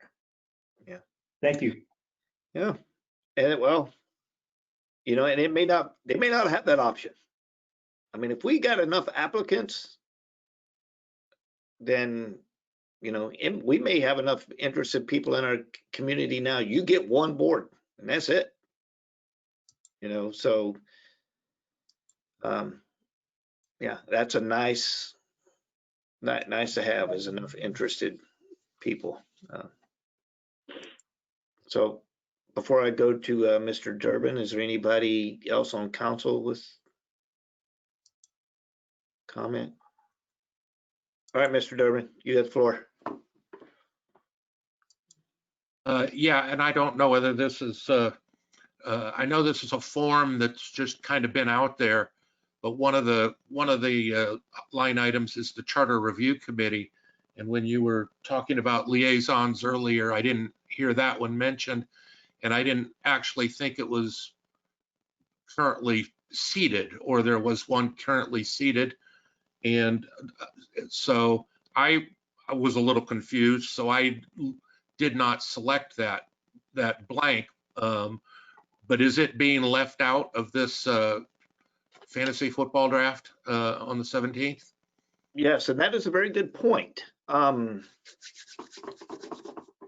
Yes, the Charter Review Committee is not stood up at this moment.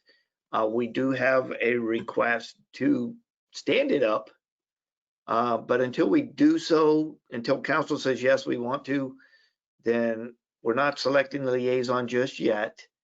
And then the applicants, are we going to re-advertise? I would say we're going to have to re-advertise for that one, noting that we should be able to look at the applicants that we currently have that have checked that did check that box.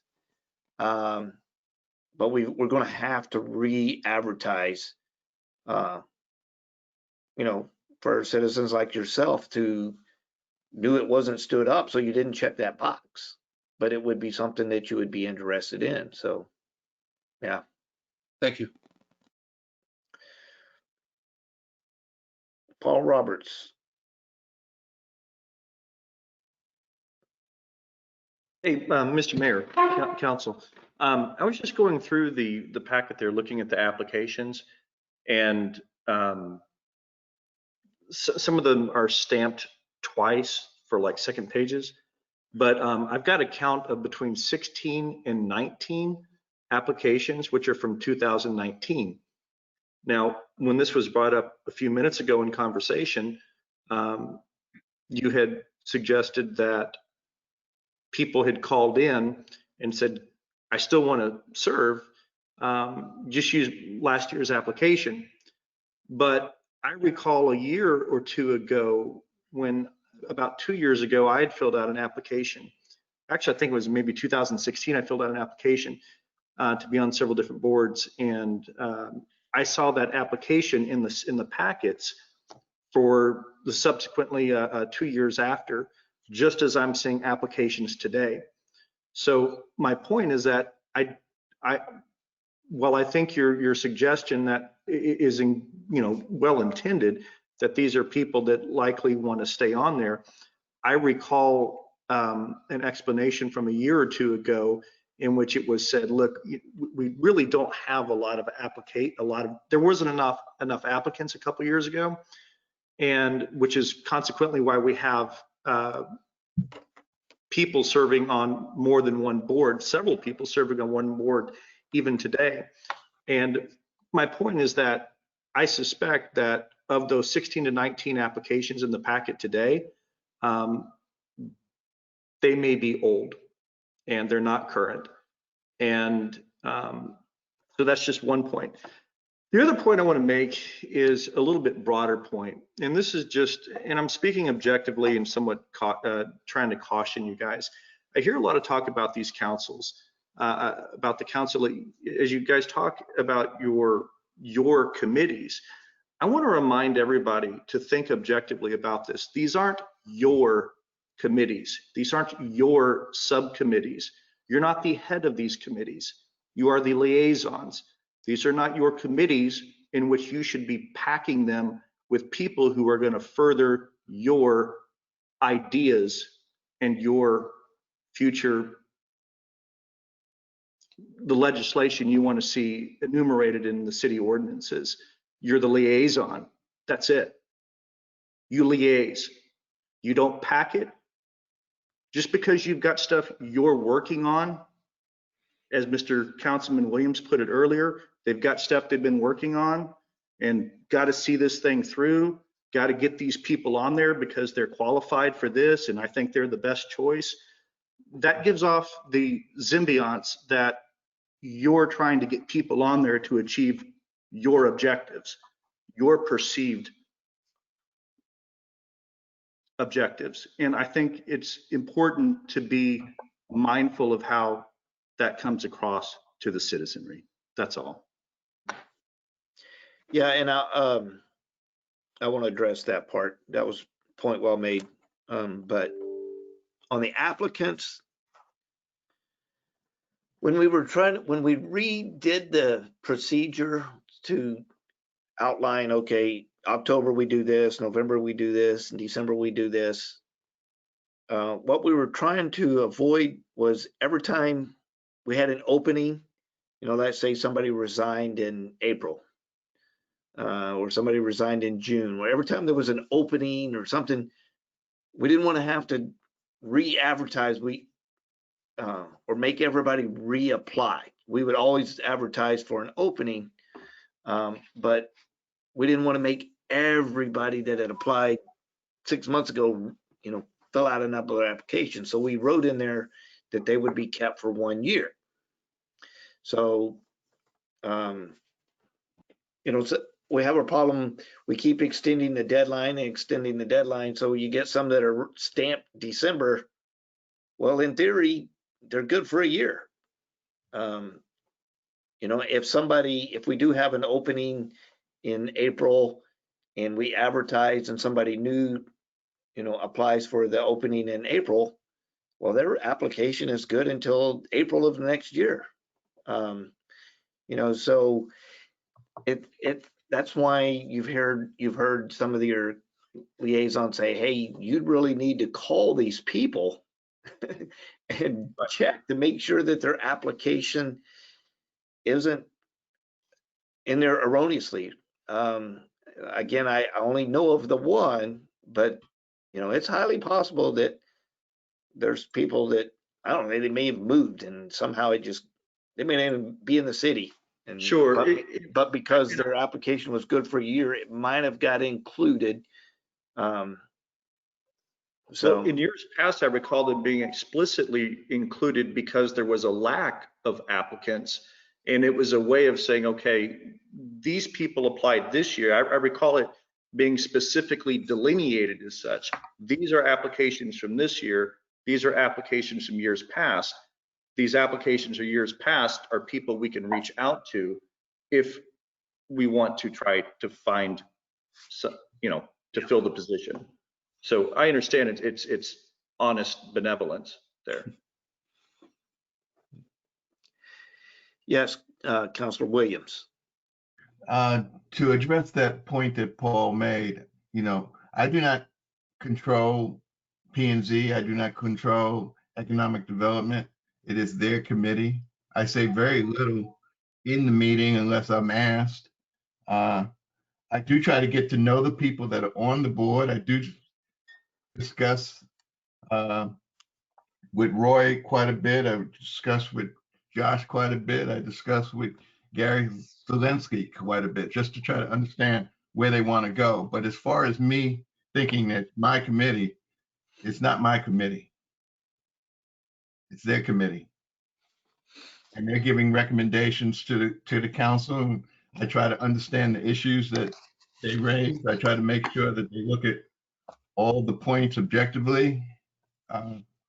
And usually I'm not the one that's saying that to them. It's usually either Aaron or Roy saying, here's the issues, here's the thought process, and try to work it through. But as far as it being my committee, I'm just there to listen and learn from them.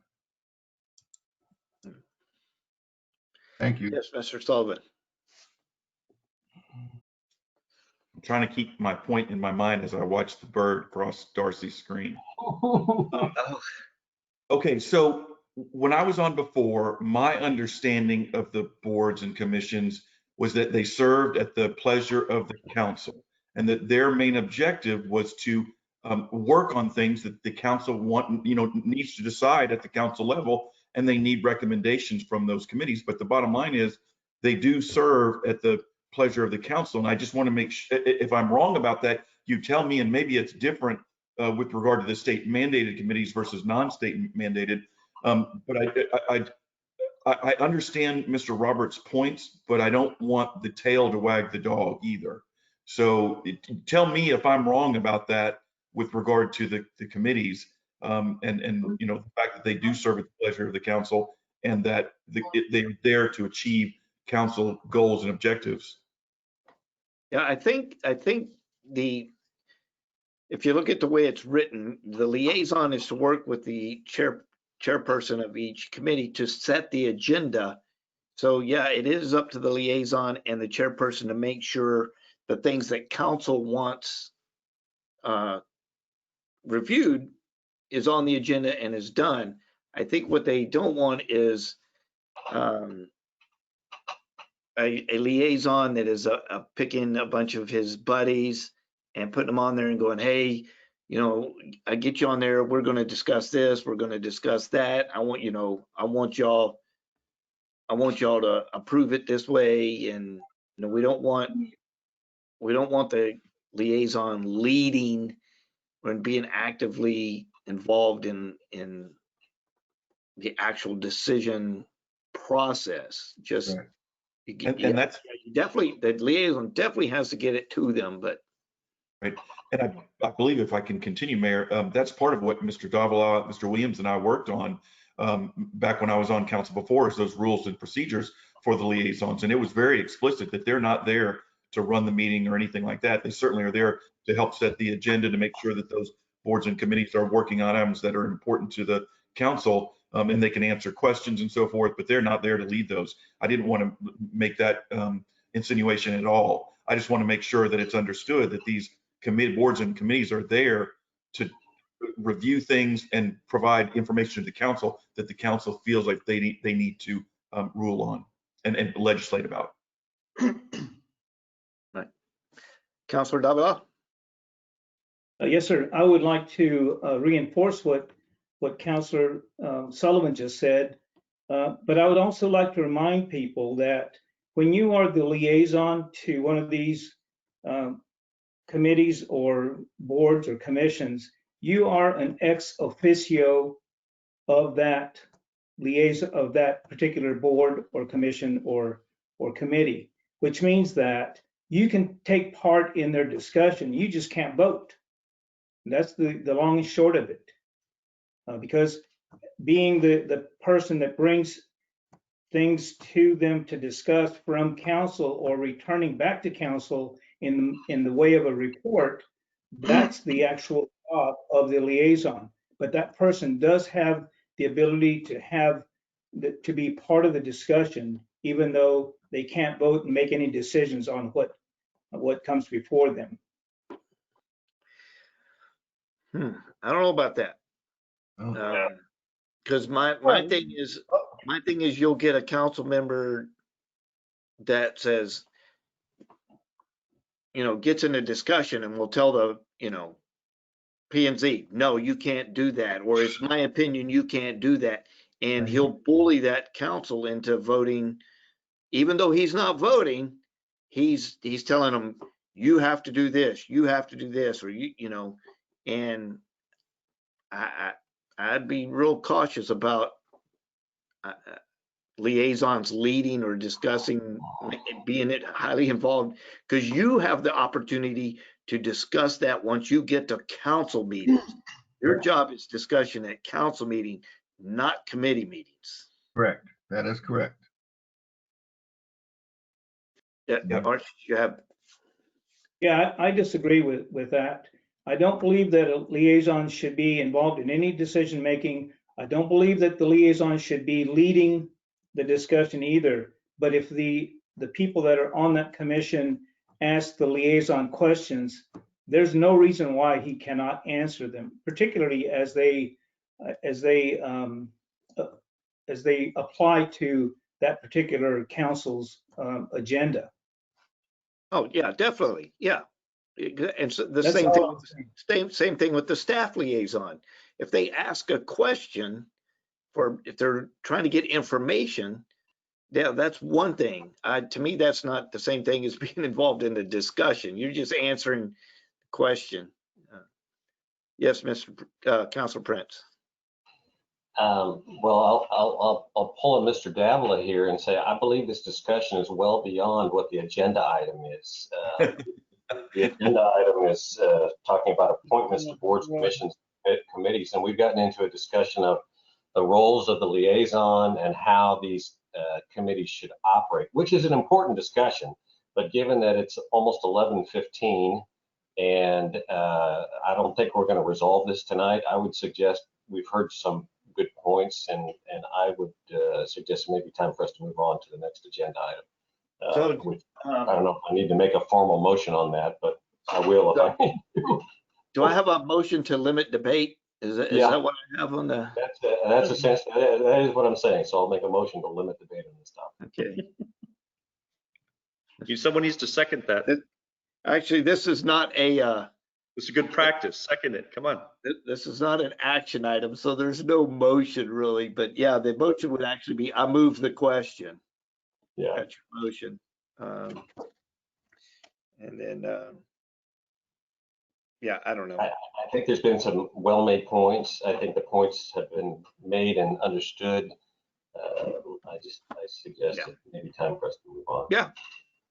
Yeah, and I was real brief or real broad in how I made this agenda because I had no idea exactly what all we needed to discuss as far as rules and procedures, and there was so much in there I didn't want to limit it, but you're right, we've gotten so late that it may be, if I may, follow up. It may be appropriate for us to go back and explicitly look at the rules and procedures that have been mentioned several times tonight, by Mr. Sullivan. But that was not in the packet tonight, and I certainly am not refreshed on it. So if we're going to continue this discussion, I would say maybe let's set it up that way in the future. All right. Are we good? We ready? 20 seconds. One more, seconds. Mr. Roberts. 20, not 20. 15 seconds. Just Mr. Williams, real quick, and Mr. Davila, I just want to acknowledge that I've been to I've been going to your meetings, Mr. Williams, for a couple of years. Mr. Davila, recently, the last few months, I've never seen you guys. Y'all have always been quiet. You don't get involved in the discussions. I think you're extremely objective in your meetings. And when talking about items about the meeting to council, I think you guys do a great job of recapping stuff. And I didn't mean to come across like I was trying to impugn either of you in that regard. I was just making a general statement with some scotch. Thank you. All right, thank you. All right. Well, we should speed up now because, yeah, that was a tough one. 13, discussion regarding board transparency. City of Lago Vista has a myriad of public meetings. These include various types of city council meetings and committee meetings. Currently, all meetings are recorded as required by the Open Meetings Act and record-keeping statutes.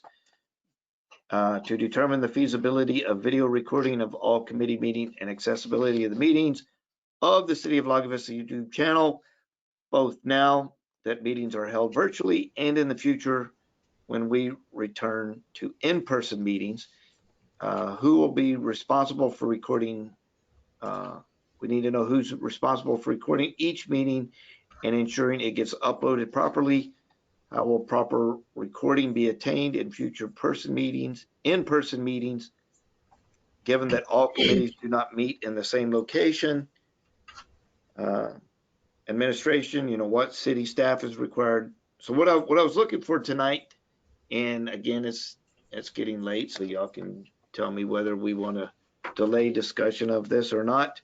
But the request has been made, to try and make all committee meetings like we're doing here on our city council meeting, that they are virtual, they involve city, citizen input, and that they're recorded and put on YouTube for people to watch later. So that's why this was brought forth, because I wanted direction and feedback from council. What do we want as far as our boards and commissions, and then so that we can give staff direction, because they're going to have to come back and tell us, how feasible it is, because you've got some committees that don't necessarily always have an IT person or a staff person there in their meetings. So there's somebody there to control the actual go-to meeting and make sure it's getting recorded and getting uploaded and stuff. So I was just wanting feedback on what do we want as a council as far as our boards and commissions, so that we can give direction to staff and then let them bring it back. Yes, Councillor Sullivan. Thank you, Mayor. In the interest of time, can I suggest, I don't know that anybody's going to disagree with this, that this is a good idea. Can we just direct staff to do a feasibility study of each one of the boards and commissions about how it could, be put into effect, and then bring that back to us for review and discussion? Yes, we sure can. But along with that, that feasibility needs to also include the problems, the contraindications of, some of them have been pointed out to me and I just can't think of them off the top of my head right now, but there are some. So yeah, we can definitely request that and bring it back. Mayor, and we can list those out for the next agenda. We can list out each individual board and committee meeting And as one of your examples of what are the issues, the Golf Course Advisory Board typically meets at the golf course. We don't have recording equipment. Anyone would have to meet here at the council chambers to record. As long as we're in COVID and we're having meetings virtually, it's really easy. If we're back in person, then they need to meet in the area where we have the recording equipment that can save the information. So we can do that for every board and put that down, Mayor. That's a piece of cake. We'll do that on the next agenda if you'd like. Sure. There you go. Put that down in future agenda items. Number 21. All right, Councilor Prince. I would just suggest that as we ask the city staff to look at this, that we not restrict them to just considering videotaping of all of the committees. But I think from my perspective, we should say we need to have meaningful minutes and or recordings of all of the meetings. And depending on the criticality of the meetings, it may be a different solution. And I'll just give this example. In the planning and zoning, Alice Drake takes minutes, and they're very detailed, and they are very useful, helpful, good minutes. There are other meetings where, and maybe the Golf Course Advisory Board is one, where we don't necessarily need that level. So I would suggest that the answer may be where we don't need as much, a lighter weight solution, such as decent minutes that convey what are the outputs or recommendations from that advisory committee. Maybe a different solution than for the commissions. We're actually making a decision on some sort of a waiver request or a change to a zoning requirement. So one size may not fit all, and I would just invite the city manager to allow his staff to propose something that takes that into account. All right, thank you. Yes, Councilor Marion. Mayor, when we talk about the feasibility study, would it also include some of the questions that you have posed here in the packet about, like who would be responsible for the recording, et cetera? Because I think it was in the rules of procedure document when I read it.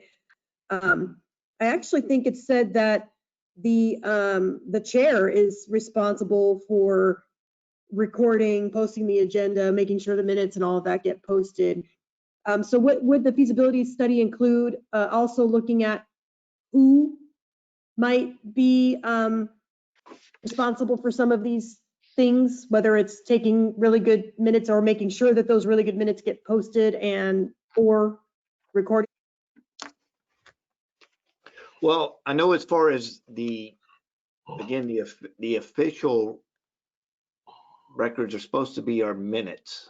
So each council is supposed to have either the chairperson or the secretary or somebody that is, taking notes and making the minutes. That's supposed to be the official. It didn't always happen that way. I know like Parks and Rec, I don't know, for whatever reason, that committee didn't put minutes together for over a year, I think. So those are lost. So some of that officials minute stuff falls on the liaison and the chairperson to make sure that they're getting done. As far as like the video, what my question pertains more to, like our meeting, we have Dave Street who schedules the meeting, and he starts it as the organizer, and he's here the whole time. Who's going to be that person for the Golf Course Advisory Committee? Who is going to be that person that is the organizer and is making sure it's recorded properly, and then it gets to the IT department to get uploaded on our YouTube channel? Because Dave can't be at every single meeting, to be the one to do that. And you can't necessarily give it to the chairperson, because our contracts with the go-to meeting or with whoever only have so many, you can only put so many people on that account. So you can't just give everybody access to scheduling meetings and stuff. So those are the type of things that staff is going to have to bring back, is who's going to do it, who's going to be responsible as far as making sure it gets done properly the way we want it. Yeah, so. Yes, Councillor Williams. You're muted. It could be that some of the committees that, like the golf committee or Park and Rec, that they meet with us on a quarterly basis and give us an understanding of what they where they're at, and we can propose stuff back to them so that we can make them more effective in communicating where they're at and get them more into the cycle of how we're thinking. You know, that might be a way of making it more visible on what they're discussing and how they're feeling about certain issues, and we can address it at that time. Yeah, this is not for us. This is for the citizens. Yeah, but this would at least give them an opportunity to be at our meeting and discuss what they've been discussing. I see what you're saying. Yeah. You know. Yeah, but this is trying, I don't know, make the golf course advisory committee meeting accessible to the public, you know, without having to go to the clubhouse and hang out in the middle of the afternoon. Gotcha. Yes, Mr. Roberts. Just for context, as far as figuring out who and everything, the top left of all of our screens, you see a record button. You hit that record button, it saves a file to your computer. You take the file, you upload it to the YouTube channel. It's not labor intensive.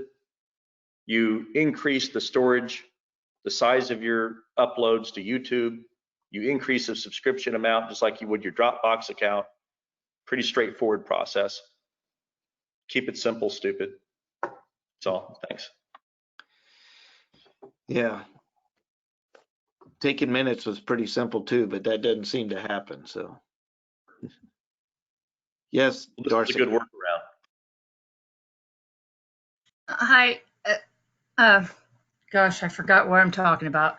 Never mind. Okay, so anyway, on Paul's thing, yeah, a simple YouTube video for all the committees to, hey, this is what the procedures are going to be. You know, we want you to start having minutes, because like the Parks and Recs Advisory Committee, they have had meetings since 4/19 and to 12/09/20, and there's no minutes at all through all of those meetings.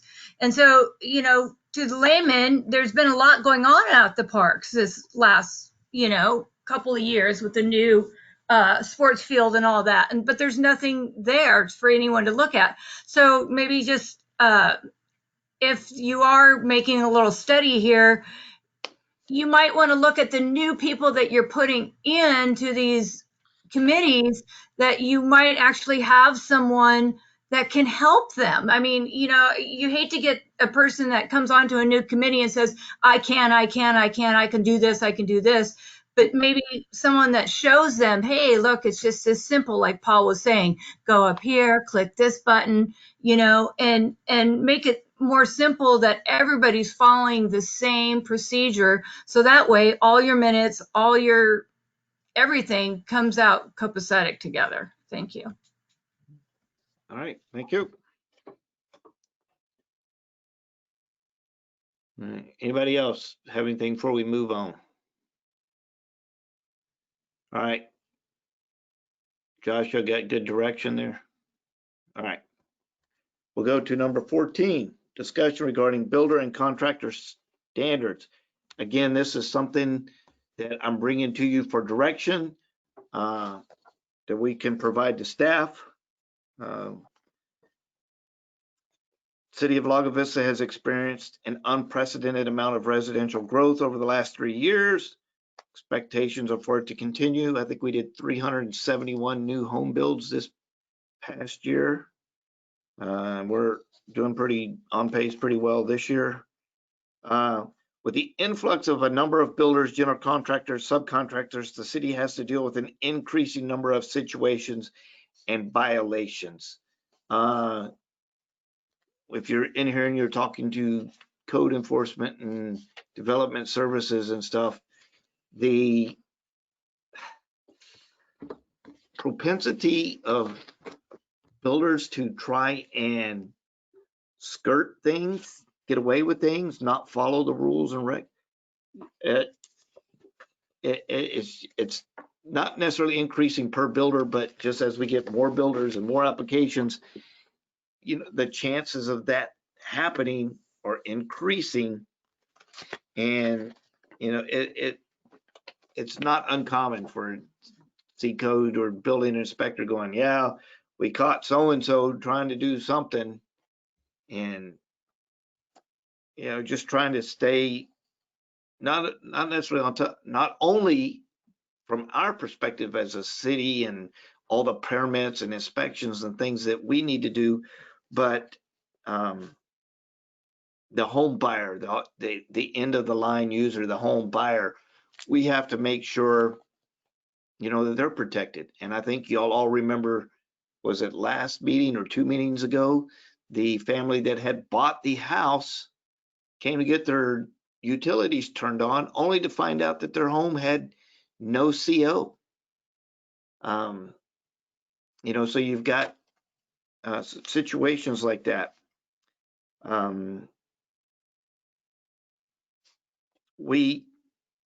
What I'm looking for is for us to kind of provide direction on we need to send this to a committee, which would be I don't know if this is planning and zoning or if this would be the building and standards commission, to look at what can we do to make sure that we are protecting the end user, the citizen out there, in addition to just meeting our requirements as far as our permits and stuff. So thoughts, questions, comments? Yes, Mr. Prince, Councilor Prince. Thank you. Several things to say. So first of all, I think there's actually 2 separate subtopics, very important subtopics under this, that I'm hearing a lot of feedback from citizens, and you don't have to spend much time on Facebook or Nextdoor to just be overwhelmed with this feedback. First is contract development that's in process and contractors being sloppy or disobeying ordinances. That's one topic area. Trash all over the place, knocking down a neighbor's fence, whatever it is. That happens all the time. People complaining about it constantly. That's topic number 1. Topic number 2 is there are a lot of citizens who are complaining that there are some poorly built houses being built and sold to the citizens of Lago Vista, and those citizens maybe made a bad choice, but they're saying the city should not be allowing this builder to build anymore. Now, I'm not saying, I don't know what the answer to that is. I'm just saying that's what citizens are telling us, right? And so let me share some statistics with you. I went through that 371 builds in the last year, and I think this is worth, internalizing. Of the 371, 5 were commercial, so 366 residential. Of those 366, 101 were in Tessera, and there's exactly 4 builders in Tessera, right, that are building things out there. That leaves 265 that were not in Tessera, that are residential properties. Of those 265, 173 were by Braun, Waterloo, and 92 were by a bunch of other developers.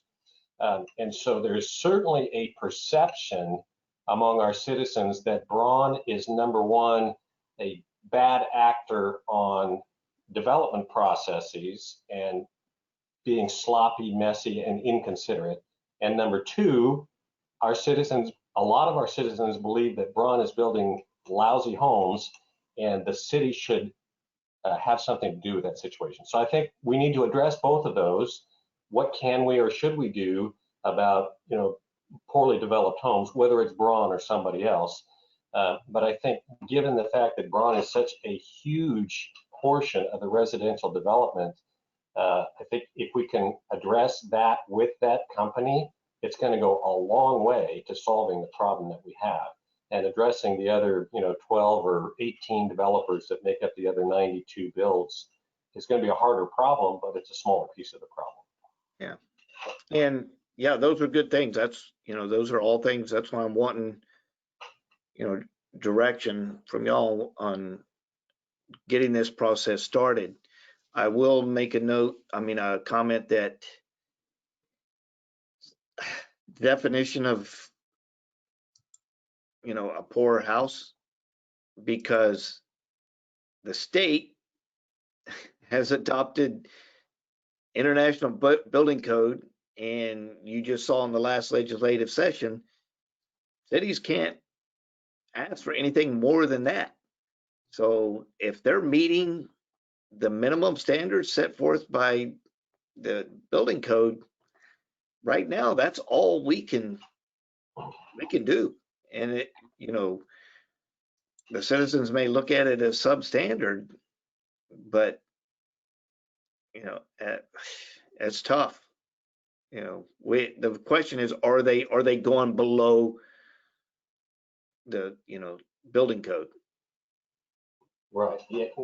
Exactly. It's not a simple problem. I'm just relaying the very strong sentiment of a lot of our citizens. I'm saying we need to address that, and maybe we come back and say there's nothing we can do in this area. Here's what we can do. I don't know, but let's at least have the conversation. Ask our building and standards folks to have a conversation. And having been on building and standards, I know we've had some of those conversations, and so it will be a repeat. But I think it's appropriate for us to tee it up as a high priority to see what can we do, and if the answer is nothing, then that's what the answer is. All right, Councillor Sullivan. Thank you, Mayor. I think we need to be real careful here about discriminating between the product, because there's a ton of people out there that just don't like the Braun Home product. There's nothing illegal about it. It's not built to code. They just don't like it. So that's one thing. And I don't know that there's a whole lot we can do about that. There's the other issue of contractors acting in, a manner that's malfeasance, okay, that they're not building up to a certain standard. And I would assume, or that they're abusive towards neighbor homes. I heard about one guy who got his fence knocked down by Braun, and he had to fight him tooth and nail to get them to replace his fence. But those are the items that we need to be working on, and I would think that a lot of those types of items should come up in inspections that we do as far as not building up to code. I don't know that we'd have people on the roads enough to determine if they're being abusive to their neighbors or what have you. There's a Braun home being built at Country Club and Thunderbird, and if Thunderbird goes down the hill to the golf maintenance facility, well, I just drove by there the other day trying to head up towards City Hall, and they had parked a huge truck right in the middle of the lane that I have to drive in, and they did it right near the stop sign. Well, I have to drive into the other side of the road where people could be turning and hit me, and I have no idea if they're coming or not. That's the kind of thing that we need to make sure that our contractors are not doing, putting our citizens in danger. And that's the thing I think we need to focus on, not the I don't like Braun Home product, because we're not going to win that battle, in my humble opinion. Anybody else on council comments? Yes, Mr. Ray. Mayor, the comment I would make goes back similar to what Councillor Sullivan's talking about, and back to Councillor Prince. We have, as staff, we have consistent dialogue with almost all of our builders, and we have personal relationships with our builders. But that comment back to Councillor Sullivan, it's not just our builders that are causing traffic issues. There's a lot of times when I go from my house down towards Councillor Sullivan's house, and on the opposite side of the street, tons of vehicles are parked in the road. They cause you to go out and into the other lane of traffic. So I just want to make sure, one of the things I don't want to do, Mayor, is as we generalize some of our comments, and just because someone says there's an issue, that we don't, what I would call, pigeonhole one entity over another, when there are issues that go back to whether it's code enforcement or strengthening codes, as you were saying, Mayor, getting it right back to the correct subcommittee to discuss properly, so that as a community, we're all responding in the right manner, because I believe that our builders in this community are building some amazing homes. I believe that they're doing a fantastic service to Lago, and whether it's Jeff's Story or it's Braun or it's Water or someone else, again, they're all doing a good service, and we just need to work together with them. So I just hope that we don't generalize too much, and we get it into a good subcommittee, and we can talk about it and hopefully make those improvements that will cause some of the issues we're seeing to go away. Thank you. Anybody else on council? All right, Mr. Roberts. There were several underlying concerns which compelled me to request that this be added, this agenda topic be added to this agenda. And just on the Braun Homes thing, I think Councillor Prince makes a lot of good points, but it's important to note that the other concerns going on, which doesn't necessarily rise to the surface of visibility for the council, a lot of people, is all of the shoddy builders that come into Lago Vista and they build crappy homes. And I'm not talking about Braun Homes. It's other builders that I'm not going to name, and that many of us have heard their names, and people end up with liens on their homes, and they end up with bad construction. They end up with homes that exceed the height limitations of our city ordinances and stuff, and the poor homeowners left with the liens and having to resolve these matters. You know, I think many of you know I'm a victim of one of those builders, and I'm one of actually over about 18 for that one builder here in the Lago Vista area alone. But these guys, they close down shop, they reopen under another name, they divest themselves of their assets, and then they take loans out to get the equity out of the assets so they can't get repossessed through bankruptcy and stuff. And if the city could do something to protect citizens against unscrupulous builders, it would be a good thing, a means by which the city staff should perhaps be directed to investigate whether or not it's feasible.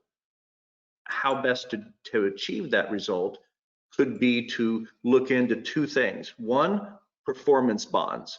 Could the city require, as part of the permitting process, a builder to get a performance bond?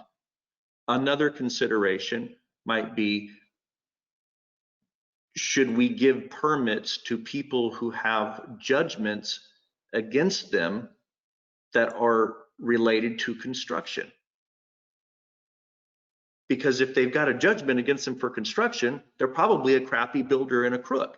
That's why they've got a judgment against them. And maybe we shouldn't let people like that build in our city and screw more people. Building standards would be the place for any of this discussion, from what I understand, for this discussion to start. I recall 2 council meetings ago, Councilman Davila made that point, that he made a great point, that there's a starting place for discussions like this to occur in city government before it comes to council. And he felt that building and standards was the most appropriate place for that. Councilman Prince echoed that a few minutes ago as well. Another comment I heard early on in this discussion is Councilman Prince making the observation that, I believe it was Councilman Prince, making the observation that development services is finding a lot of flaws in the plans or in the product built on site. I mentioned I advocated a couple meetings ago for getting help for Roy so that he can more efficiently filter a lot of these building permits and applications. And I recall our city manager, Mr. Ray, pointing out that there was money allocated in the budget for hiring additional staff person for Mr. Jambour. And I think that that would be a step in the right direction as well, coupled with perhaps directing staff to spend some time over the next few weeks, few months, attempting to ascertain what is a legal position that the city could take that is defensible and already codified in case law, which the city could employ, perhaps pursuant to the two suggestions I made a few minutes ago. And that would be all I have to say on this. Thank you. Thank you for those 3 minutes. Thank you. All right, so yes, Councillor Davila. Yeah, I would like to, again, echo what Mr. Roberts has just said. I do believe, like he does, that a lot of the answers to the problems that we're going to be facing and have been facing have to do with things that are discussed at Building and Standards Commission. One of the things that has been broached, let's say, hasn't been talked about in great detail, but it's something that probably will be something that they will consider, is the idea of possibly licensing contractors. That might go a long way to being able to have control over such things as development standards, give our building inspector and code enforcement people a little bit more sway, that sort of thing. So that's something that they've talked about briefly, and that may be a subject matter that needs to come up again. Probably would have to be something that council would have to direct them to take action on. That's all I have. All right. All right, so I think are we at a point we're ready to move on? Oh, Mr. Moore, you have the floor.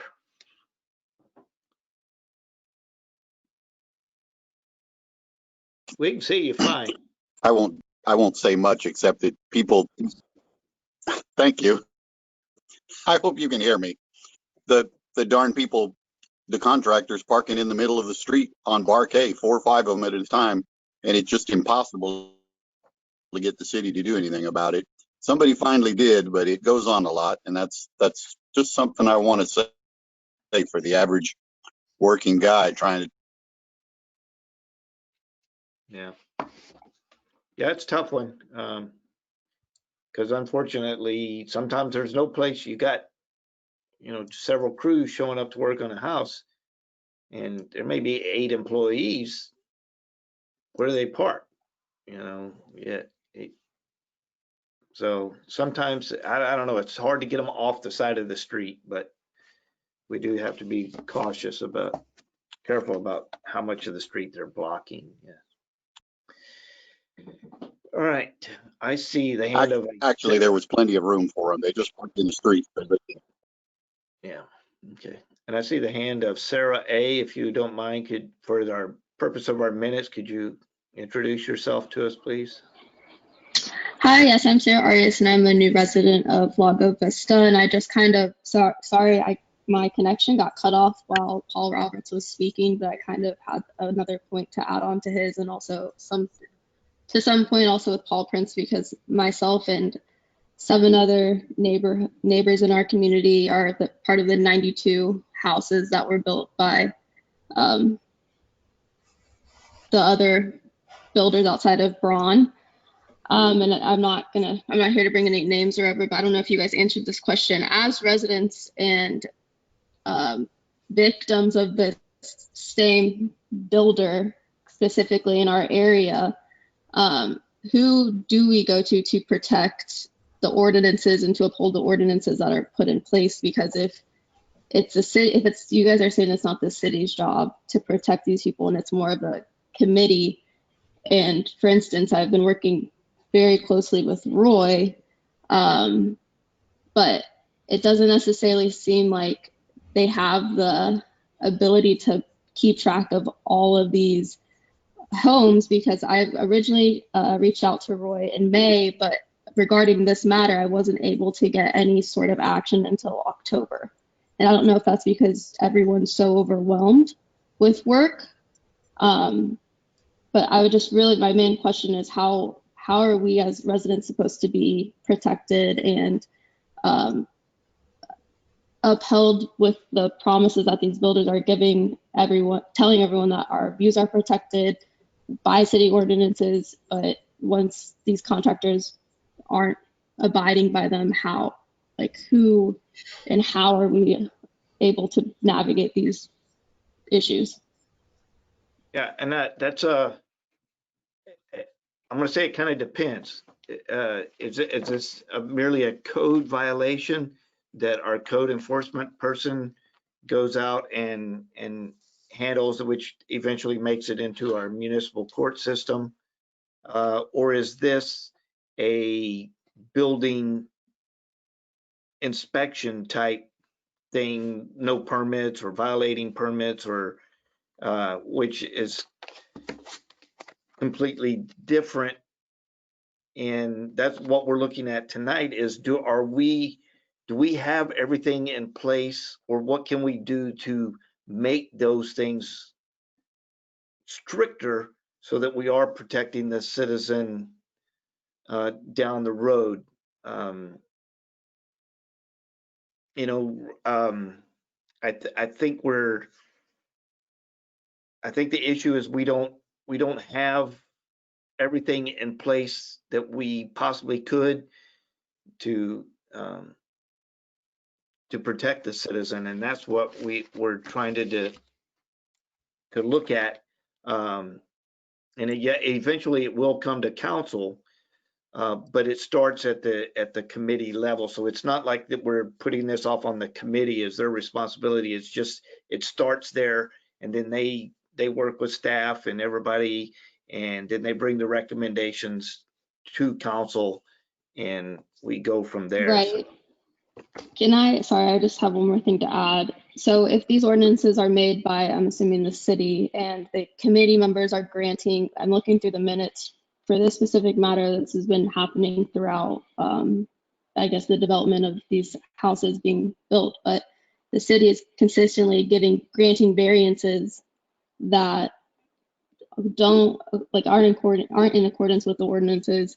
We're not being protected for the mistakes that these builders are making. They are still getting granted, I guess, or almost rewarded for the mistakes that they make. And again, in the future, I guess you guys said you don't know how you're going to yet, how to be protected, but I'm running into a meeting next Thursday where this affects the future of our block. Well, again, briefly, I mean, the granting of a variance a variance isn't a mistake. Well, in this situation, the builder had made the error of constructing the house inaccurately with the plans. This is one of those that are on the back end. We caught them, and now they're coming. Yeah. Yeah. Luckily, those are extremely rare, but they have happened. Yeah.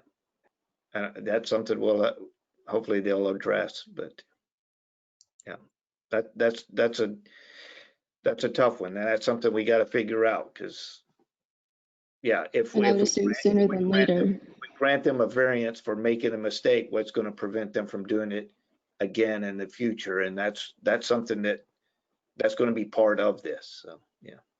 Yes, Councillor Davila.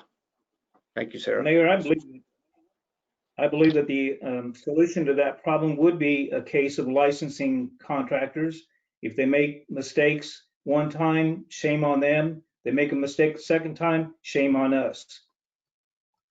Yeah, good point. Yeah, if the state allows us to do that. Yes, Councillor Sullivan. Thank you, Mayor. You know, one other thing that maybe we want to take a look at is have the city manager assess whether we have enough human resources in the area of home inspections. I mean, with the number of homes that we're building, I have heard that sometimes they'll go and spend, no more than 15 minutes inspecting something, and stuff gets by. And so if there's a need for us to allocate more dollars for the human resources necessary to do these inspections, then let us know that so that we can take action on that. Mr. Durbin. Yeah, I was on the Board of Adjustments for quite a while, and what Sarah said is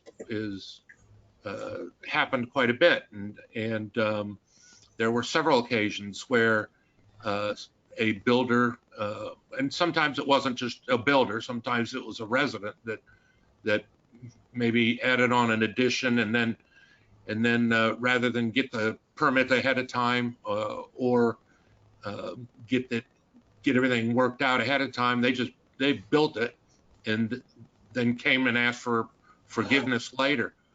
I mean, you can talk about licensing all you want, but that's going to create, I think, liability problems for the city.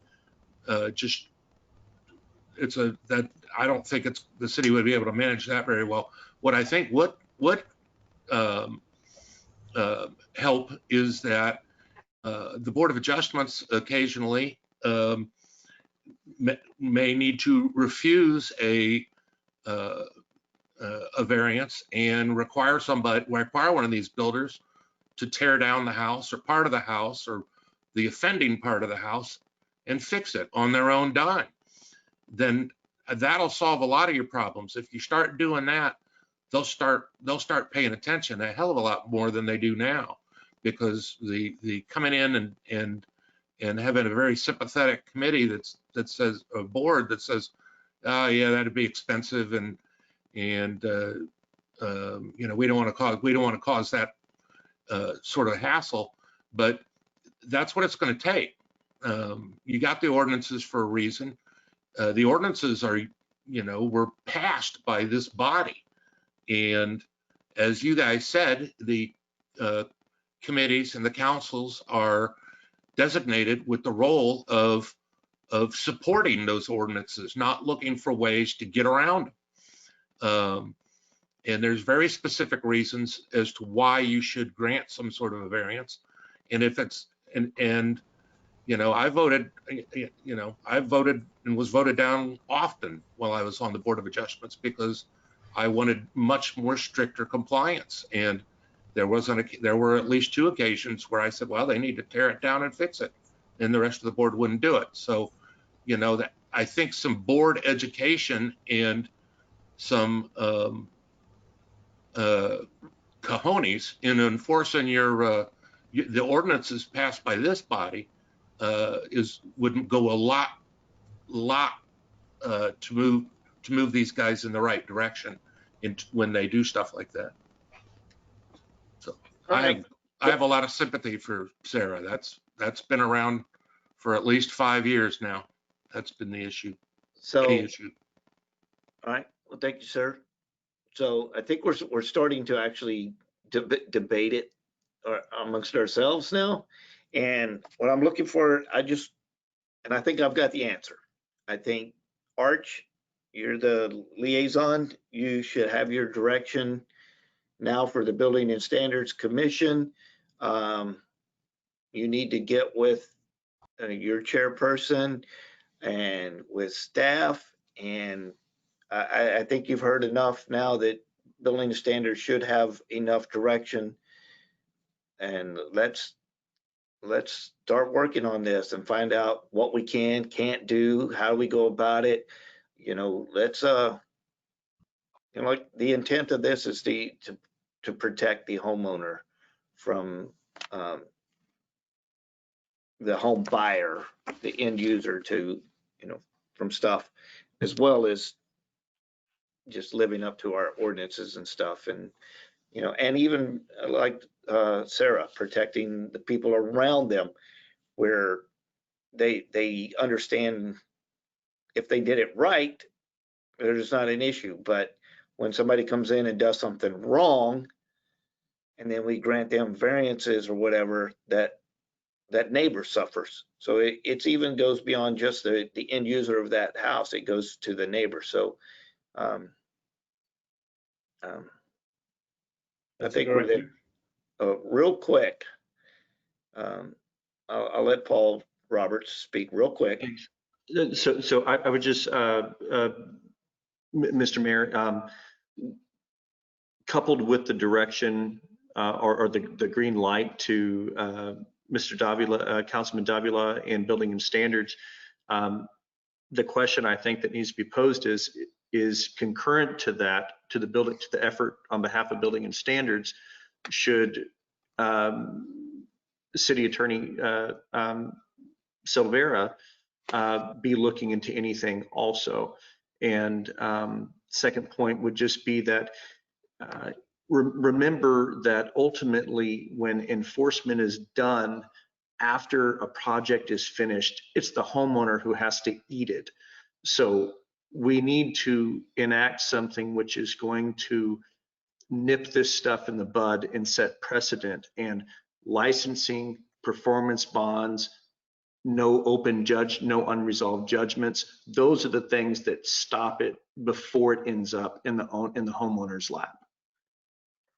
Thank you. Yeah, those are all great points to bring up to Building and Standards. When all right, yeah, yes, Mayor? Councilor Davila. If I can borrow a phrase that Josh Ray uses often, I'm on it. I'm on it. I love it. All right. I applied to your board, Councilman Davila. All right. I thought we were going to speed up once we got to number 13, but number 15, Lago Vista City Council will discuss the need to seat a 2021 Charter Review Committee to comply with the Lago Vista City Charter's requirement of its review at least every 4 years. The current city charter was reviewed by a city charter review committee, revised by City Council. The charter was amended November 2018. So Councilor Davila brought this up. He thinks it's time for us to do another charter review. What do y'all think? Yeah. How many years has it been?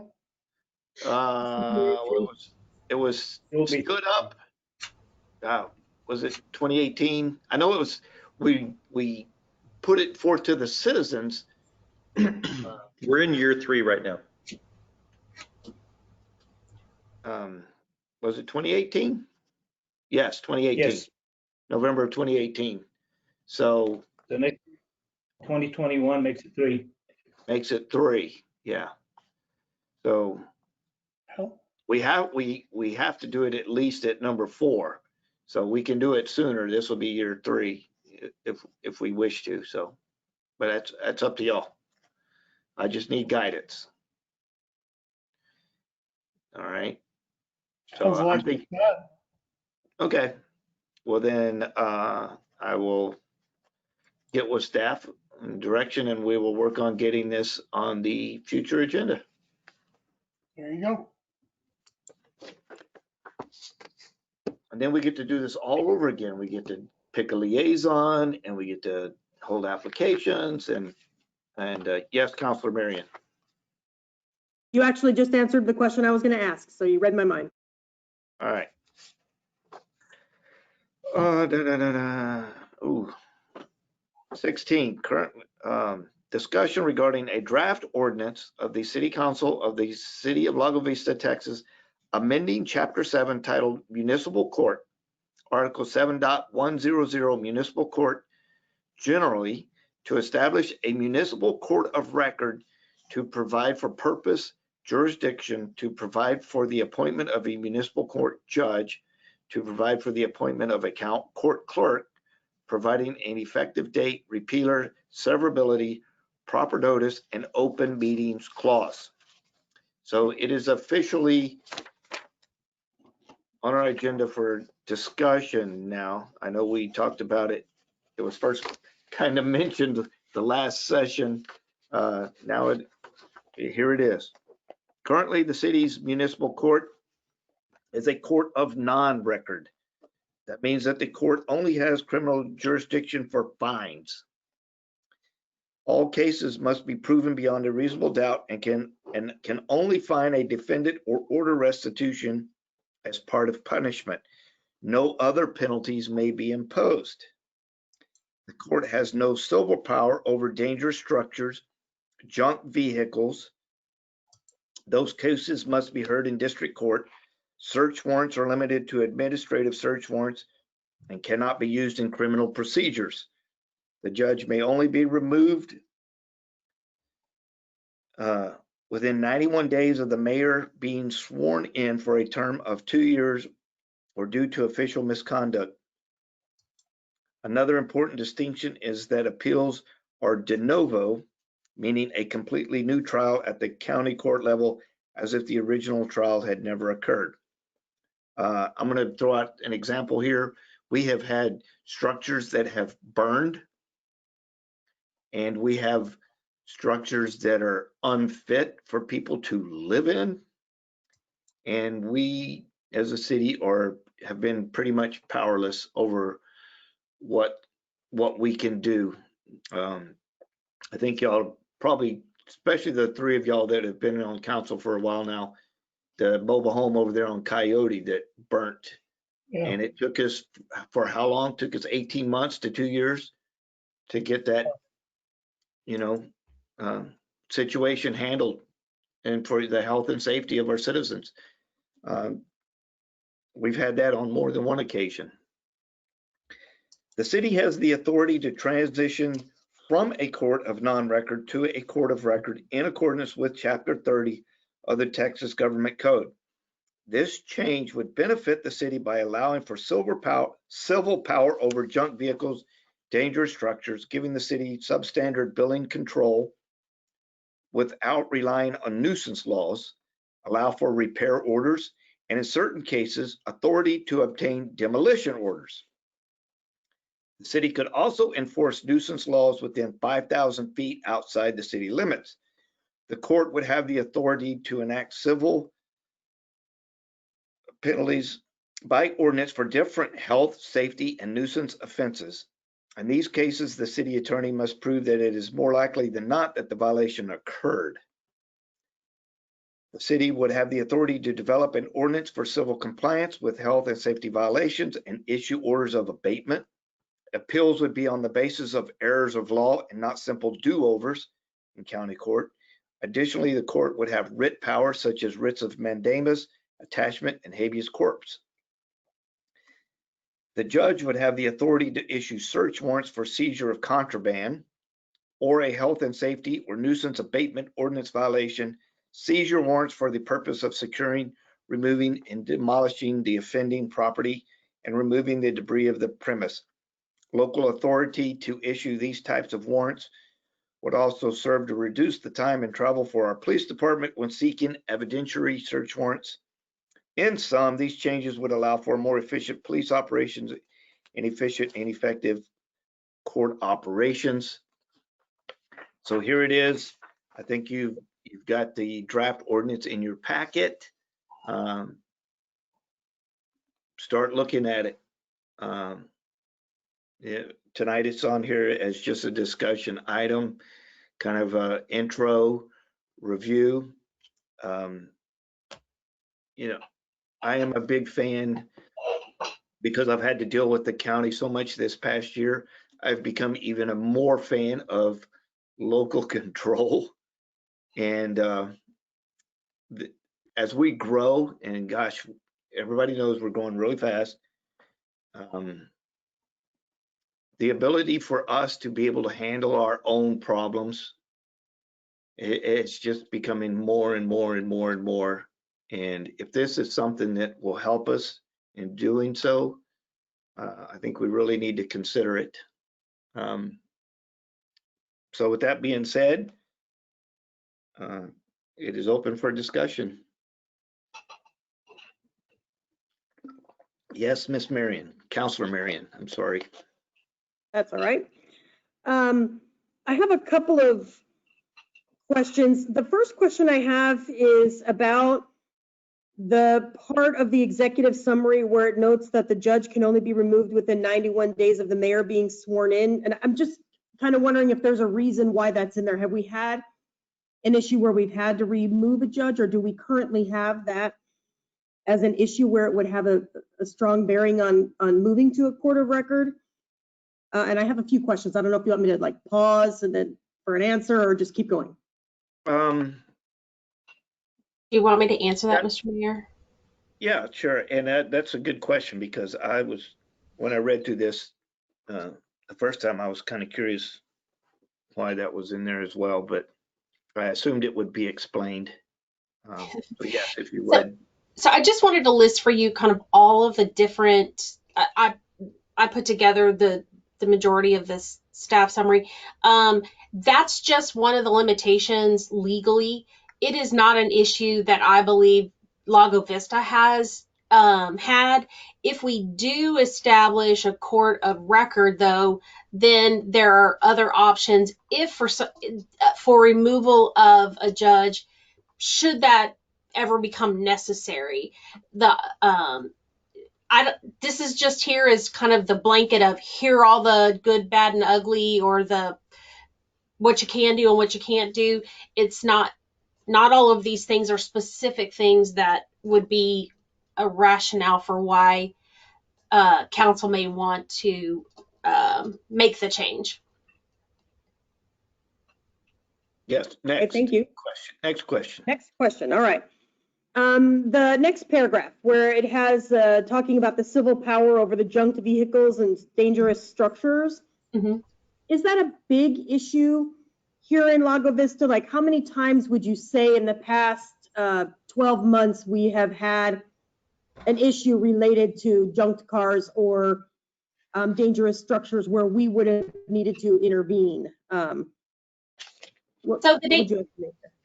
The dangerous structures is something that was brought up sometime back by, I believe, Councillor Davila. That there are a couple of structures, particularly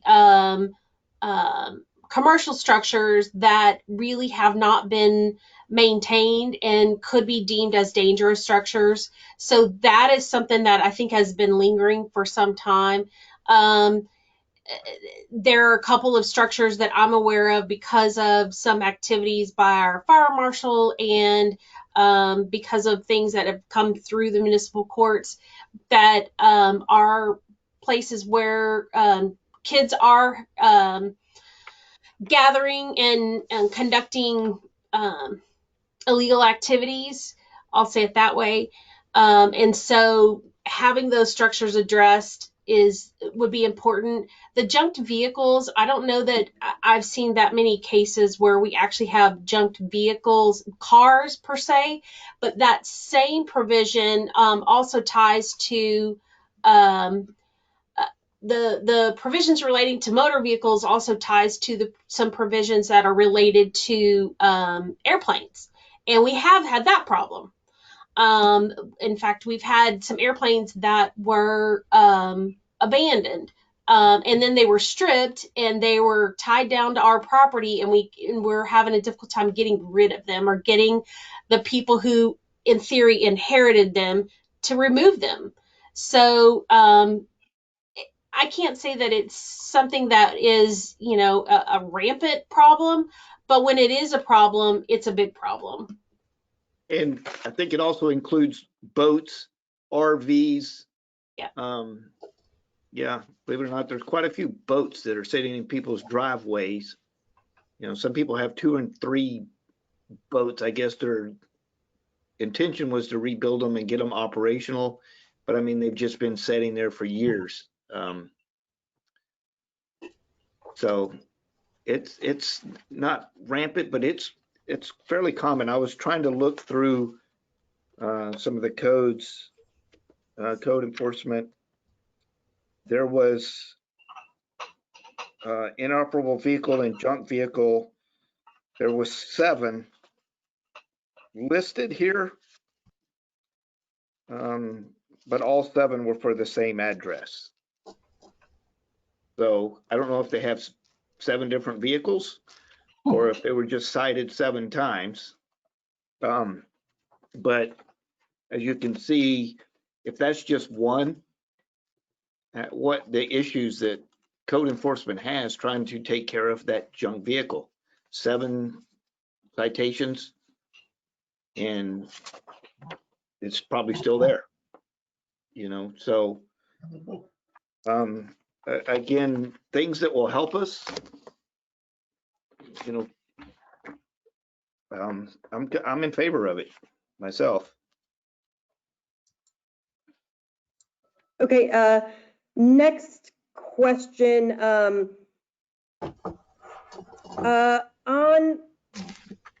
the topic of warrants, I'm not really sure I understand what the change to the Court of Records would allow for with respect to warrants and entering people's private residences.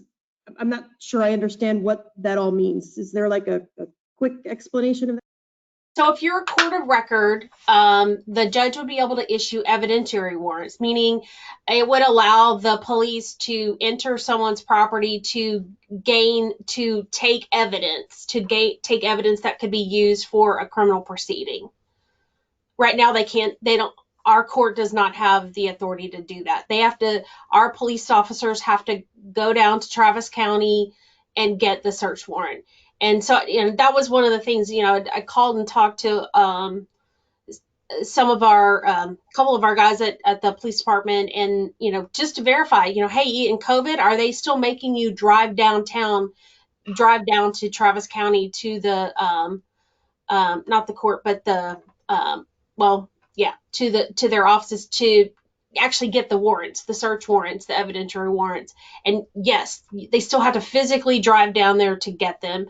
This would make it more efficient for our officers, for our police department, when they have to get evidentiary search warrants. Now, I don't know that that's something that they do, like what the frequency is, but when it does happen, they have to go all the way into town to do it. So, and along those, again, it's not very frequent, but we have had murders in our city, and I think the issue is the delay. When something happens, if there's a delay in having to go down to Travis County, there's a good chance that evidence could disappear or be altered, and it's just another tool that helps our police department do their job without delay.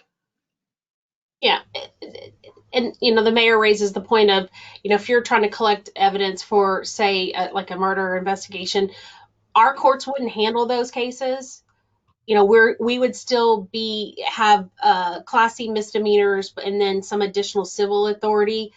The murders would be tried in Travis County District Court, but the ability to get the evidentiary search warrants locally in a more shorter time frame would be helpful to the police department. Okay. And I have two other questions. I think one will be really quick. On average, how many cases would you say are appealed from our court on an annual basis, if you just had to ballpark it? I don't think that there are that many cases that get appealed from our court, because the types of cases that typically are most of the cases that go through our court system, through the municipal court, because it's fine only, people typically either, a lot of it's traffic tickets, so they'll take defensive driving if they qualify. They may get a deferral, meaning, they have to pay court costs and a special expense fee, and they can't get any more tickets for a period of time, depending on what the deal is as far as the plea deal. In some cases, some of them are allowed to do community service. Some people just pay it. They just call in, or they go online and they pay it. There are very few trials, I'll say it that way, whether it's bench or jury trials. I don't know that I can't remember if we've ever had a jury trial. It's probably been quite some time. Maybe Judge Derwin could weigh in on that, on when the last time you saw a jury trial. I think bench trials might happen more often, where the judge is it's just in front of the judge. I'm not aware that we've had anything appealed from our current judge. So I can't speak to that.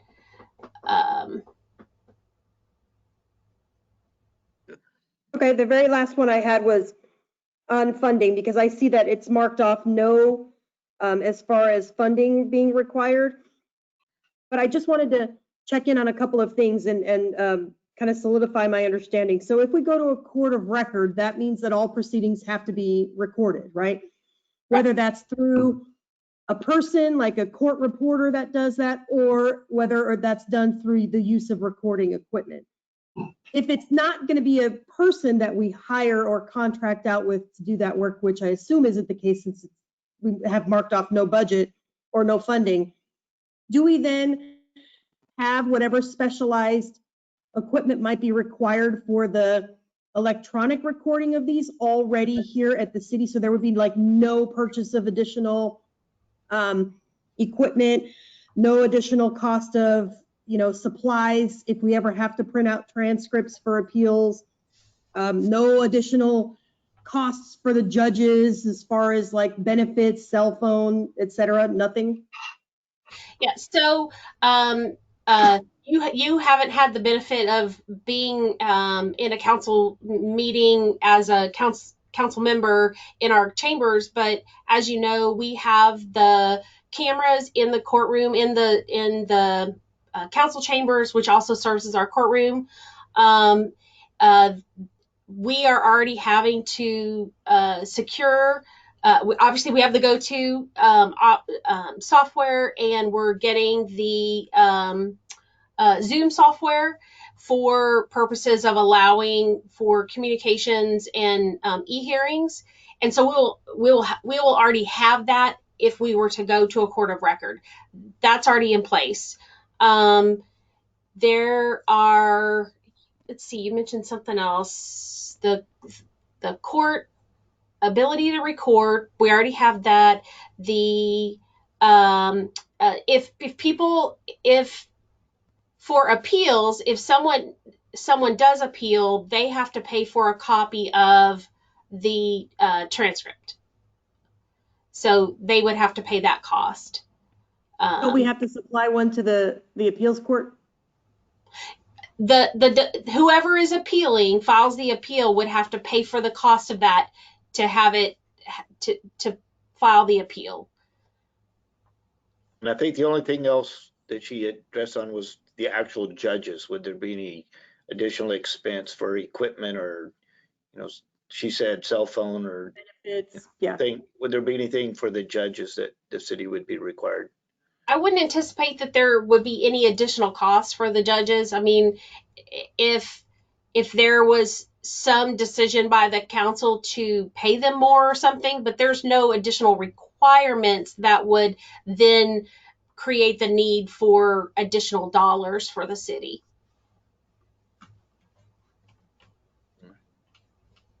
Thank you. So, Mr. Prince, real quick, before I get to you, I'm going to let Mr. Durbin speak because I was just going to have mentioned his name, and so I'll let him chime in real quick. I was just going to point out some numbers. In the 4 years and 3 months that I was judge, I think we had 3 jury trials. I see Robin's on here. She may remember better than I do. I can only remember 1 bench trial, but there may have been a second bench trial. In terms of the evidentiary warrants that Aaron was talking about, now as a non-court of record judge, you can sign a search warrant for quite a few things, in terms of stolen property, recovering, drugs, a lot of stuff. What you can't sign a search warrant for is what they call mere evidence, which means they don't necessarily got a case against the person and they need more evidence before they can actually put a case together, charge or convict them. And that when you're not a court of record, the officers need to seek a search warrant from a district court judge in that case. And as well as the way they were doing it. And if I recall, I was asked about 3 warrants that were that I had to say, if this is an evidentiary warrant, I can't sign it. You need to go get a district judge to sign it. But in one of those cases, discussing it with the officer, he mentioned that he actually had a legal grounds on which he could rewrite his affidavit and get a warrant under one of the other provisions that I was able to sign for. And so I think there was 2 times they had to go down and actually get one. There could have been others where they didn't consult with me before they went down, but usually they asked before they made the trip. But I just wanted to add some perspective in terms of numbers.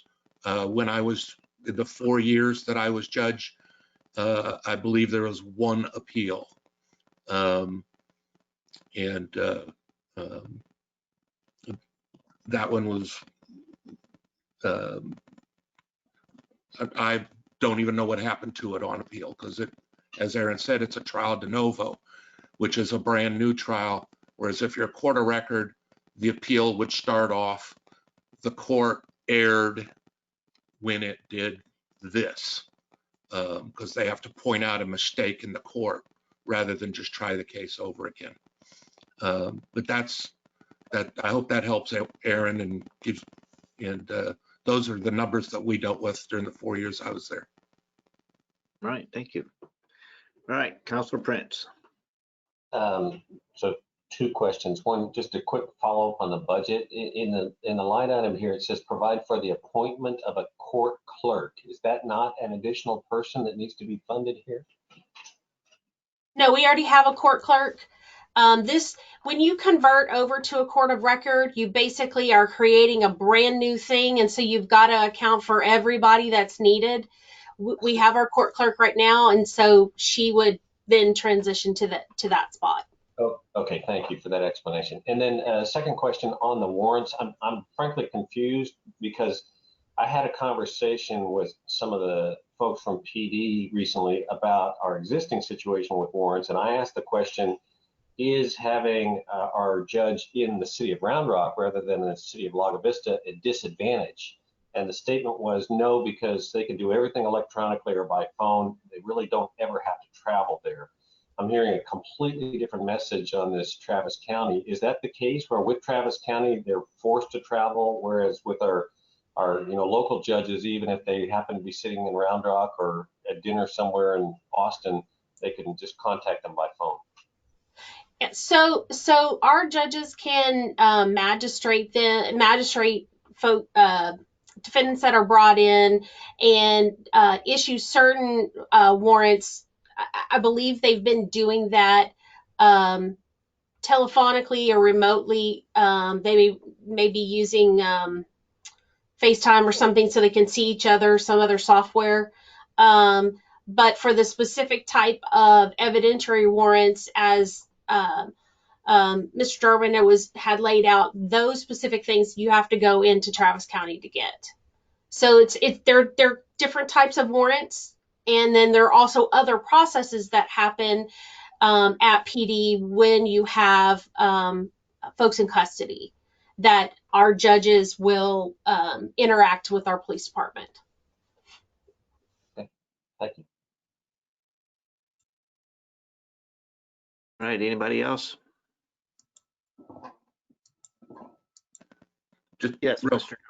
Just real quick, Ed, and that is, as Aaron said, if there's an appeal, the defendant will pay for it.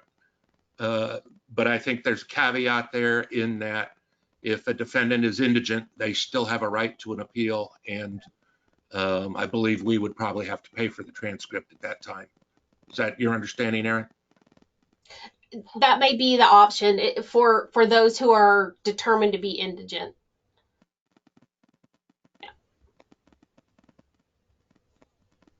All right. Well, we've had pretty good discussion here. If there's not any more discussion tonight, my direction is, to bring this to council. I don't know if it's the next meeting or whether we wait till January to start it. But yeah, to bring it to us so that we can discuss it on a more formal basis. That would be my direction. So. Think so. All right. Are we good to move to the next one then? Let's see what number. No. 17. Discussion regarding updates to Appendix A fee schedule of the Code of Ordinances. Let's see. So over the last year, the city has seen significant increase in residential and commercial construction.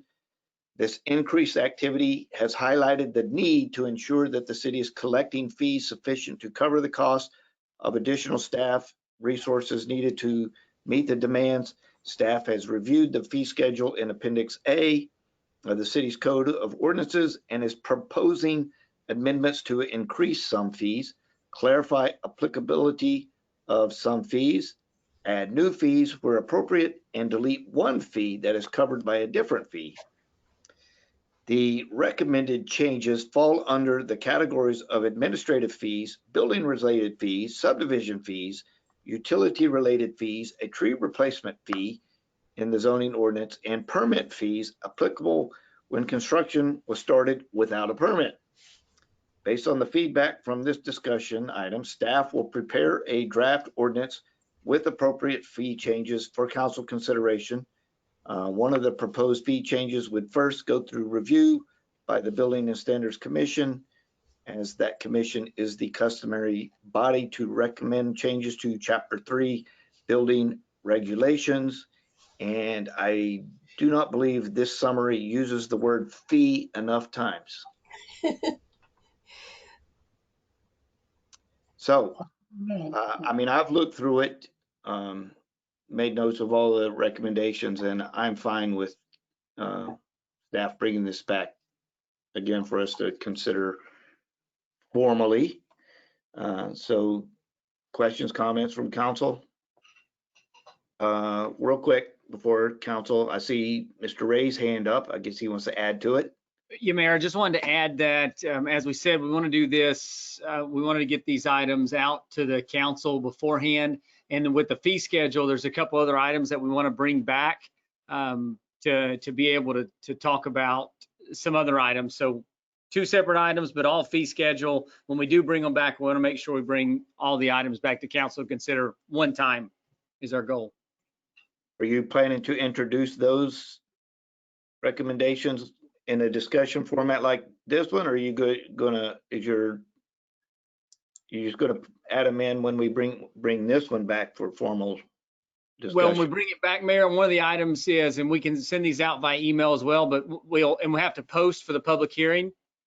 And so when we post for the public hearing, we'll make sure to get that information out, and we'll put that online so people can look at those. But one of the fees that I'm talking about is the adding of the outside city limit water rates that we went through the fee proposal with Melissa Heading with. And so we want to be able to get that full proposal out there. And that goes back to Draper Estates conversation to council and to the community, so you can see the results of that. So yes, sir, we'll get it out, and we'll make sure we advertise and give council plenty of time to review all of these items collectively before action. All right. And Mr. Councilor Prince, yes. So from a macro perspective, if I look at the last year's annual budget, which just finished last month, right? Development services revenue was $609,000, which was well above the plan, by the way, a lot more revenue than we had projected. The expenses were $615,000. So currently development services is running at about a break-even rate. We've had a lot of discussions about how compliance and breaking of ordinances is a big problem. It seems to me that perhaps the problem we should be solving is more about funding additional compliance and enforcement of fines, not so much fees, because we're already breaking even on fees. Now, I may be, missing something there, and I'm sure there's cases where some things we're not charging the amount it costs us to do it, but we must have other cases where we're charging more than it's costing us to do it because we're currently at a net break even in that department. So when we look at the details, I would request that that flavor be, or that comment be addressed in whatever the proposed solution is. Mayor, one comment to that, and I made a comment earlier about Councilor Prince and I had a discussion today. I do want to add, we covered a lot of ground because I talked to him for an hour and a half until he had to leave the meeting and make me stop talking. So my point was earlier, everyone else probably thought about half the things we talked about because we talked about the entire city. When we had this semi-discussion today, Mayor, the one thing that we didn't point out was when we increased the permit fees for building permits last year, we added that revenue line item for the street improvement account. That's realized inside of development services, and it's not realized in the other account. So that's one of the numbers when we were talking today, Councilor Prince, that the numbers are so close, but it's skewed because those numbers aren't revenues realized through development services. They're actually realized as that earmarked account for road improvements. So that takes out, I believe last year that took out about $200,000.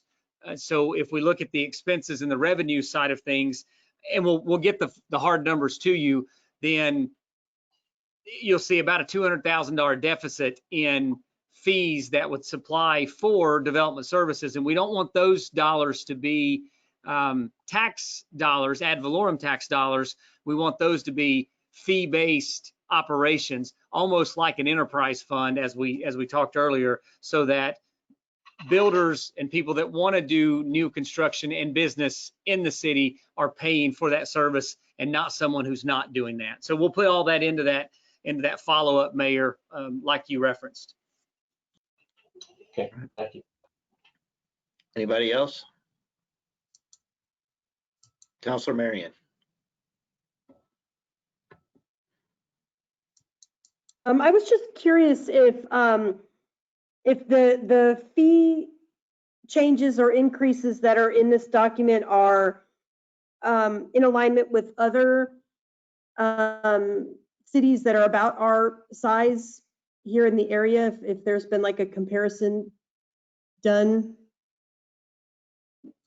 Mayor, so actually what we see is when you come through here, a lot of people always ask, and development services is an easier area to look at for comparing fees, whereas water and wastewater are not, we've had this discussion multiple times, are not as easy to look at comparing to similar sized cities. But in terms of our building fees and our development services fees, most of our numbers are on the low end, especially in this region. Developing in and around the greater Austin area, and let's just take Austin out since they are so big, but our fees are still significantly lower in most areas than the other areas around us. Leander, Cedar Park, Georgetown, Round Rock, those are all much larger municipalities, so it's hard to compare directly to them. If we go over to Marble Falls, you'll see more similar rate structures. So we like to focus on the smaller populations of Marble Falls and Burnett to try and get some of those comparisons. But you'll see our fees typically fall on the lower side of our regional counterparts. And as I've said before, the goal is not to make money off of these fees, it's to break even on the services. And so that's where we're at in terms of trying to make sure that the fees that we put into an ordinance are the fees that deliver the services. I know one of the comments that Councillor Sullivan made earlier was, are we able to have sufficient inspections, and are they occurring with sufficient amount of time? Not his words, but that's what he said. Some of the inspections are happening in 10 or 15 minutes, and maybe they need to have 30 minutes because their schedule is so loaded. Potentially, that could be an issue, but you have to be able to pay for these inspections and the time. And even though a lot of people have the ability to pay for the third-party inspection, they don't want to pay for that third-party inspector to spend more time with them when they're there. So we do look at surrounding, we do look at cost of the delivery of service, and we factor those dollars in to make sure that that the numbers are very fair. I think if you talk to our developers, you will see, and by developers I mean builders and developers as a whole, you can receive comments from them saying the same thing. A lot of your fees are significantly lower than what we're used to. Impact fees is something that another fee that we look at, that we're going through that study, that's typically lower, but it's such a big number, it doesn't matter how it compares to other people. When you tell them, hey, you've got to pay $3,000 or $6,000, to me, that's a lot of money. And so anything adds up to be an impact. Short answer, Okay. yes, ma'am. Okay. And I had just one other question.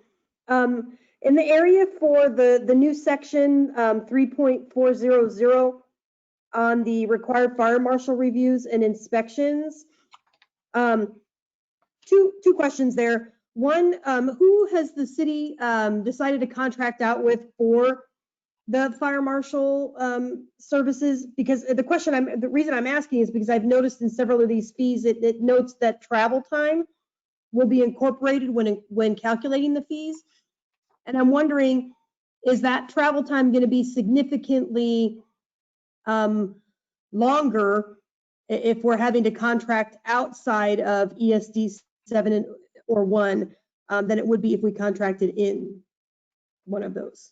So this one is, so we have an inspector that we contract with, that we've been working with since we stopped using ESD1 for those services. What we also have is the opportunity for, and this is something that exists all the time anyway, the individual business can request a different inspector. They could request the inspector from ATS or someone else.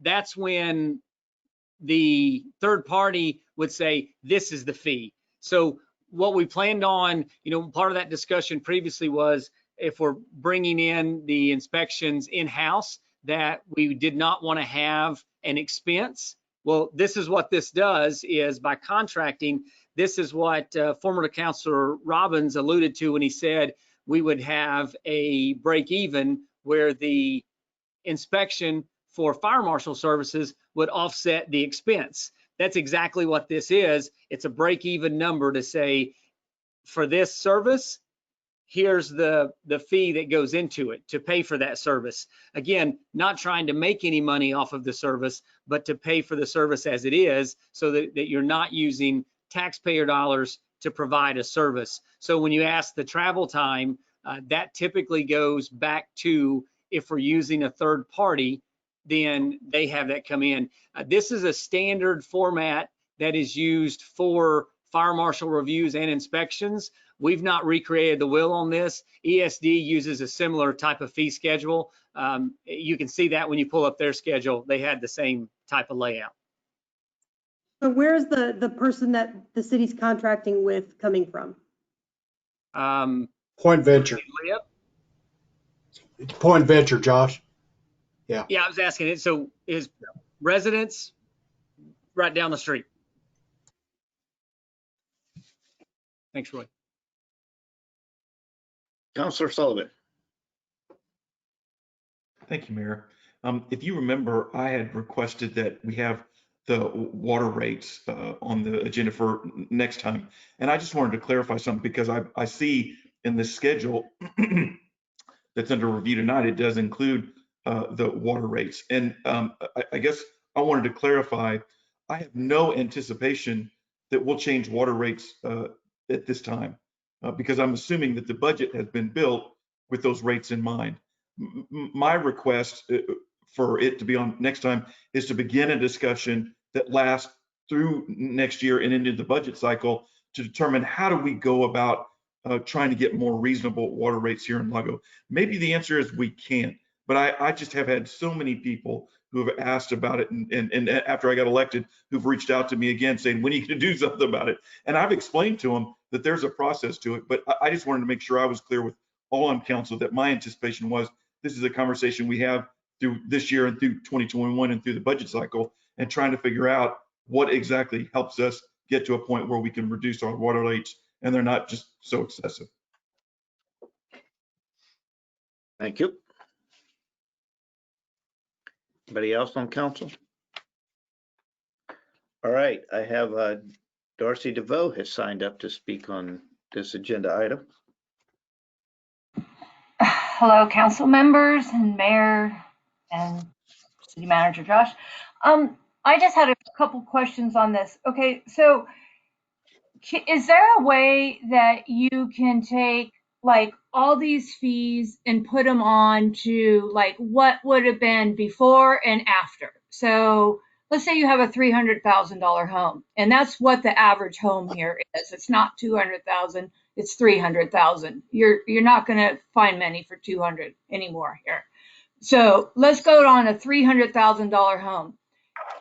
Your new fee schedule, can you put like how much more that's going to cost now a home builder, or not the home builder, it's actually the homeowner, because the builder passes every fee on to the homeowner. So it might be good that somebody knows like, hey, last year you were going to pay, you know, $20,000 in fees and permits and all that, but now because we've adjusted it, you're going to pay $35,000. So that might be something that gets worked out here in the next whatever you come back to meeting. And then another one was that did anyone notice you have a $400 increase on the tree ordinance?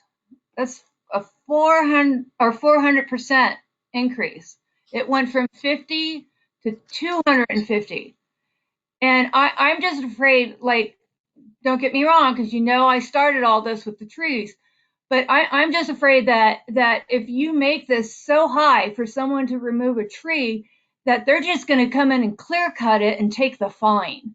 And that really worries me, that you will get builders that say, oh, we just didn't know. And then they'll say, oh, but what's your fine?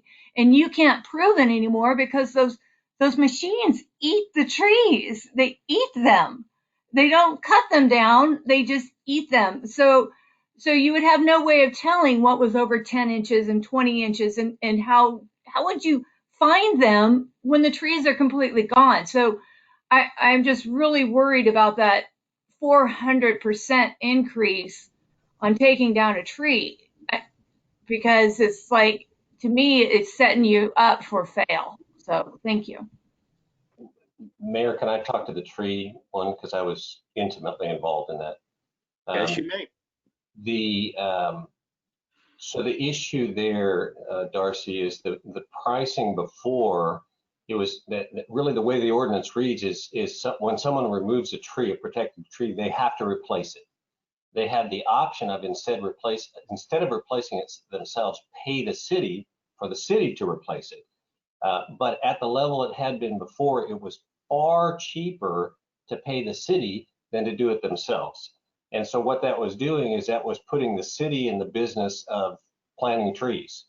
And we on the Building and Standards Commission said, that's not a business we want to get in. Let's price it where it's actually in the builder's favor to take care of the tree replacement themselves. If they really don't want to do it, then they can pay the city something that more than covers the city cost. But that's why it was such a dramatic increase, because it was just ridiculously low before, well below the actual cost to replace trees.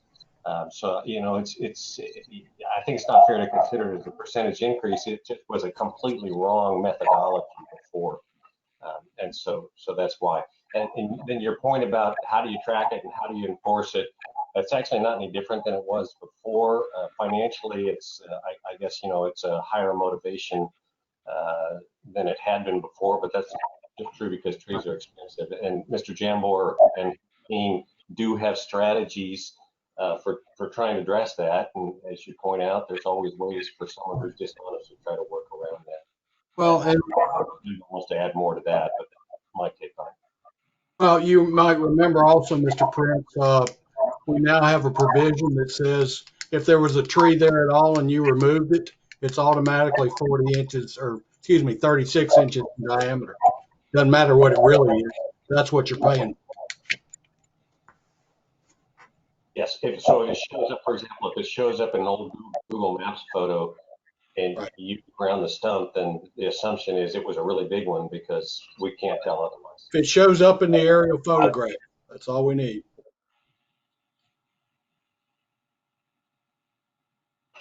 Good. Did you have more, Darcy? Yeah, because that's what I was going to get at. I actually talked. I have an arborist friend down in Austin, and he was saying that you just got to make sure that fine that you have if they were caught and didn't get their permit is much larger, that it hurts them, so they realize they should have got a permit to cut. So, and that's what he said. He said, you have to go back to your city and you have to ask them, what is the actual fine without a permit of cutting the trees? And if it's, it goes on the diameter of the tree, like you just said, Roy, for 36 inches, which is, now going to be $250 per, what is it, inch? So times 36.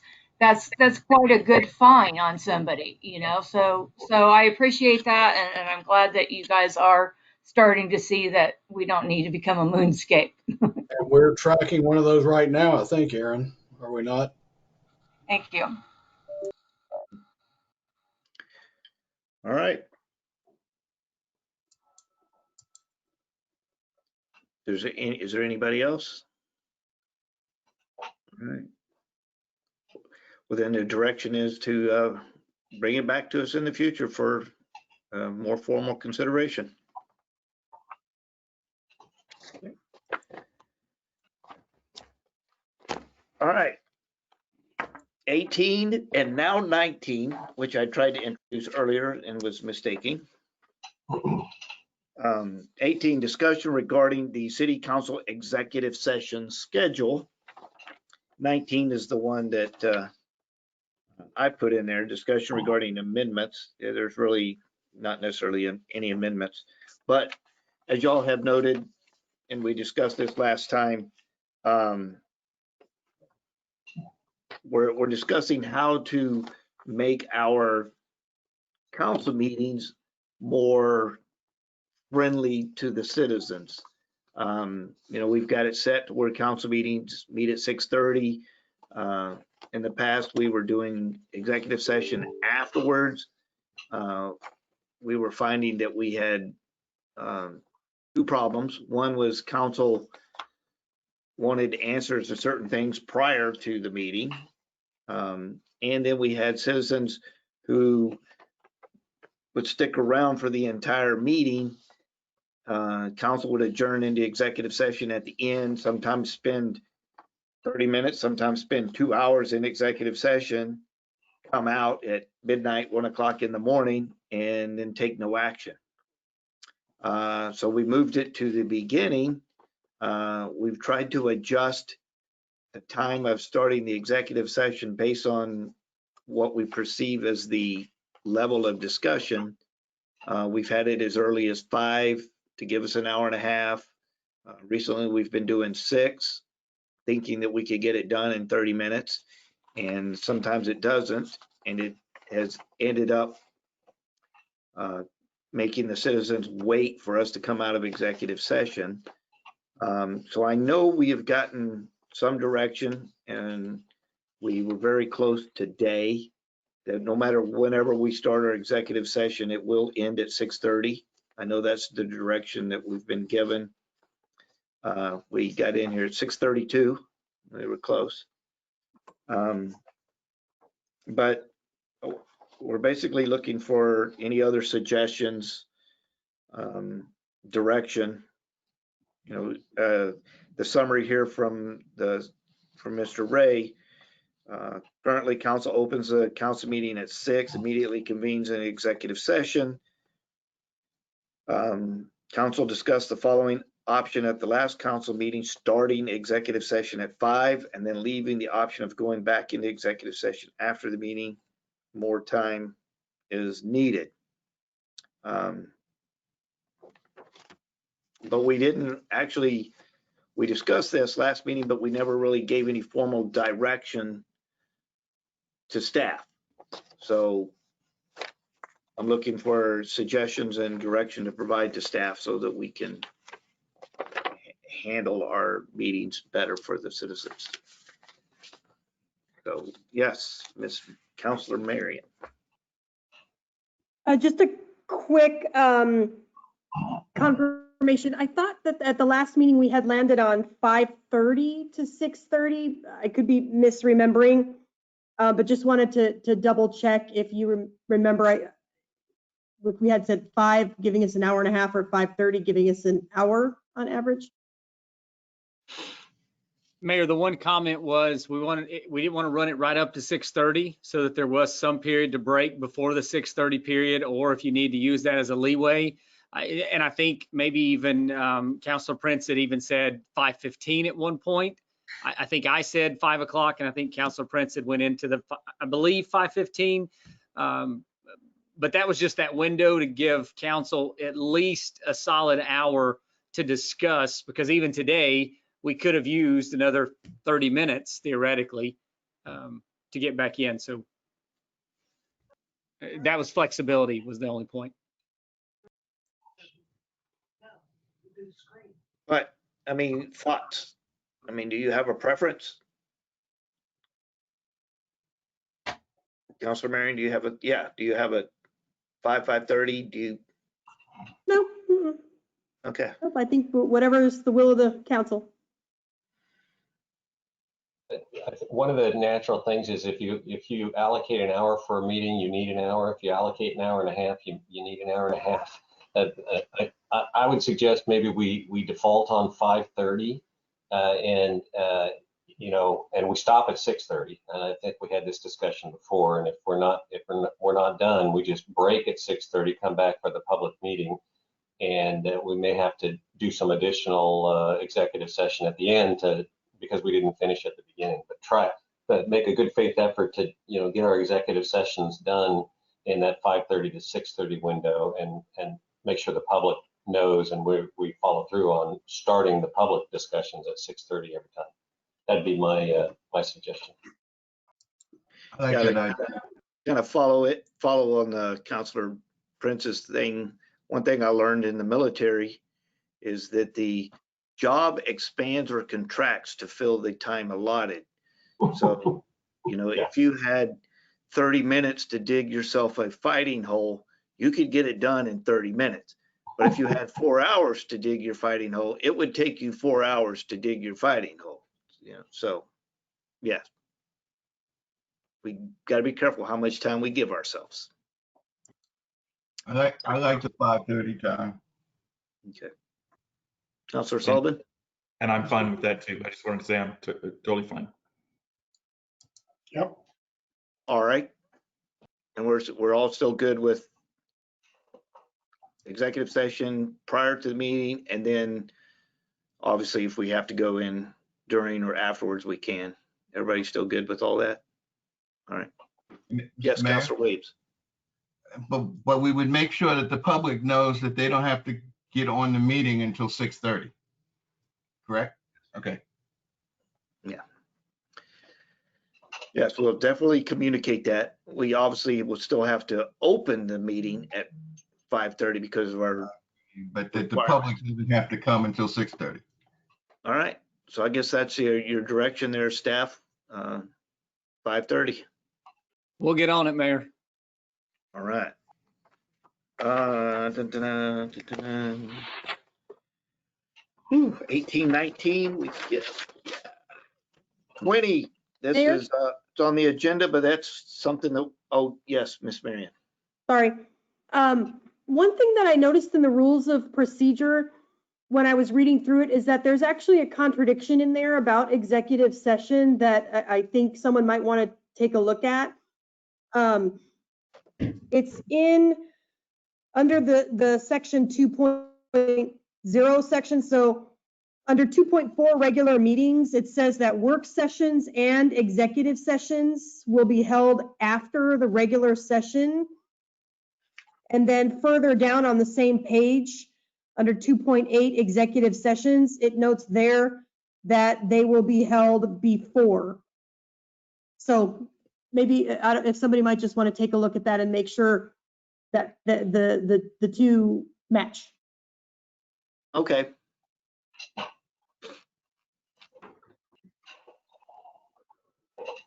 That's in the actual rules of procedure. Correct, yes. It's in the rules of procedure, it's page 6 of the rules of procedure. Okay. One of those things we may need to update the rules of procedure. Yeah, I found a few technical copy editing edits in there too. Mayor? Yes. I believe if you read that section carefully, I don't believe it says what Councillor Marion's saying. It says the city council can retire into executive session as stated, post agenda during a regular special meeting. However, before said session begins, the presiding officer shall announce that the executive session is commencing. The order in which an executive session may appear on the agenda is subject to the discretion of the city council. So it really doesn't define that the executive session comes before or after. It says the city council can determine when. Yeah, and I'm also looking at 2.4. It says work session executives will be held after a regular session unless a reason necessitates they be held prior.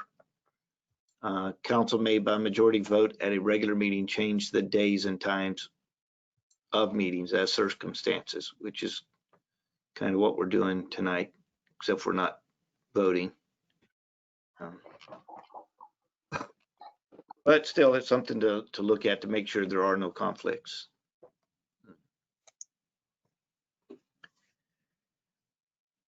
Got it. All right, is that everything from council? Yep. All right, Ms. DeVoe. Thank you, because I lasted this long. Okay, I had a couple of things to say. When the agenda is being made, I know some things are time sensitive, but because you're having 2 meetings a month, can't some of these be pushed so the agenda isn't 19 things long in the packet? I mean, these are some big meetings you've been having. Last week was 5 hours, this one's 6, So why can't you break these up and push some of this back a little bit that doesn't have to be concentrated on right now? And then one of the other things I was going to ask is, when you do the agendas and whoever's putting this packet together, can it be done that you could put the page number that it's going to be found on? Because when we're actually in these meetings and someone says, or mayor says, I'm not going to go to 4, I'm going to go to number 9 now. Well, now everybody's scrambling like, well, where did 9 go? And so you're searching through 225 pages to try to find where number 9 went. And couldn't it just, like, on the agenda, you could write number 18 can be found on page 444 or something like that. It'd be so much easier and cut out a lot of this time of searching. That's all. Thanks. So I have a question. So your agendas, it just depends on the item. This November, December, historically, because you've got new council members coming in and things have to be addressed. A lot of things happen, the committee liaisons and the committee appointments, and there's a lot in November and December. I do not suspect that after this next meeting, once we get into January and February, they will go back down to, a decent time frame. And yes, we can push things, and we will at times. It just depends. Question on talking about the page numbers. I open mine up from my email that I get from my city secretary, and it opens up a PDF. Is it the same for y'all as a citizen?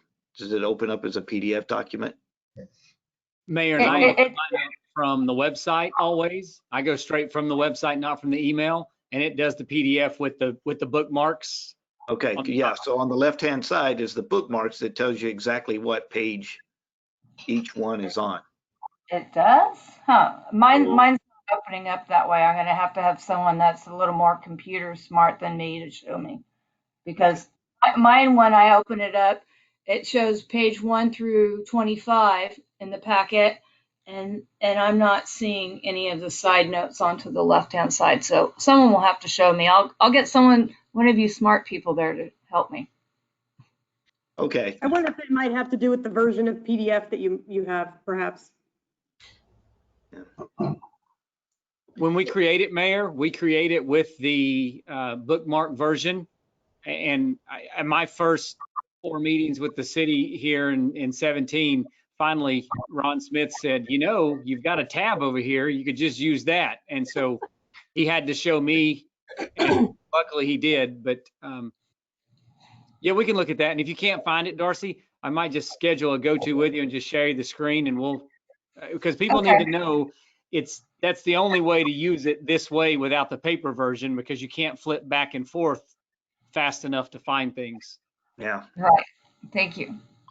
Thank you. And when you get to see it, it's broken down like agenda item 16. It'll have 1600 is your staff summary, and then 1601 will be your supporting materials that go along with 1600.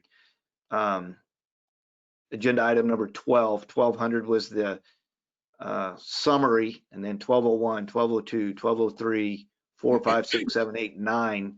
Those are all the supporting materials that go with 12. So yeah, if we can get that figured out for you, it has it all broken down by page.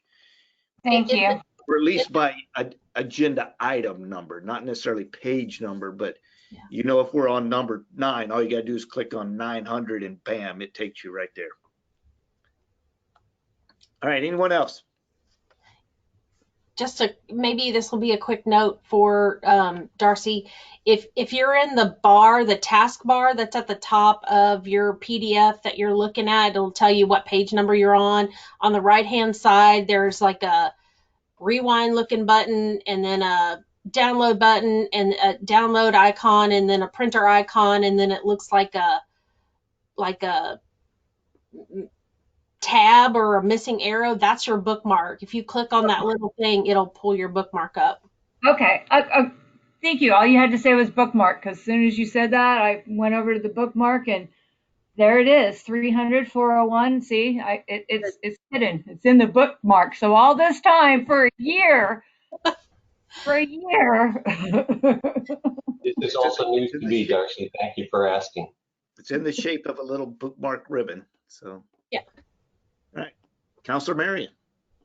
One final note, when I was going through the rules of procedure, 4.1 invocation and 4.3 Pledge of Allegiance. The invocation is a may, but the Pledge of Allegiance is a shall.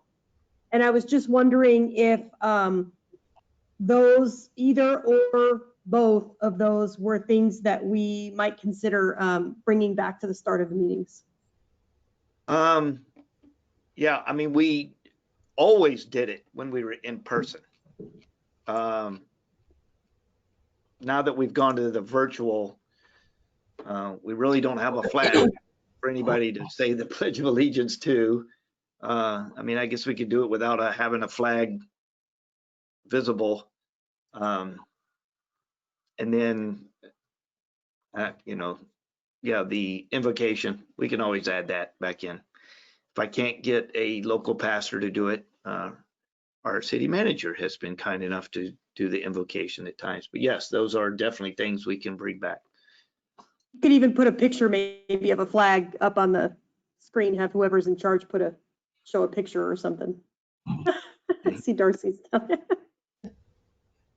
I see the bright light. It was a light bulb moment for No. me. Thank you. I want to thank you all. It was a light bulb moment for me. All right. Anything else? Okay, so we go to number 20, which is city manager report. That is something that is reserved for the second meeting of the month, so we don't have a city manager report. Future meetings. 21, consider schedule and items for future council meetings. And I'm going to excuse myself real quick. I will let y'all make suggestions to the city manager and I'll be right back. Great. Mayor, so we started on that list. Obviously, we've got a lot of the carryovers from this meeting, and then we've got a couple other issues that we've got from the previous meeting. We wrote down the item. Councillor Sullivan mentioned again tonight that he wanted a separate discussion on the rates that we can start now and continue on. I think we're loading up the agendas. Hopefully, sooner that list is getting a little shorter.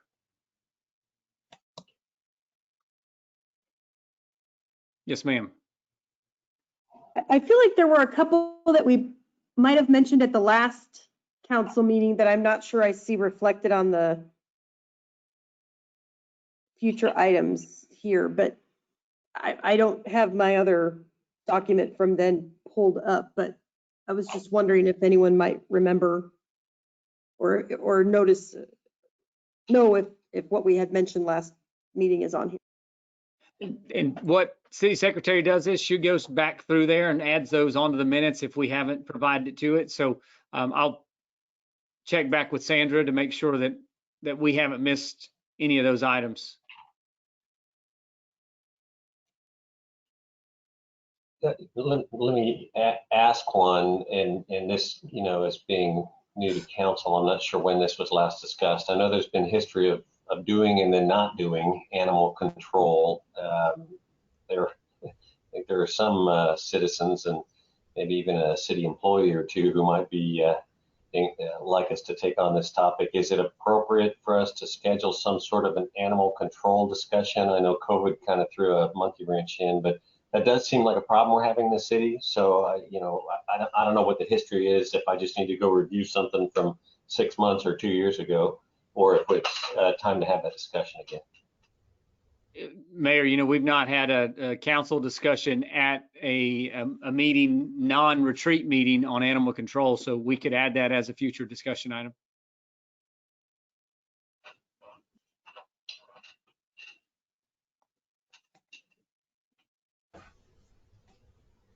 Right.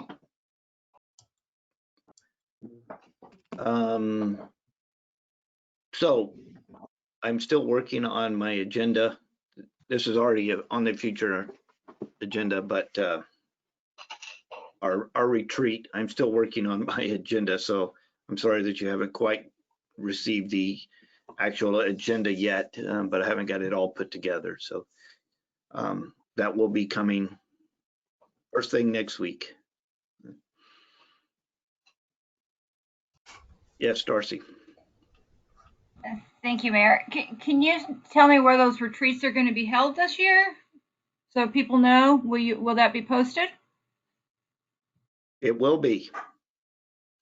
So council, it's for the council, it's going to be here at City Hall and City Council chambers so that we can keep our social distancing for those who would like to attend in person, but it will be simulcast on GoToMeeting for citizens and anybody else that does not want to attend in person.